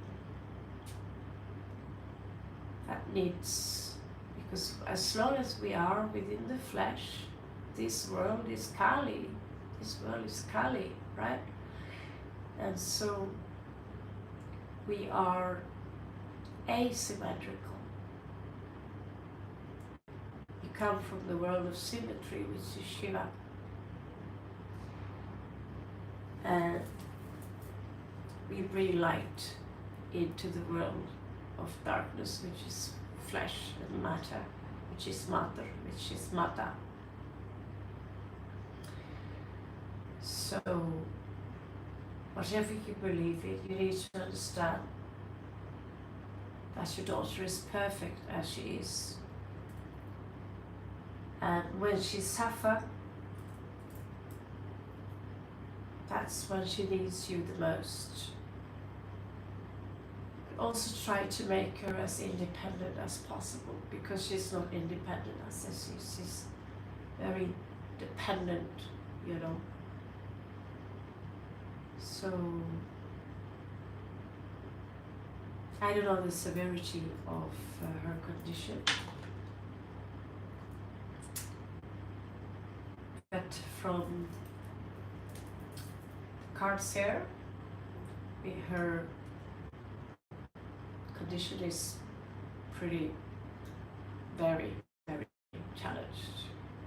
Okay? Very challenged. So she can basically never, I don't think, from what the cards tell me here, she cannot be alone or live an independent life, basically. She can never do that. So I'm sorry to say so, but it's better for you to think of her as a gift than a curse. Would you want her to die or be taken from you and never see her again? Or do you want her to live and be with you? So remember that.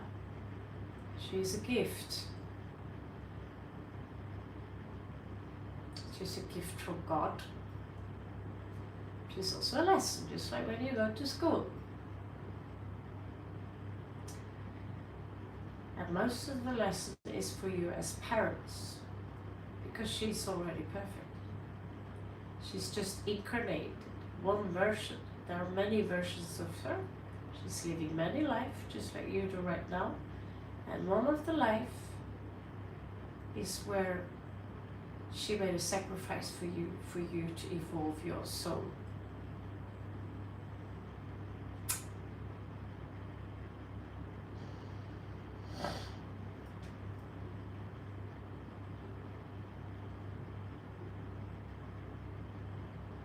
Anger is something we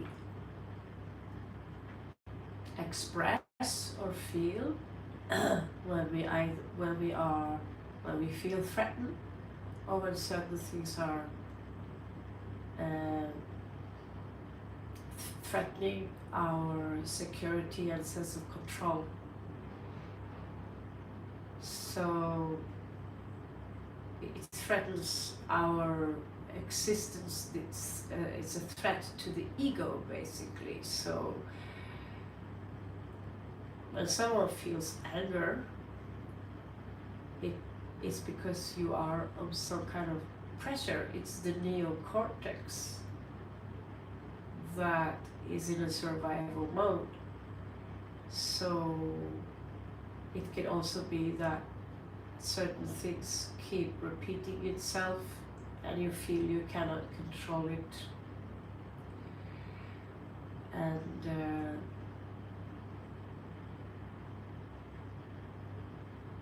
I had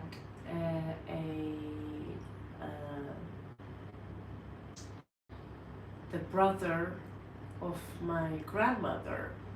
He had Down syndrome, and he had the most extreme. He was his IQ was like a 3-year-old child.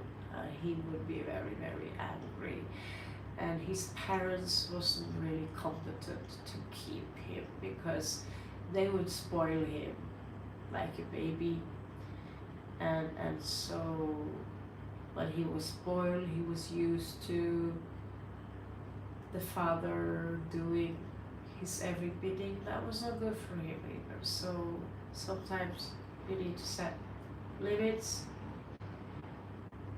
But I have no experience with this, hopefully. But I used to work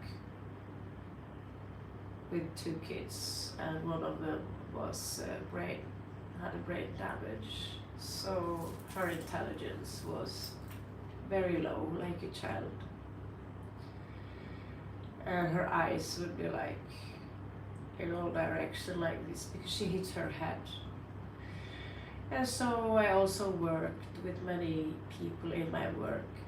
I worked side by side with people who are mentally challenged, and I learned that many of them, I love them more than regular people because they are like children. They are like children, and they are in so many ways so much more innocent than grown-ups are.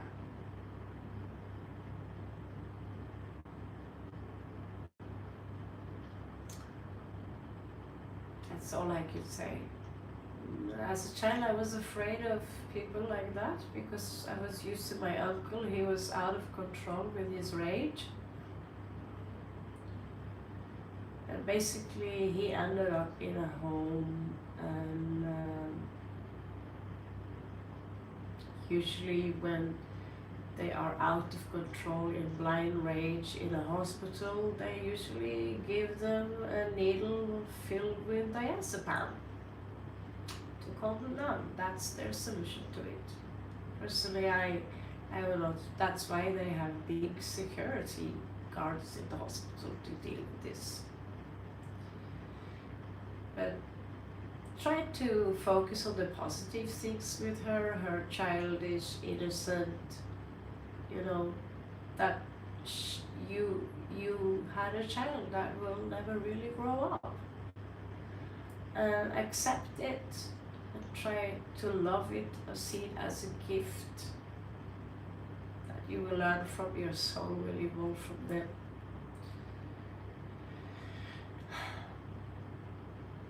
Basically, that's it. Time out. Good luck to you with Simran, Jill, and good luck. God bless you and your daughter and your family. And remember, never punish her for being different. There's nothing wrong with her.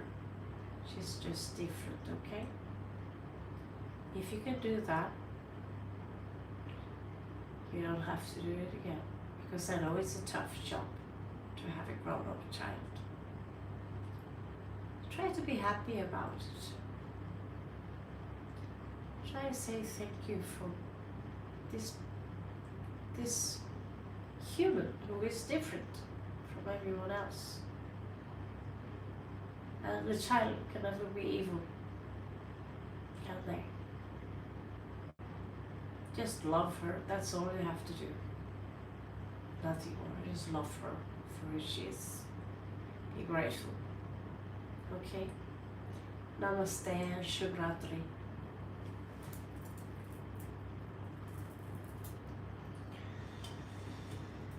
Okay guys, we are up in 30 likes. Shall we take the night? Good night to you. I should go to bed earlier, but I tend to sleep for 12 hours. So I'm going to cut down all my sleeping medication. It's really lousy to wake up 12 o'clock and you're still tired. Not good.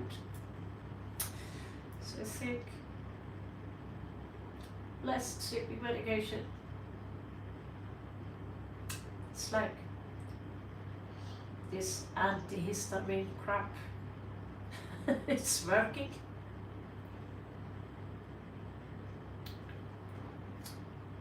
So does this thing.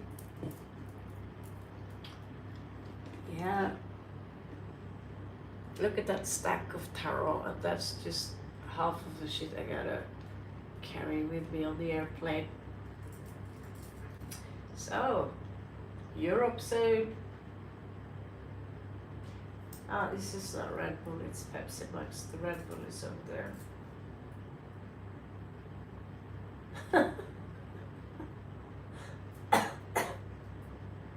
My first Red Bull in 6 months, I think.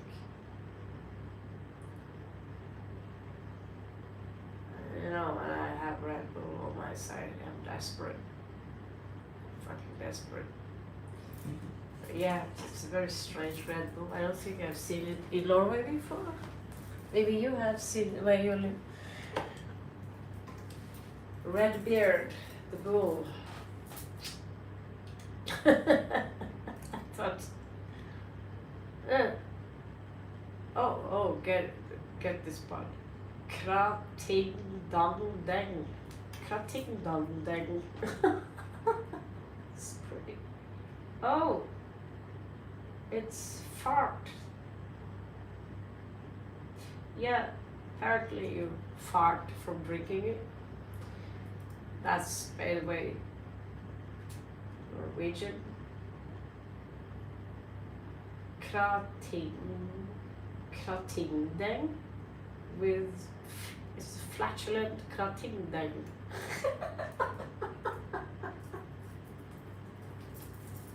Okay, I think I'm tired.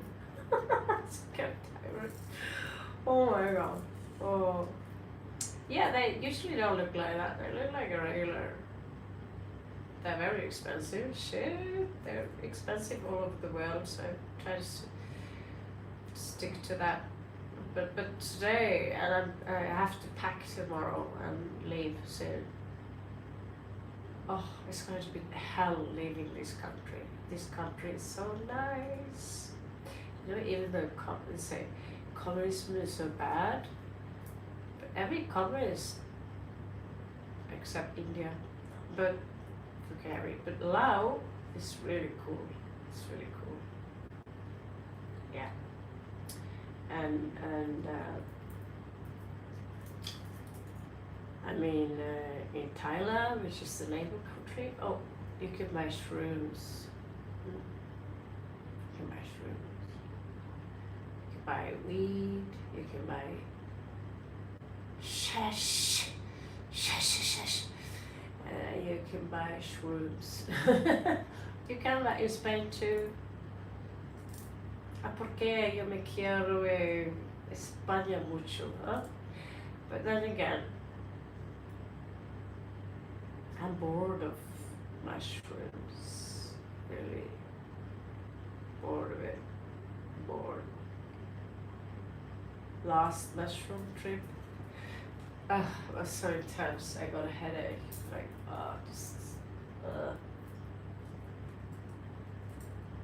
was pretty large dosage though, but got a headache. So I think I had enough psychedelic adventures in this life. Miss Changa though. We tried Changa before. Changa is fun. Changa?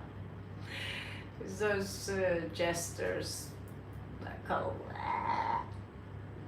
they look like clowns but cooler. And every time that I said it, like, why is that black cat from Looney Tunes popping up? And he's running some machinery there. And I asked the wrong people.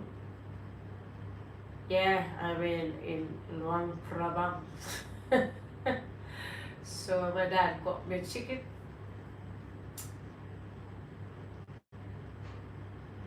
I'm not supposed to tell anyone where I'm going next, but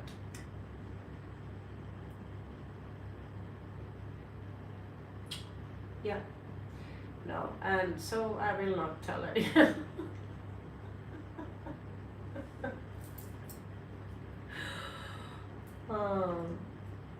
Because you know, I have a couple of stalkers, so and I said there are 4 people here, so there are at least 2 people I don't know who's watching. So let's just say I'm going to Mexico this time, meet up with a very witchcrafty lawyer.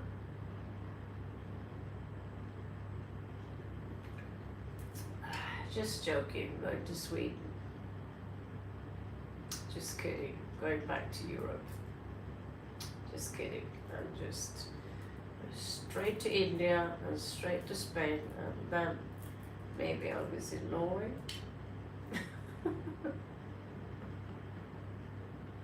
No, seriously, my father, he purchased ticket for me, lend me the money, so don't think I'm a fucking princess, because that would be nice, by the way. But yeah, he lent me the money, so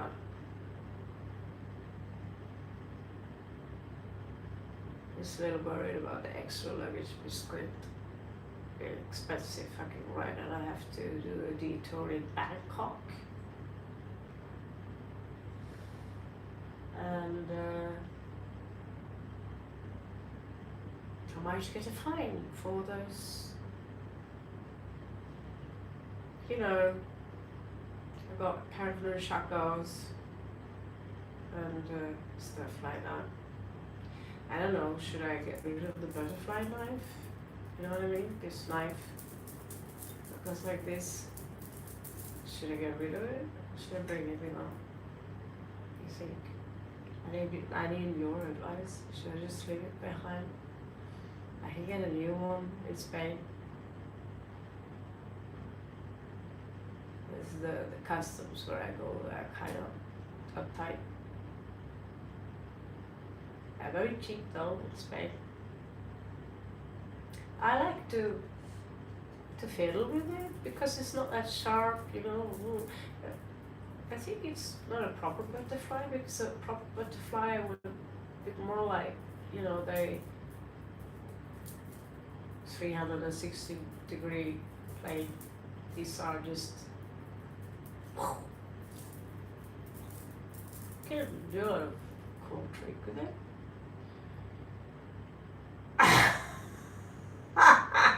The boots. Oh my god. You never travel. You don't travel a lot, do you?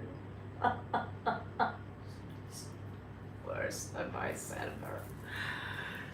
I still got a scar from a knife. No, it's gone.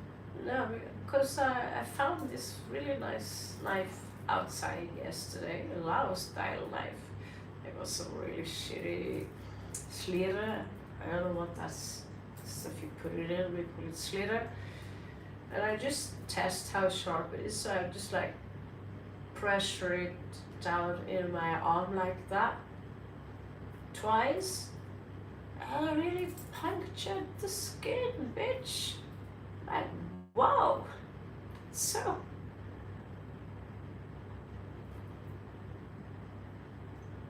wrap it in the magazine. Yeah, I'll try to look it up and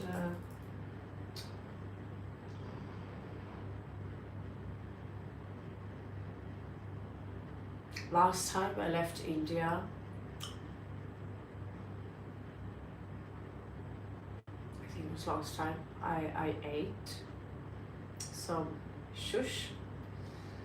I really should, I regretted that. Never do that. It's like, because I didn't want to throw it away. I never really use that stuff. I just like to keep all kinds of things, like there's a bottle here you can buy with a Scorpio inside, and there's one with a snake, and there's one with a gecko. But when I saw the gecko, I'm like, fuck you, these animals are really nice. It's animal cruelty. Then there's this part of me that really wants the one with the Scorpio inside. So cheap also, the bottle. But again, it's sad. I mean, fuck you. Don't do that, you know. It's a cool thing to have on the shelf, isn't it? And I have one with a scorpion and one with a snake around, and they flatten it on top so it looks like a baby cobra. It looks really cool, but you're not supposed to treat animals like that, I think. It's just thought. A sari? No, it's not a sari, it's a shal. Isha, it's a shal. Yeah. I bought it for me, and I thought maybe it's for mom. Because I think I'm so selfish. So I think I bought a few gifts. Took perfume for myself. And I just smell good. It smelled really good. So I felt bad. And I bought a shawl for my aunt and my mom, and I bought some really cool, really beautiful necklace for my daughter, like silver with amethyst stone and leaves and fairy leaves. Looks like something from this world, you know, the necklace. Hopefully my daughter will forgive me one day for being a really shit mom. Although she's lucky too, it's not many kids who get together, black hoodie mom who knows martial art and black magic, huh? No, I haven't cut my hair. On the contrary,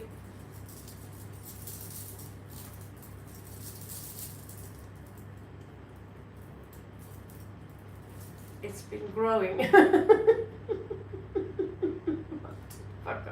I washed my hair today, so now it's getting worse and worse fucking every day.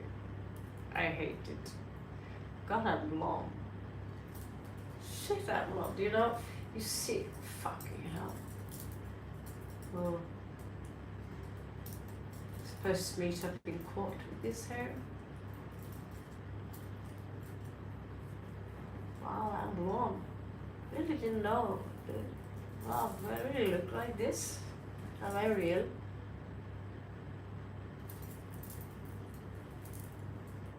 Yeah, it's super long now. This is fake. Fake real hair. This obviously is my real hair. There, you can see my real color. It's like light brown or something. I'm a brunette.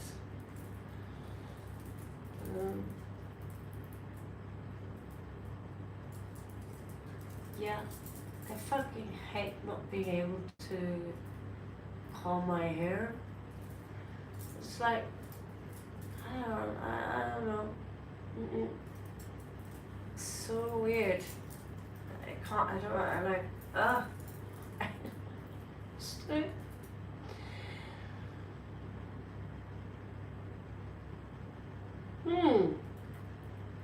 Yeah, I think that I think all men should have long hair. Honestly, I think so. I mean, I never turn my neck if a guy's got short hair and a mustache. Like, the fuck? That's so Pervs look like that. I don't know. Guy needs to have hair, long hair. It's very nice. But a fetish I had, if the guy, you know, like the pirates do, got black hair, it's pretty hot. Yeah, so I suppose that's why I'm single, because guys like that don't really exist so often. Yeah, I don't exist. I don't existence. You've been harassed for having long hair. Oh. Small town place you come from? Small town place.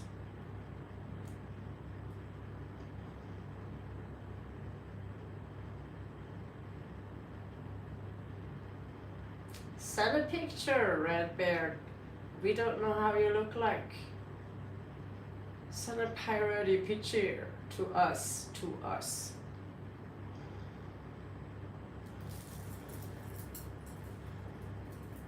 Yeah, I think I want to have this as a gift from my mama, because I seriously have enough stuff, but it's cheap for a reason. It's cheap.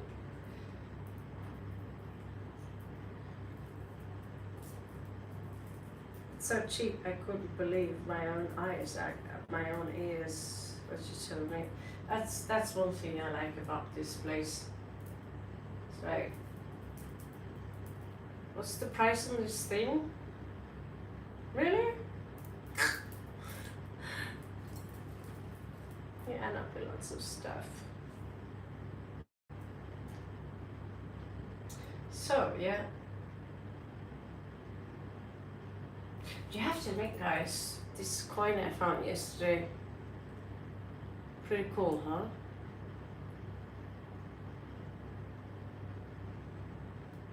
Yeah. Yeah, the Native Americans are right. Because I got this vision one day where I said that, you know, if the hair grows like this, isn't it like having antennas, you know? Like, there's this energy flowing out. And you see the sadhus also, they keep the hair and then they will cover the crown chakra with this matted hair, right? I was tipsy in my defense in Bangkok, where she would put in these because I wanted to have, you know, those dragon people to have dragon hair.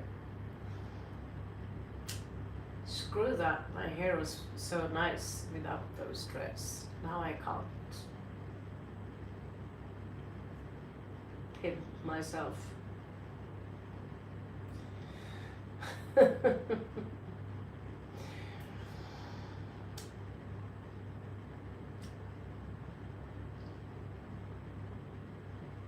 Found it right here in the streets.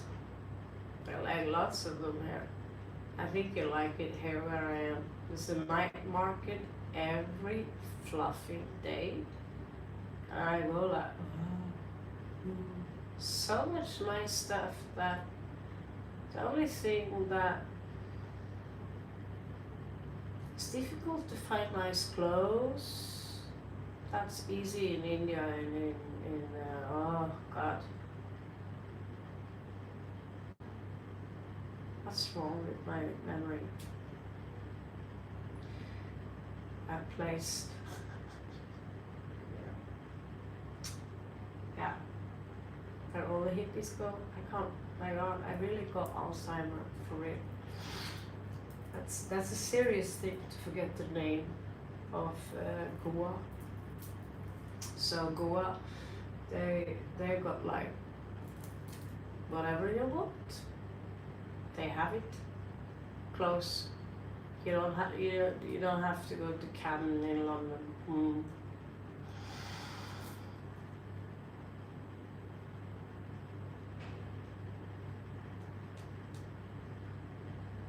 Yeah, actually, Tim, it was the white people that started to scalp the Native Americans first. So in response, the Native American Indians would start scalping the white people. And since the white people write the history books, we were taught that. I grew up with the idea that the Native American Indians were bad people, evil people, and then one day I would see them on the television. We got a color television, and two guys came on a horse with long black hair and feathers and all that shit. I was so young, but I would be like, oh. I had never seen anything so beautiful. So I was like, I want to be like them. And I told God, because I grew up with Christianity, so I said to God, you are going to make me into, I want to be like them. So I'm going to sit in my room now. I'm never going to leave my room until you make me into them. Because you told me, or they told me, that you are almighty. That means you know and can do everything. Now I want to be like them. So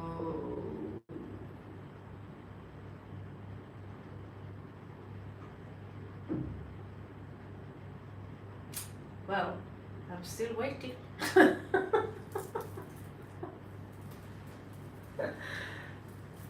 When I live in Europe, I usually color my hair black.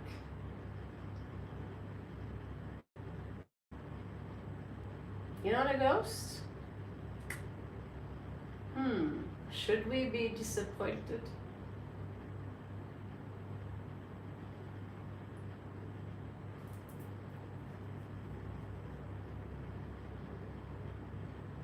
I know, because I went to a regression expert therapist. I went to school where we would learn about how to enter our past life. And I went into a life where all of a sudden, I was this pissed off Native American warrior. I was so pissed off. I was screaming in rage. And to this very day in this life, I can't watch people chopping down trees or destroying mountains, stuff like that. And afterwards, everyone had to tell each other about what life we entered. And I remember I hated the white man so much. I was just full of hate.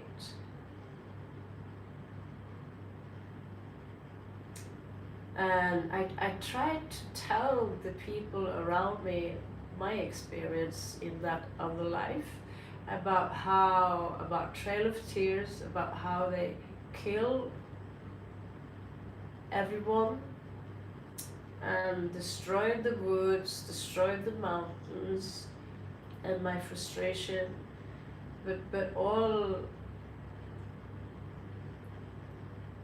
I tried to open my mouth and talk to these ladies about what I had experienced, but all I could do was just crying. So I opened my mouth and then I just cried. Because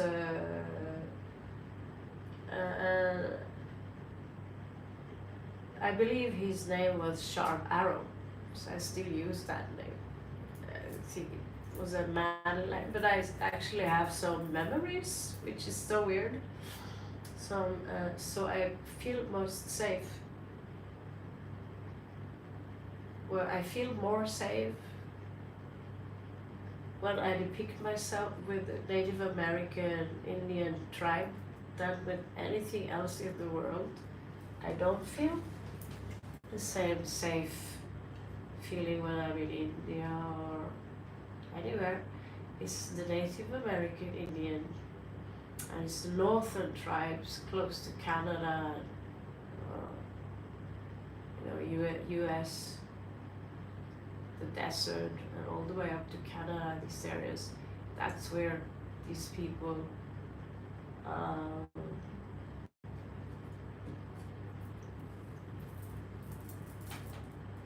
feel safe around them. So my grandmother, she would look at me and she said, "Jag står en indianer rätt på scenen." She's psychic, by the way. So she said, there is an Indian dude by your side. I said, yeah, no. I just didn't know you could see. So yeah. We have many spirit guides, and one of them is my family. I think many of them are around me. When I get really sick, I feel unsafe, and I just connect with this Native American tribe that I was a part of, probably over many lives.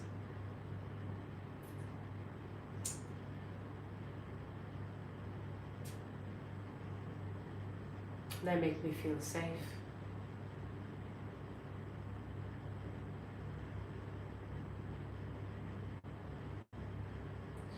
It's very strange to still hate white people a little bit. They chopped down my entire forest in this life.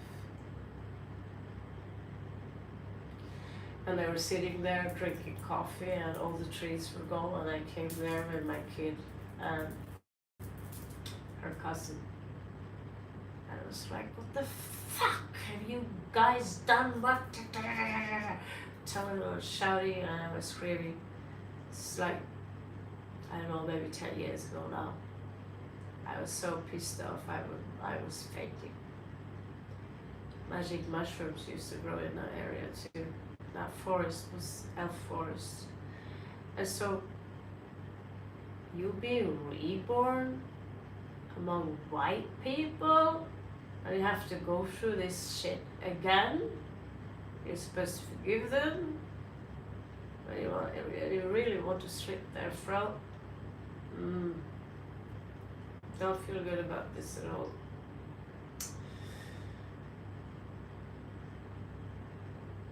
Yeah, and they were laughing like, ha ha ha, we chopped down your forest. And the kids, they look around like, you're supposed to go in the forest today?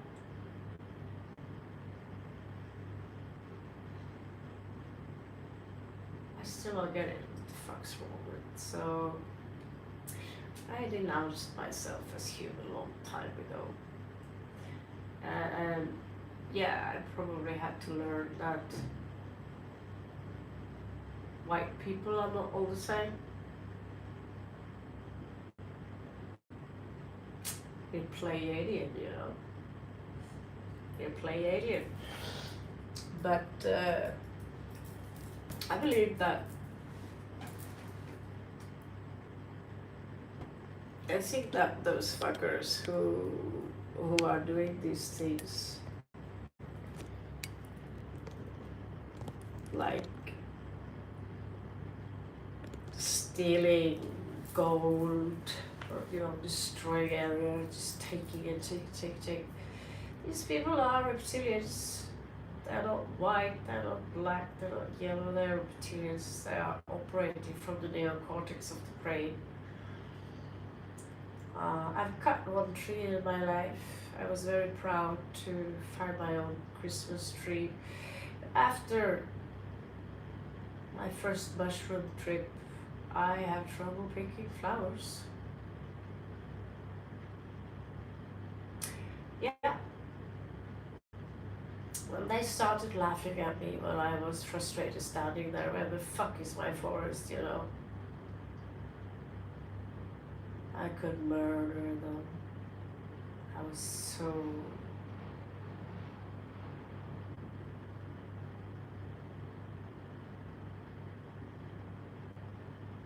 If I give up, I denounce myself as human. I no longer am a human. Me, Malinora Ravenheim, I'm no longer a human.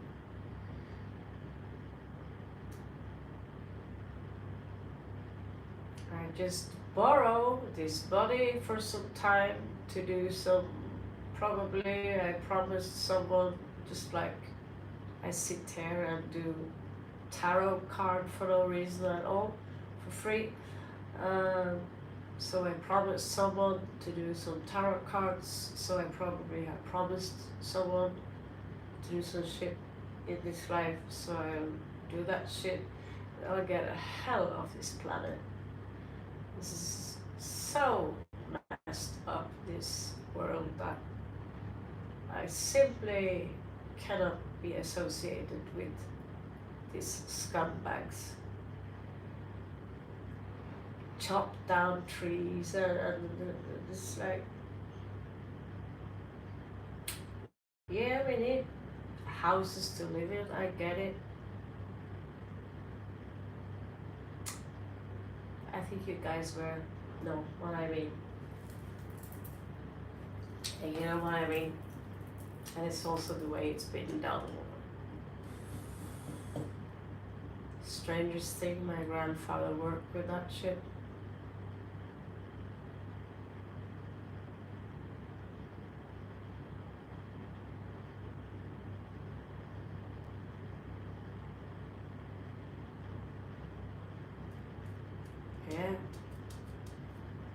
Yeah, I can't stand this, we are experiencing contrasts, so we can appreciate, because if you have no contrast, what can we relate to, you know?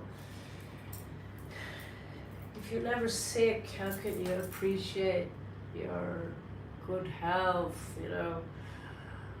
And so on and so on. If there ain't no good, or if there ain't no bad people, how can we appreciate good people? But there are other worlds where we don't have to relate to. It is the degree that's like this, you know. I people are insane. You know the story very well. When I came home last summer, first I went to Spain, and then one woman would attack me because I'm evil,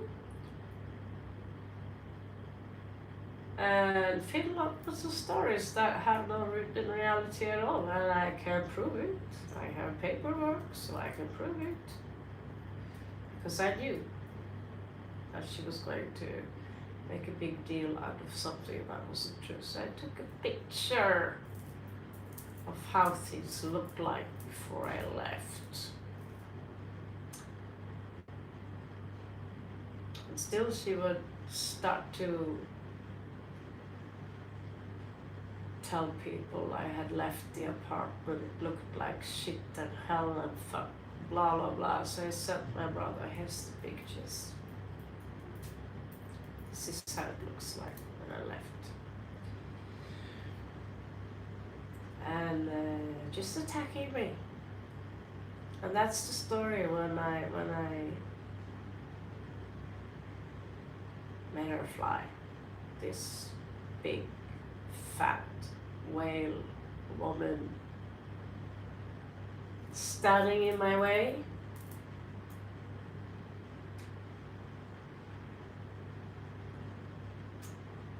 And then you come home,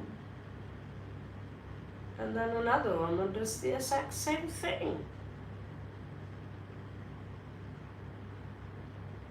What? Another big fat whale making up some stories, standing in my fucking way. Just repeating the same scenario, but with a different angle. Snarling in my ear. I'm like, what?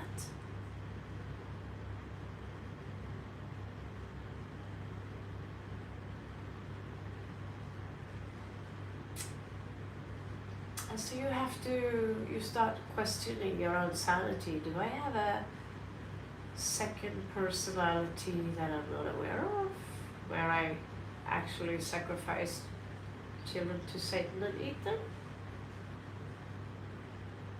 Maybe this is how it's like to be, what to say, multiple personalities? What else is the explanation?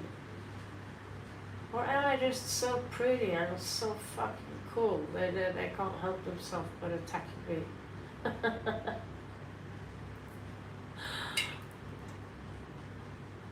Seriously?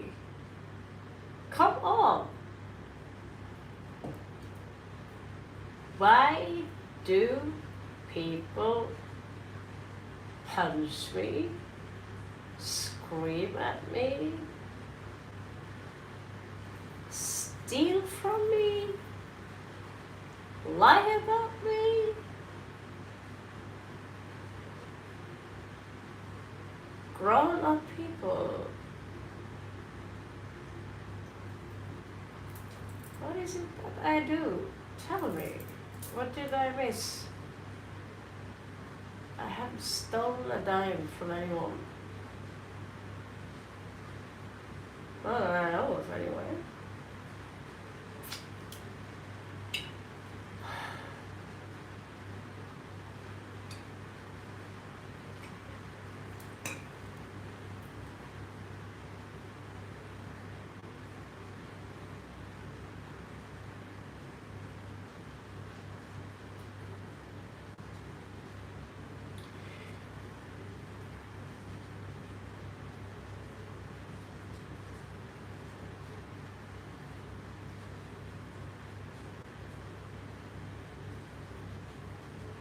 You want me to come and visit you and your entire house is infected by spiders and cockroaches and worms? Dude, that is so wrong. So wrong. I should really stop drinking this thing or I will not sleep at all.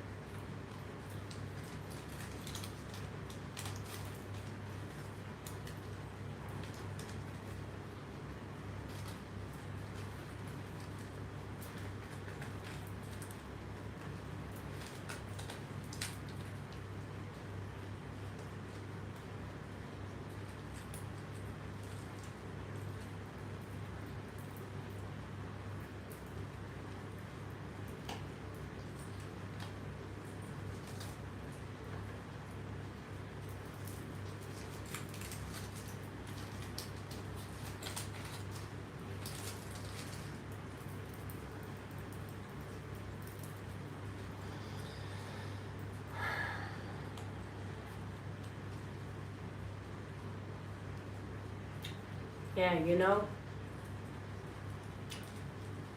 337, and I'm supposed to prepare myself for this journey, and I haven't even, turns out my father, he doesn't have the passport, so I don't really know what to do with my luggage. They don't tell me if it's okay to have hand luggage. They don't say. So what shall I do? What shall I do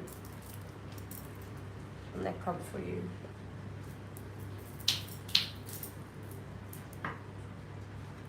Maybe a lot.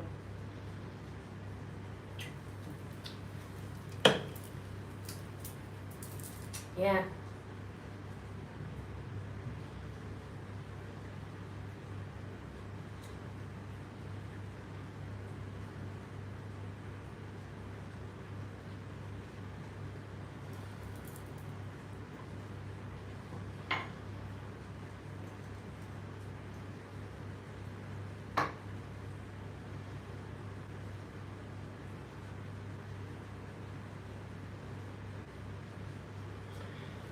Oh, I have to take the flight to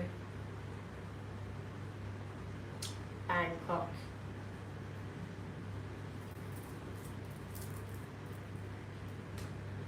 And I have this luggage from hell. I have to go through a lot of arrogant people. You know, they are called security.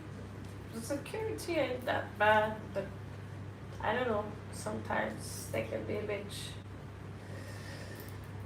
Oh, I'm like, oh, they're horrid. You have to memorize everything you have.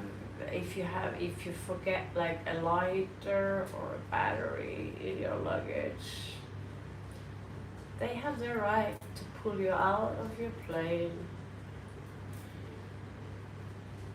And you need to buy a new plane ticket.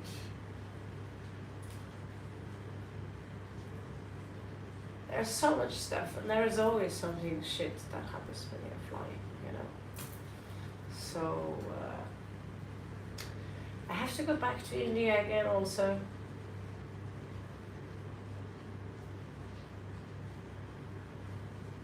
What's due, man?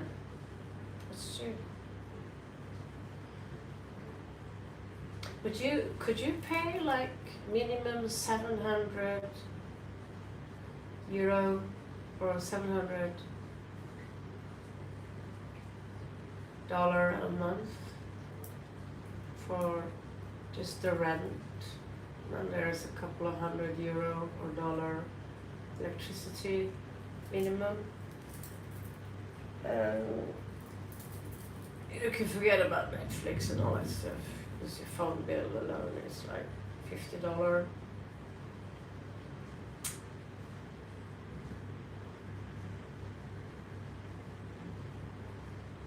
And then I don't know how they do it. Man, I don't know how they do it.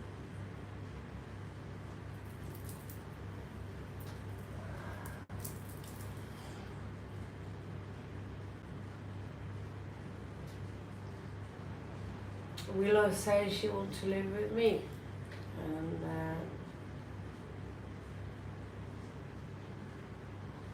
I think these two people that she lives with are sociopaths. I don't think I know, because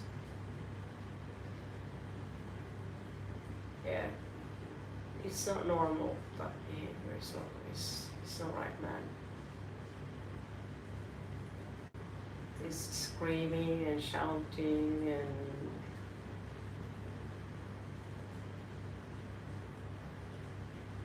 I wish they would just fucking punch her back to wherever she came from. Her offspring, mommy, daddy, fucking sister and her offspring, just fuck off and turn into a racist. Sorry, but you bitches, you come into my country and you fucking steal my kid and you're running all over me like I'm a fucking dog just because my ex says I'm a bitch. Of course, all exes says that about their exes, except me. I was actually nice, saying he's a nice guy. We were friends. It's like people don't understand that, okay, we are not a good match, let's separate, we can still be friends. No, it's like the moment you're someone ex, then that is equivalent to being a cunt. What the fuck? Then all of a sudden they start pulling lots of shit what you did 10 years ago and said this and said that. Made a fucking list. Should I make a list too? This will be fucking endless. But the problem is that when people, and I've said that many times, when no matter who they are, no matter how psychopath someone else are, no matter how bitch I am, I don't care. If you stand and you're laughing when someone else are hurting, you know, you're laughing at someone who's lying down, you're having fun on behalf of other people's suffering, and you take away the mother's, you know, the child's mother, biological mother, based on what? Based on what? Just taking over, you know. It makes me so fucking sick. But because I lost my phone.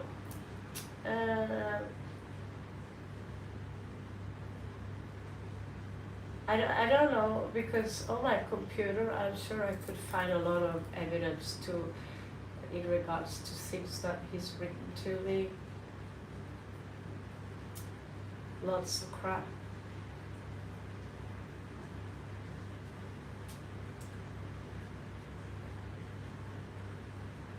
But when this woman, when she attacked me this summer at school, there were a lot of people around there.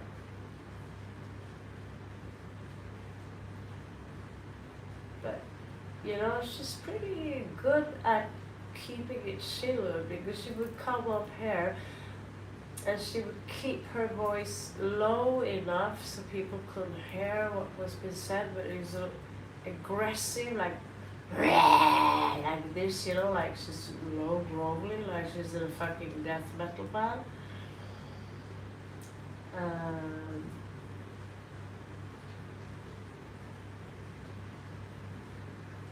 It's fucking unbelievable. I can't come home to my own country and be with my own kid without these fucking maniacs. Do I have to wait till they're dead and see that God is doing the karma shit on them? Because I seriously had enough now. Seriously had enough a long time ago. And yeah, I'm very open. I tried to end my life 1 year ago. I got smashed sick from those antidepressant that was given to me, and I was full of spots. I was drooling. And I was so messed up. I was so messed up. And when that woman attacked me, and I realized that in order to be loved in this world, there are certain conditions that you must follow. And in this case, I was unloved because I wasn't family, basically.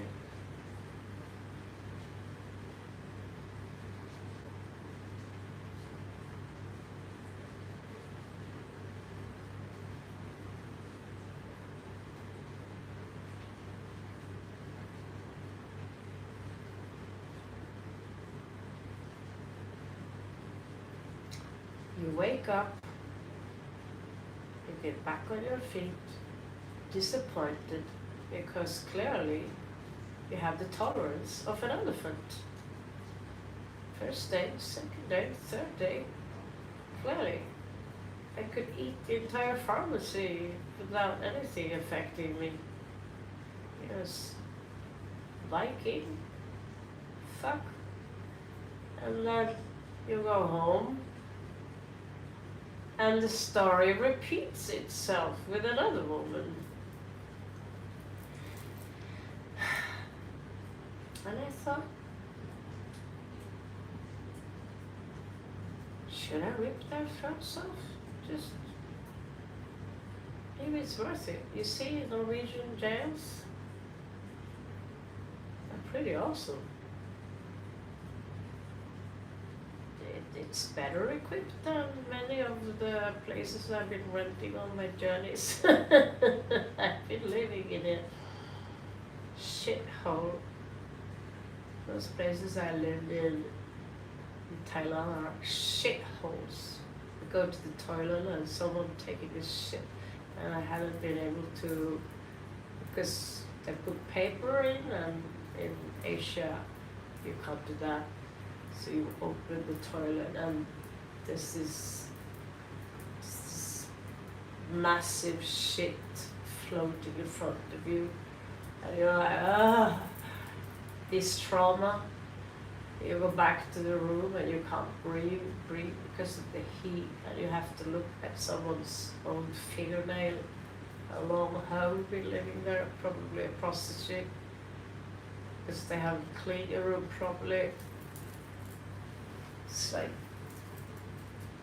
you live seriously in a disgusting shithole. I've been grateful because you can't barely breathe. But if I go to Norwegian jail, you get a screen, flat screen TV, you get a computer, you get a nice fluffy bed, you get a window, you get to walk around freely, you get to have a knife and make food, and you get to be in the nature, get some tanning by the lake. It's basically living in a hotel, just really nice hotel for free. Just Google. No. Go check YouTube, Norwegian prison.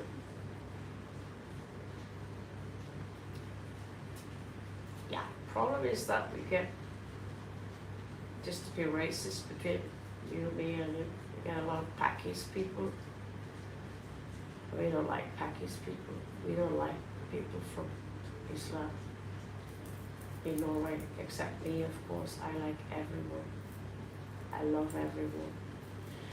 That's how they talk. That's how they say things. Like, oh no. Oh, Leila, hey. Hey, like, yeah, we are just talking about Norwegian jail system. It's just a chat. Yeah, so basically the Norwegians in general, they are not a fan of a certain type of foreigners. Most of us, I mean me,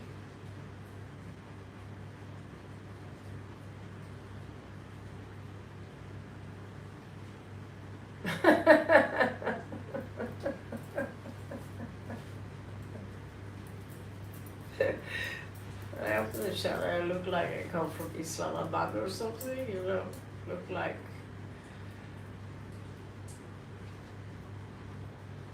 I'm married to Allah or something like that. But yeah, the thing is that the problem with that is that if you come from a foreign country and you want to stay in Norway, all you have to do is to go to Norway, do some criminal shit.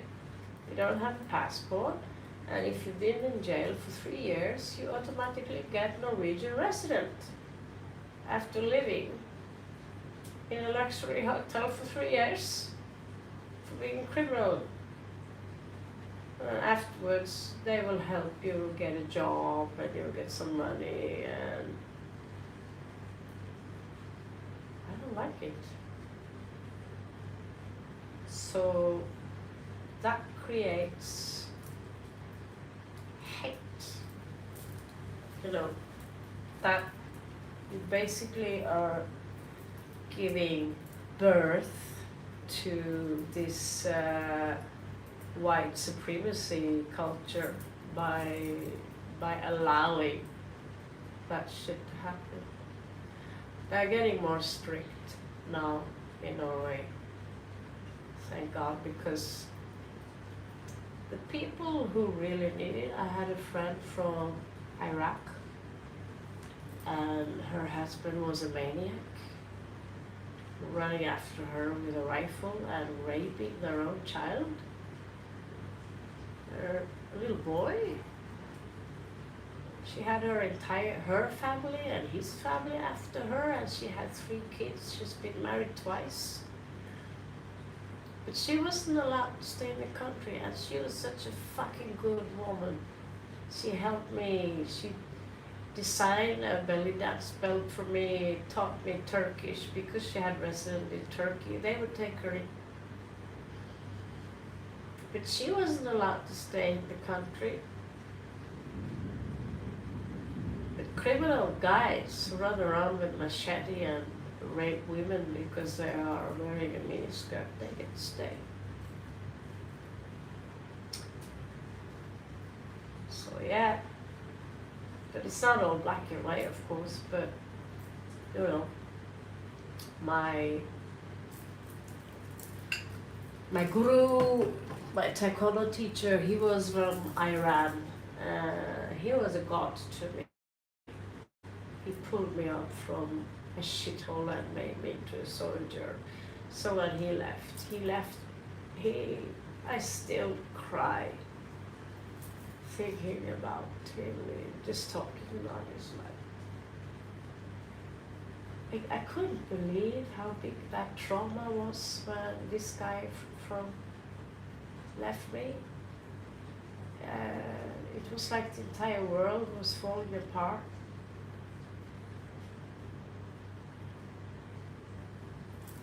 It was like without him, I couldn't do taekwondo.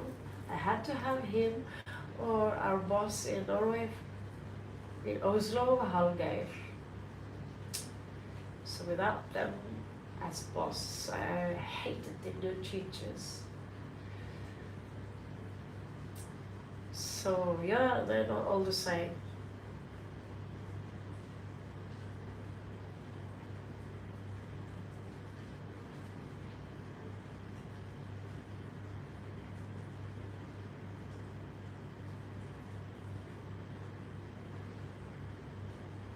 Yeah, it's really messed up, you know. I mean, we have homeless people in Norway too. People living in the streets. And the way my commune, they never informed me that I had the right to stay in my house, just pay less than €1. 1 crown, that's 1/10 part of €1. That's what I had to pay to keep the rest part of the house. Of course, including its debt. That would be easy because you rent out half of the house, because it was 2 apartments in one, into one house.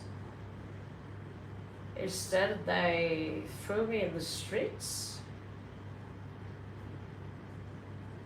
And then they complain because I'm somewhere else, in another country,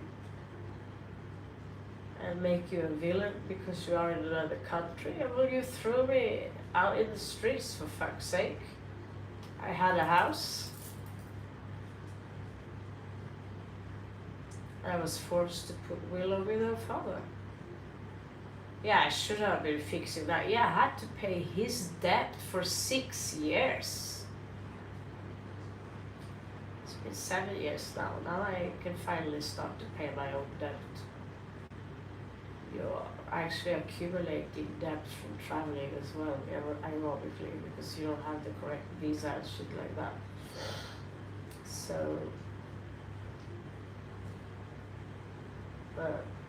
it sounds like I'm complaining, but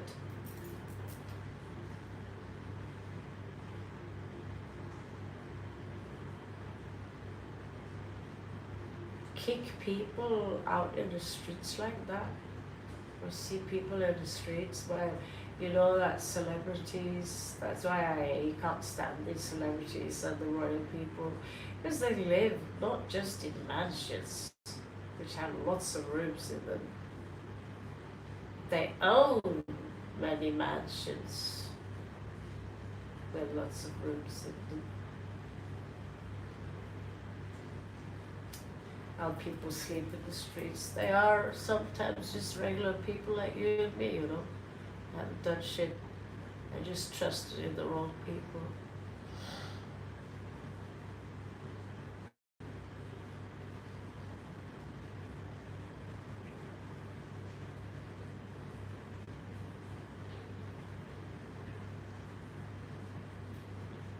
Yeah. Yeah, I mean,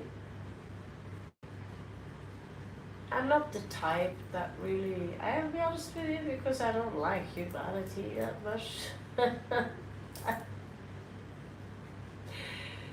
It's not black and white, you know. So when I saw that man, I saw that, oh, he's struggling with some medication. He was like overtired, and his back crumbled, and he's got some issues with his motorics, and his eye is really, this looks really bad. But when I saw him, I got thirsty because it's so hot, it's so humid. When I saw him, I thought, oh, he must be awfully thirsty, awfully hot. And so I thought, you know, I do spend a lot of money on a lot of shit, gift to my mom, gift to myself. And so I think it's fucking selfish if I can't buy him. So I it was this nice big juice, because he just had just a regular bottle of water, and I thought, thank God, at least you have water. But I thought I'd give you a luxury juice, lime juice, really cold, you know, and it was quite luxury, expensive stuff. I thought, you know, why not? They put this stuff in front of these dead Buddha statues. That's so dumb. If you ask me, it looks pretty dumb. I don't know what they're thinking. It's satanic to me. We live in a satanic world where we oh, my teddy bear behind there, he's hungry. Let's give all the food to him. And standing for a few days, molding, at least what I've seen. And there this man sit. He's not lazy, he's working, he's playing his fucking violin, and he's doing his best just to survive, and hopefully have a family where he can go and sleep in the night. But he's dependent on people, and he's doing something, he's actually working, you know.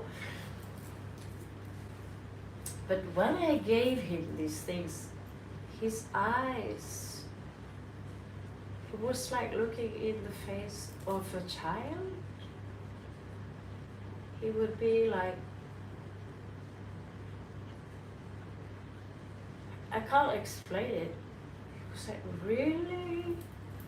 Then I touched his forehead, gonna be fine. And many people don't like to be touched, but overall, touching people like this is actually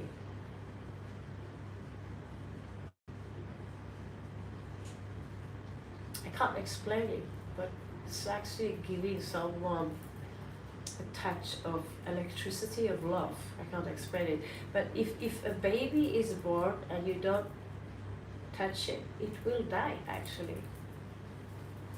So people who have never been touched with love, you know, some people don't want to be touched, and I can understand. There are certain people I don't want to touch me, and that is creepy old guys, you know, like that obese, nasty man who nearly killed those dogs, just pure fuck, in Kerala. Eyes like, and he kissing my stomach and these things. I could kill him. It'd be my pleasure. That's probably just talk, but basically I don't think we want to be touched by disgusting people. That's my conclusion. What to say? This was a very disgusting man. He was a creepy and disgusting man. You don't want to be touched by disgusting, creepy people. So yeah, I mean, fuck. You've been, yeah, we both have been touched too many times by really gross people.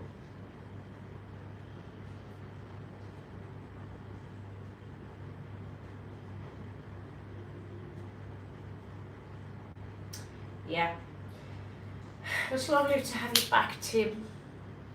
I see the clock is 2:50, and there are no one who are in need of tarot on my back. It's not as bad as yesterday, probably I'm more. I don't know. I'm not sure the word, but yeah. Gonna hit the sack, I suppose, and listen to some fiffy conspiracy theories. Exactly, that's what I mean. It's like, ugh, I have this Indian Pakistani, what the fuck, people from that culture. Up here. Although, when young Indian guys are pretty, they are pretty gorgeous. That's a little bit different, but it's pretty rare to find someone with dignity and with the culture they have. Like, if we are our age, we are basically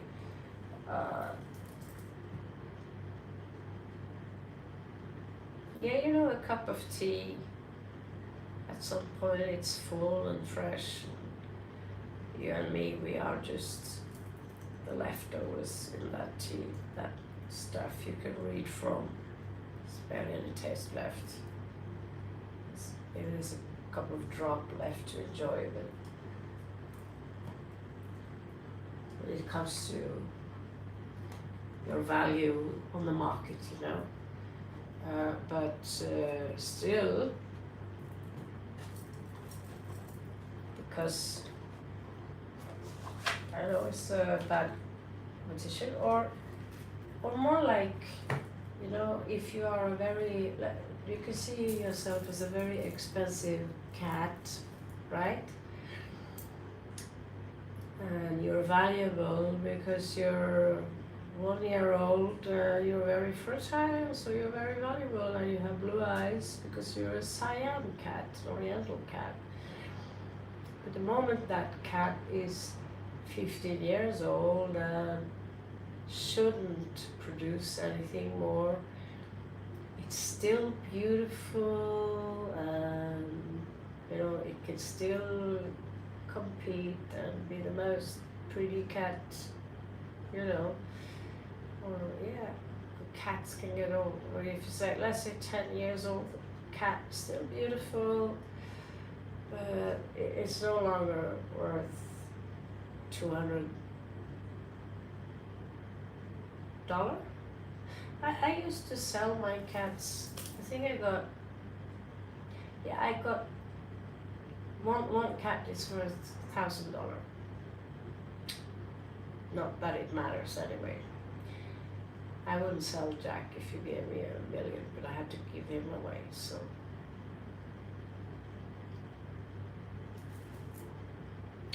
Anyway, Tim, I love you so much. It's been nice hanging out with you. One day, with technology here on YouTube, or hopefully we can jump over to Rumble, and so I can hear your voices. I can just click from here and I can hear your voice. I can see your faces. Stuff like that would be really nice. Also for those people I read, I can see their faces or their mood. But they probably want to stay anonymous anyway, so I don't know.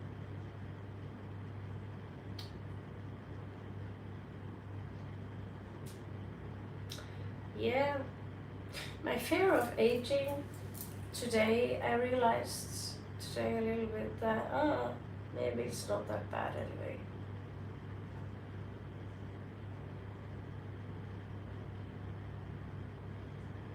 I don't know.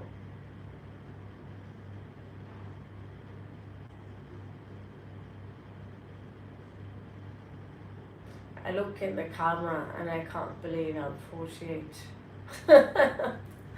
But I'm old. We are old, but yeah, I'm gonna sleep well. I don't know what time it is in the United States now. Probably late there too. Good night, Tim. Sleep well. Shukratli. Love you.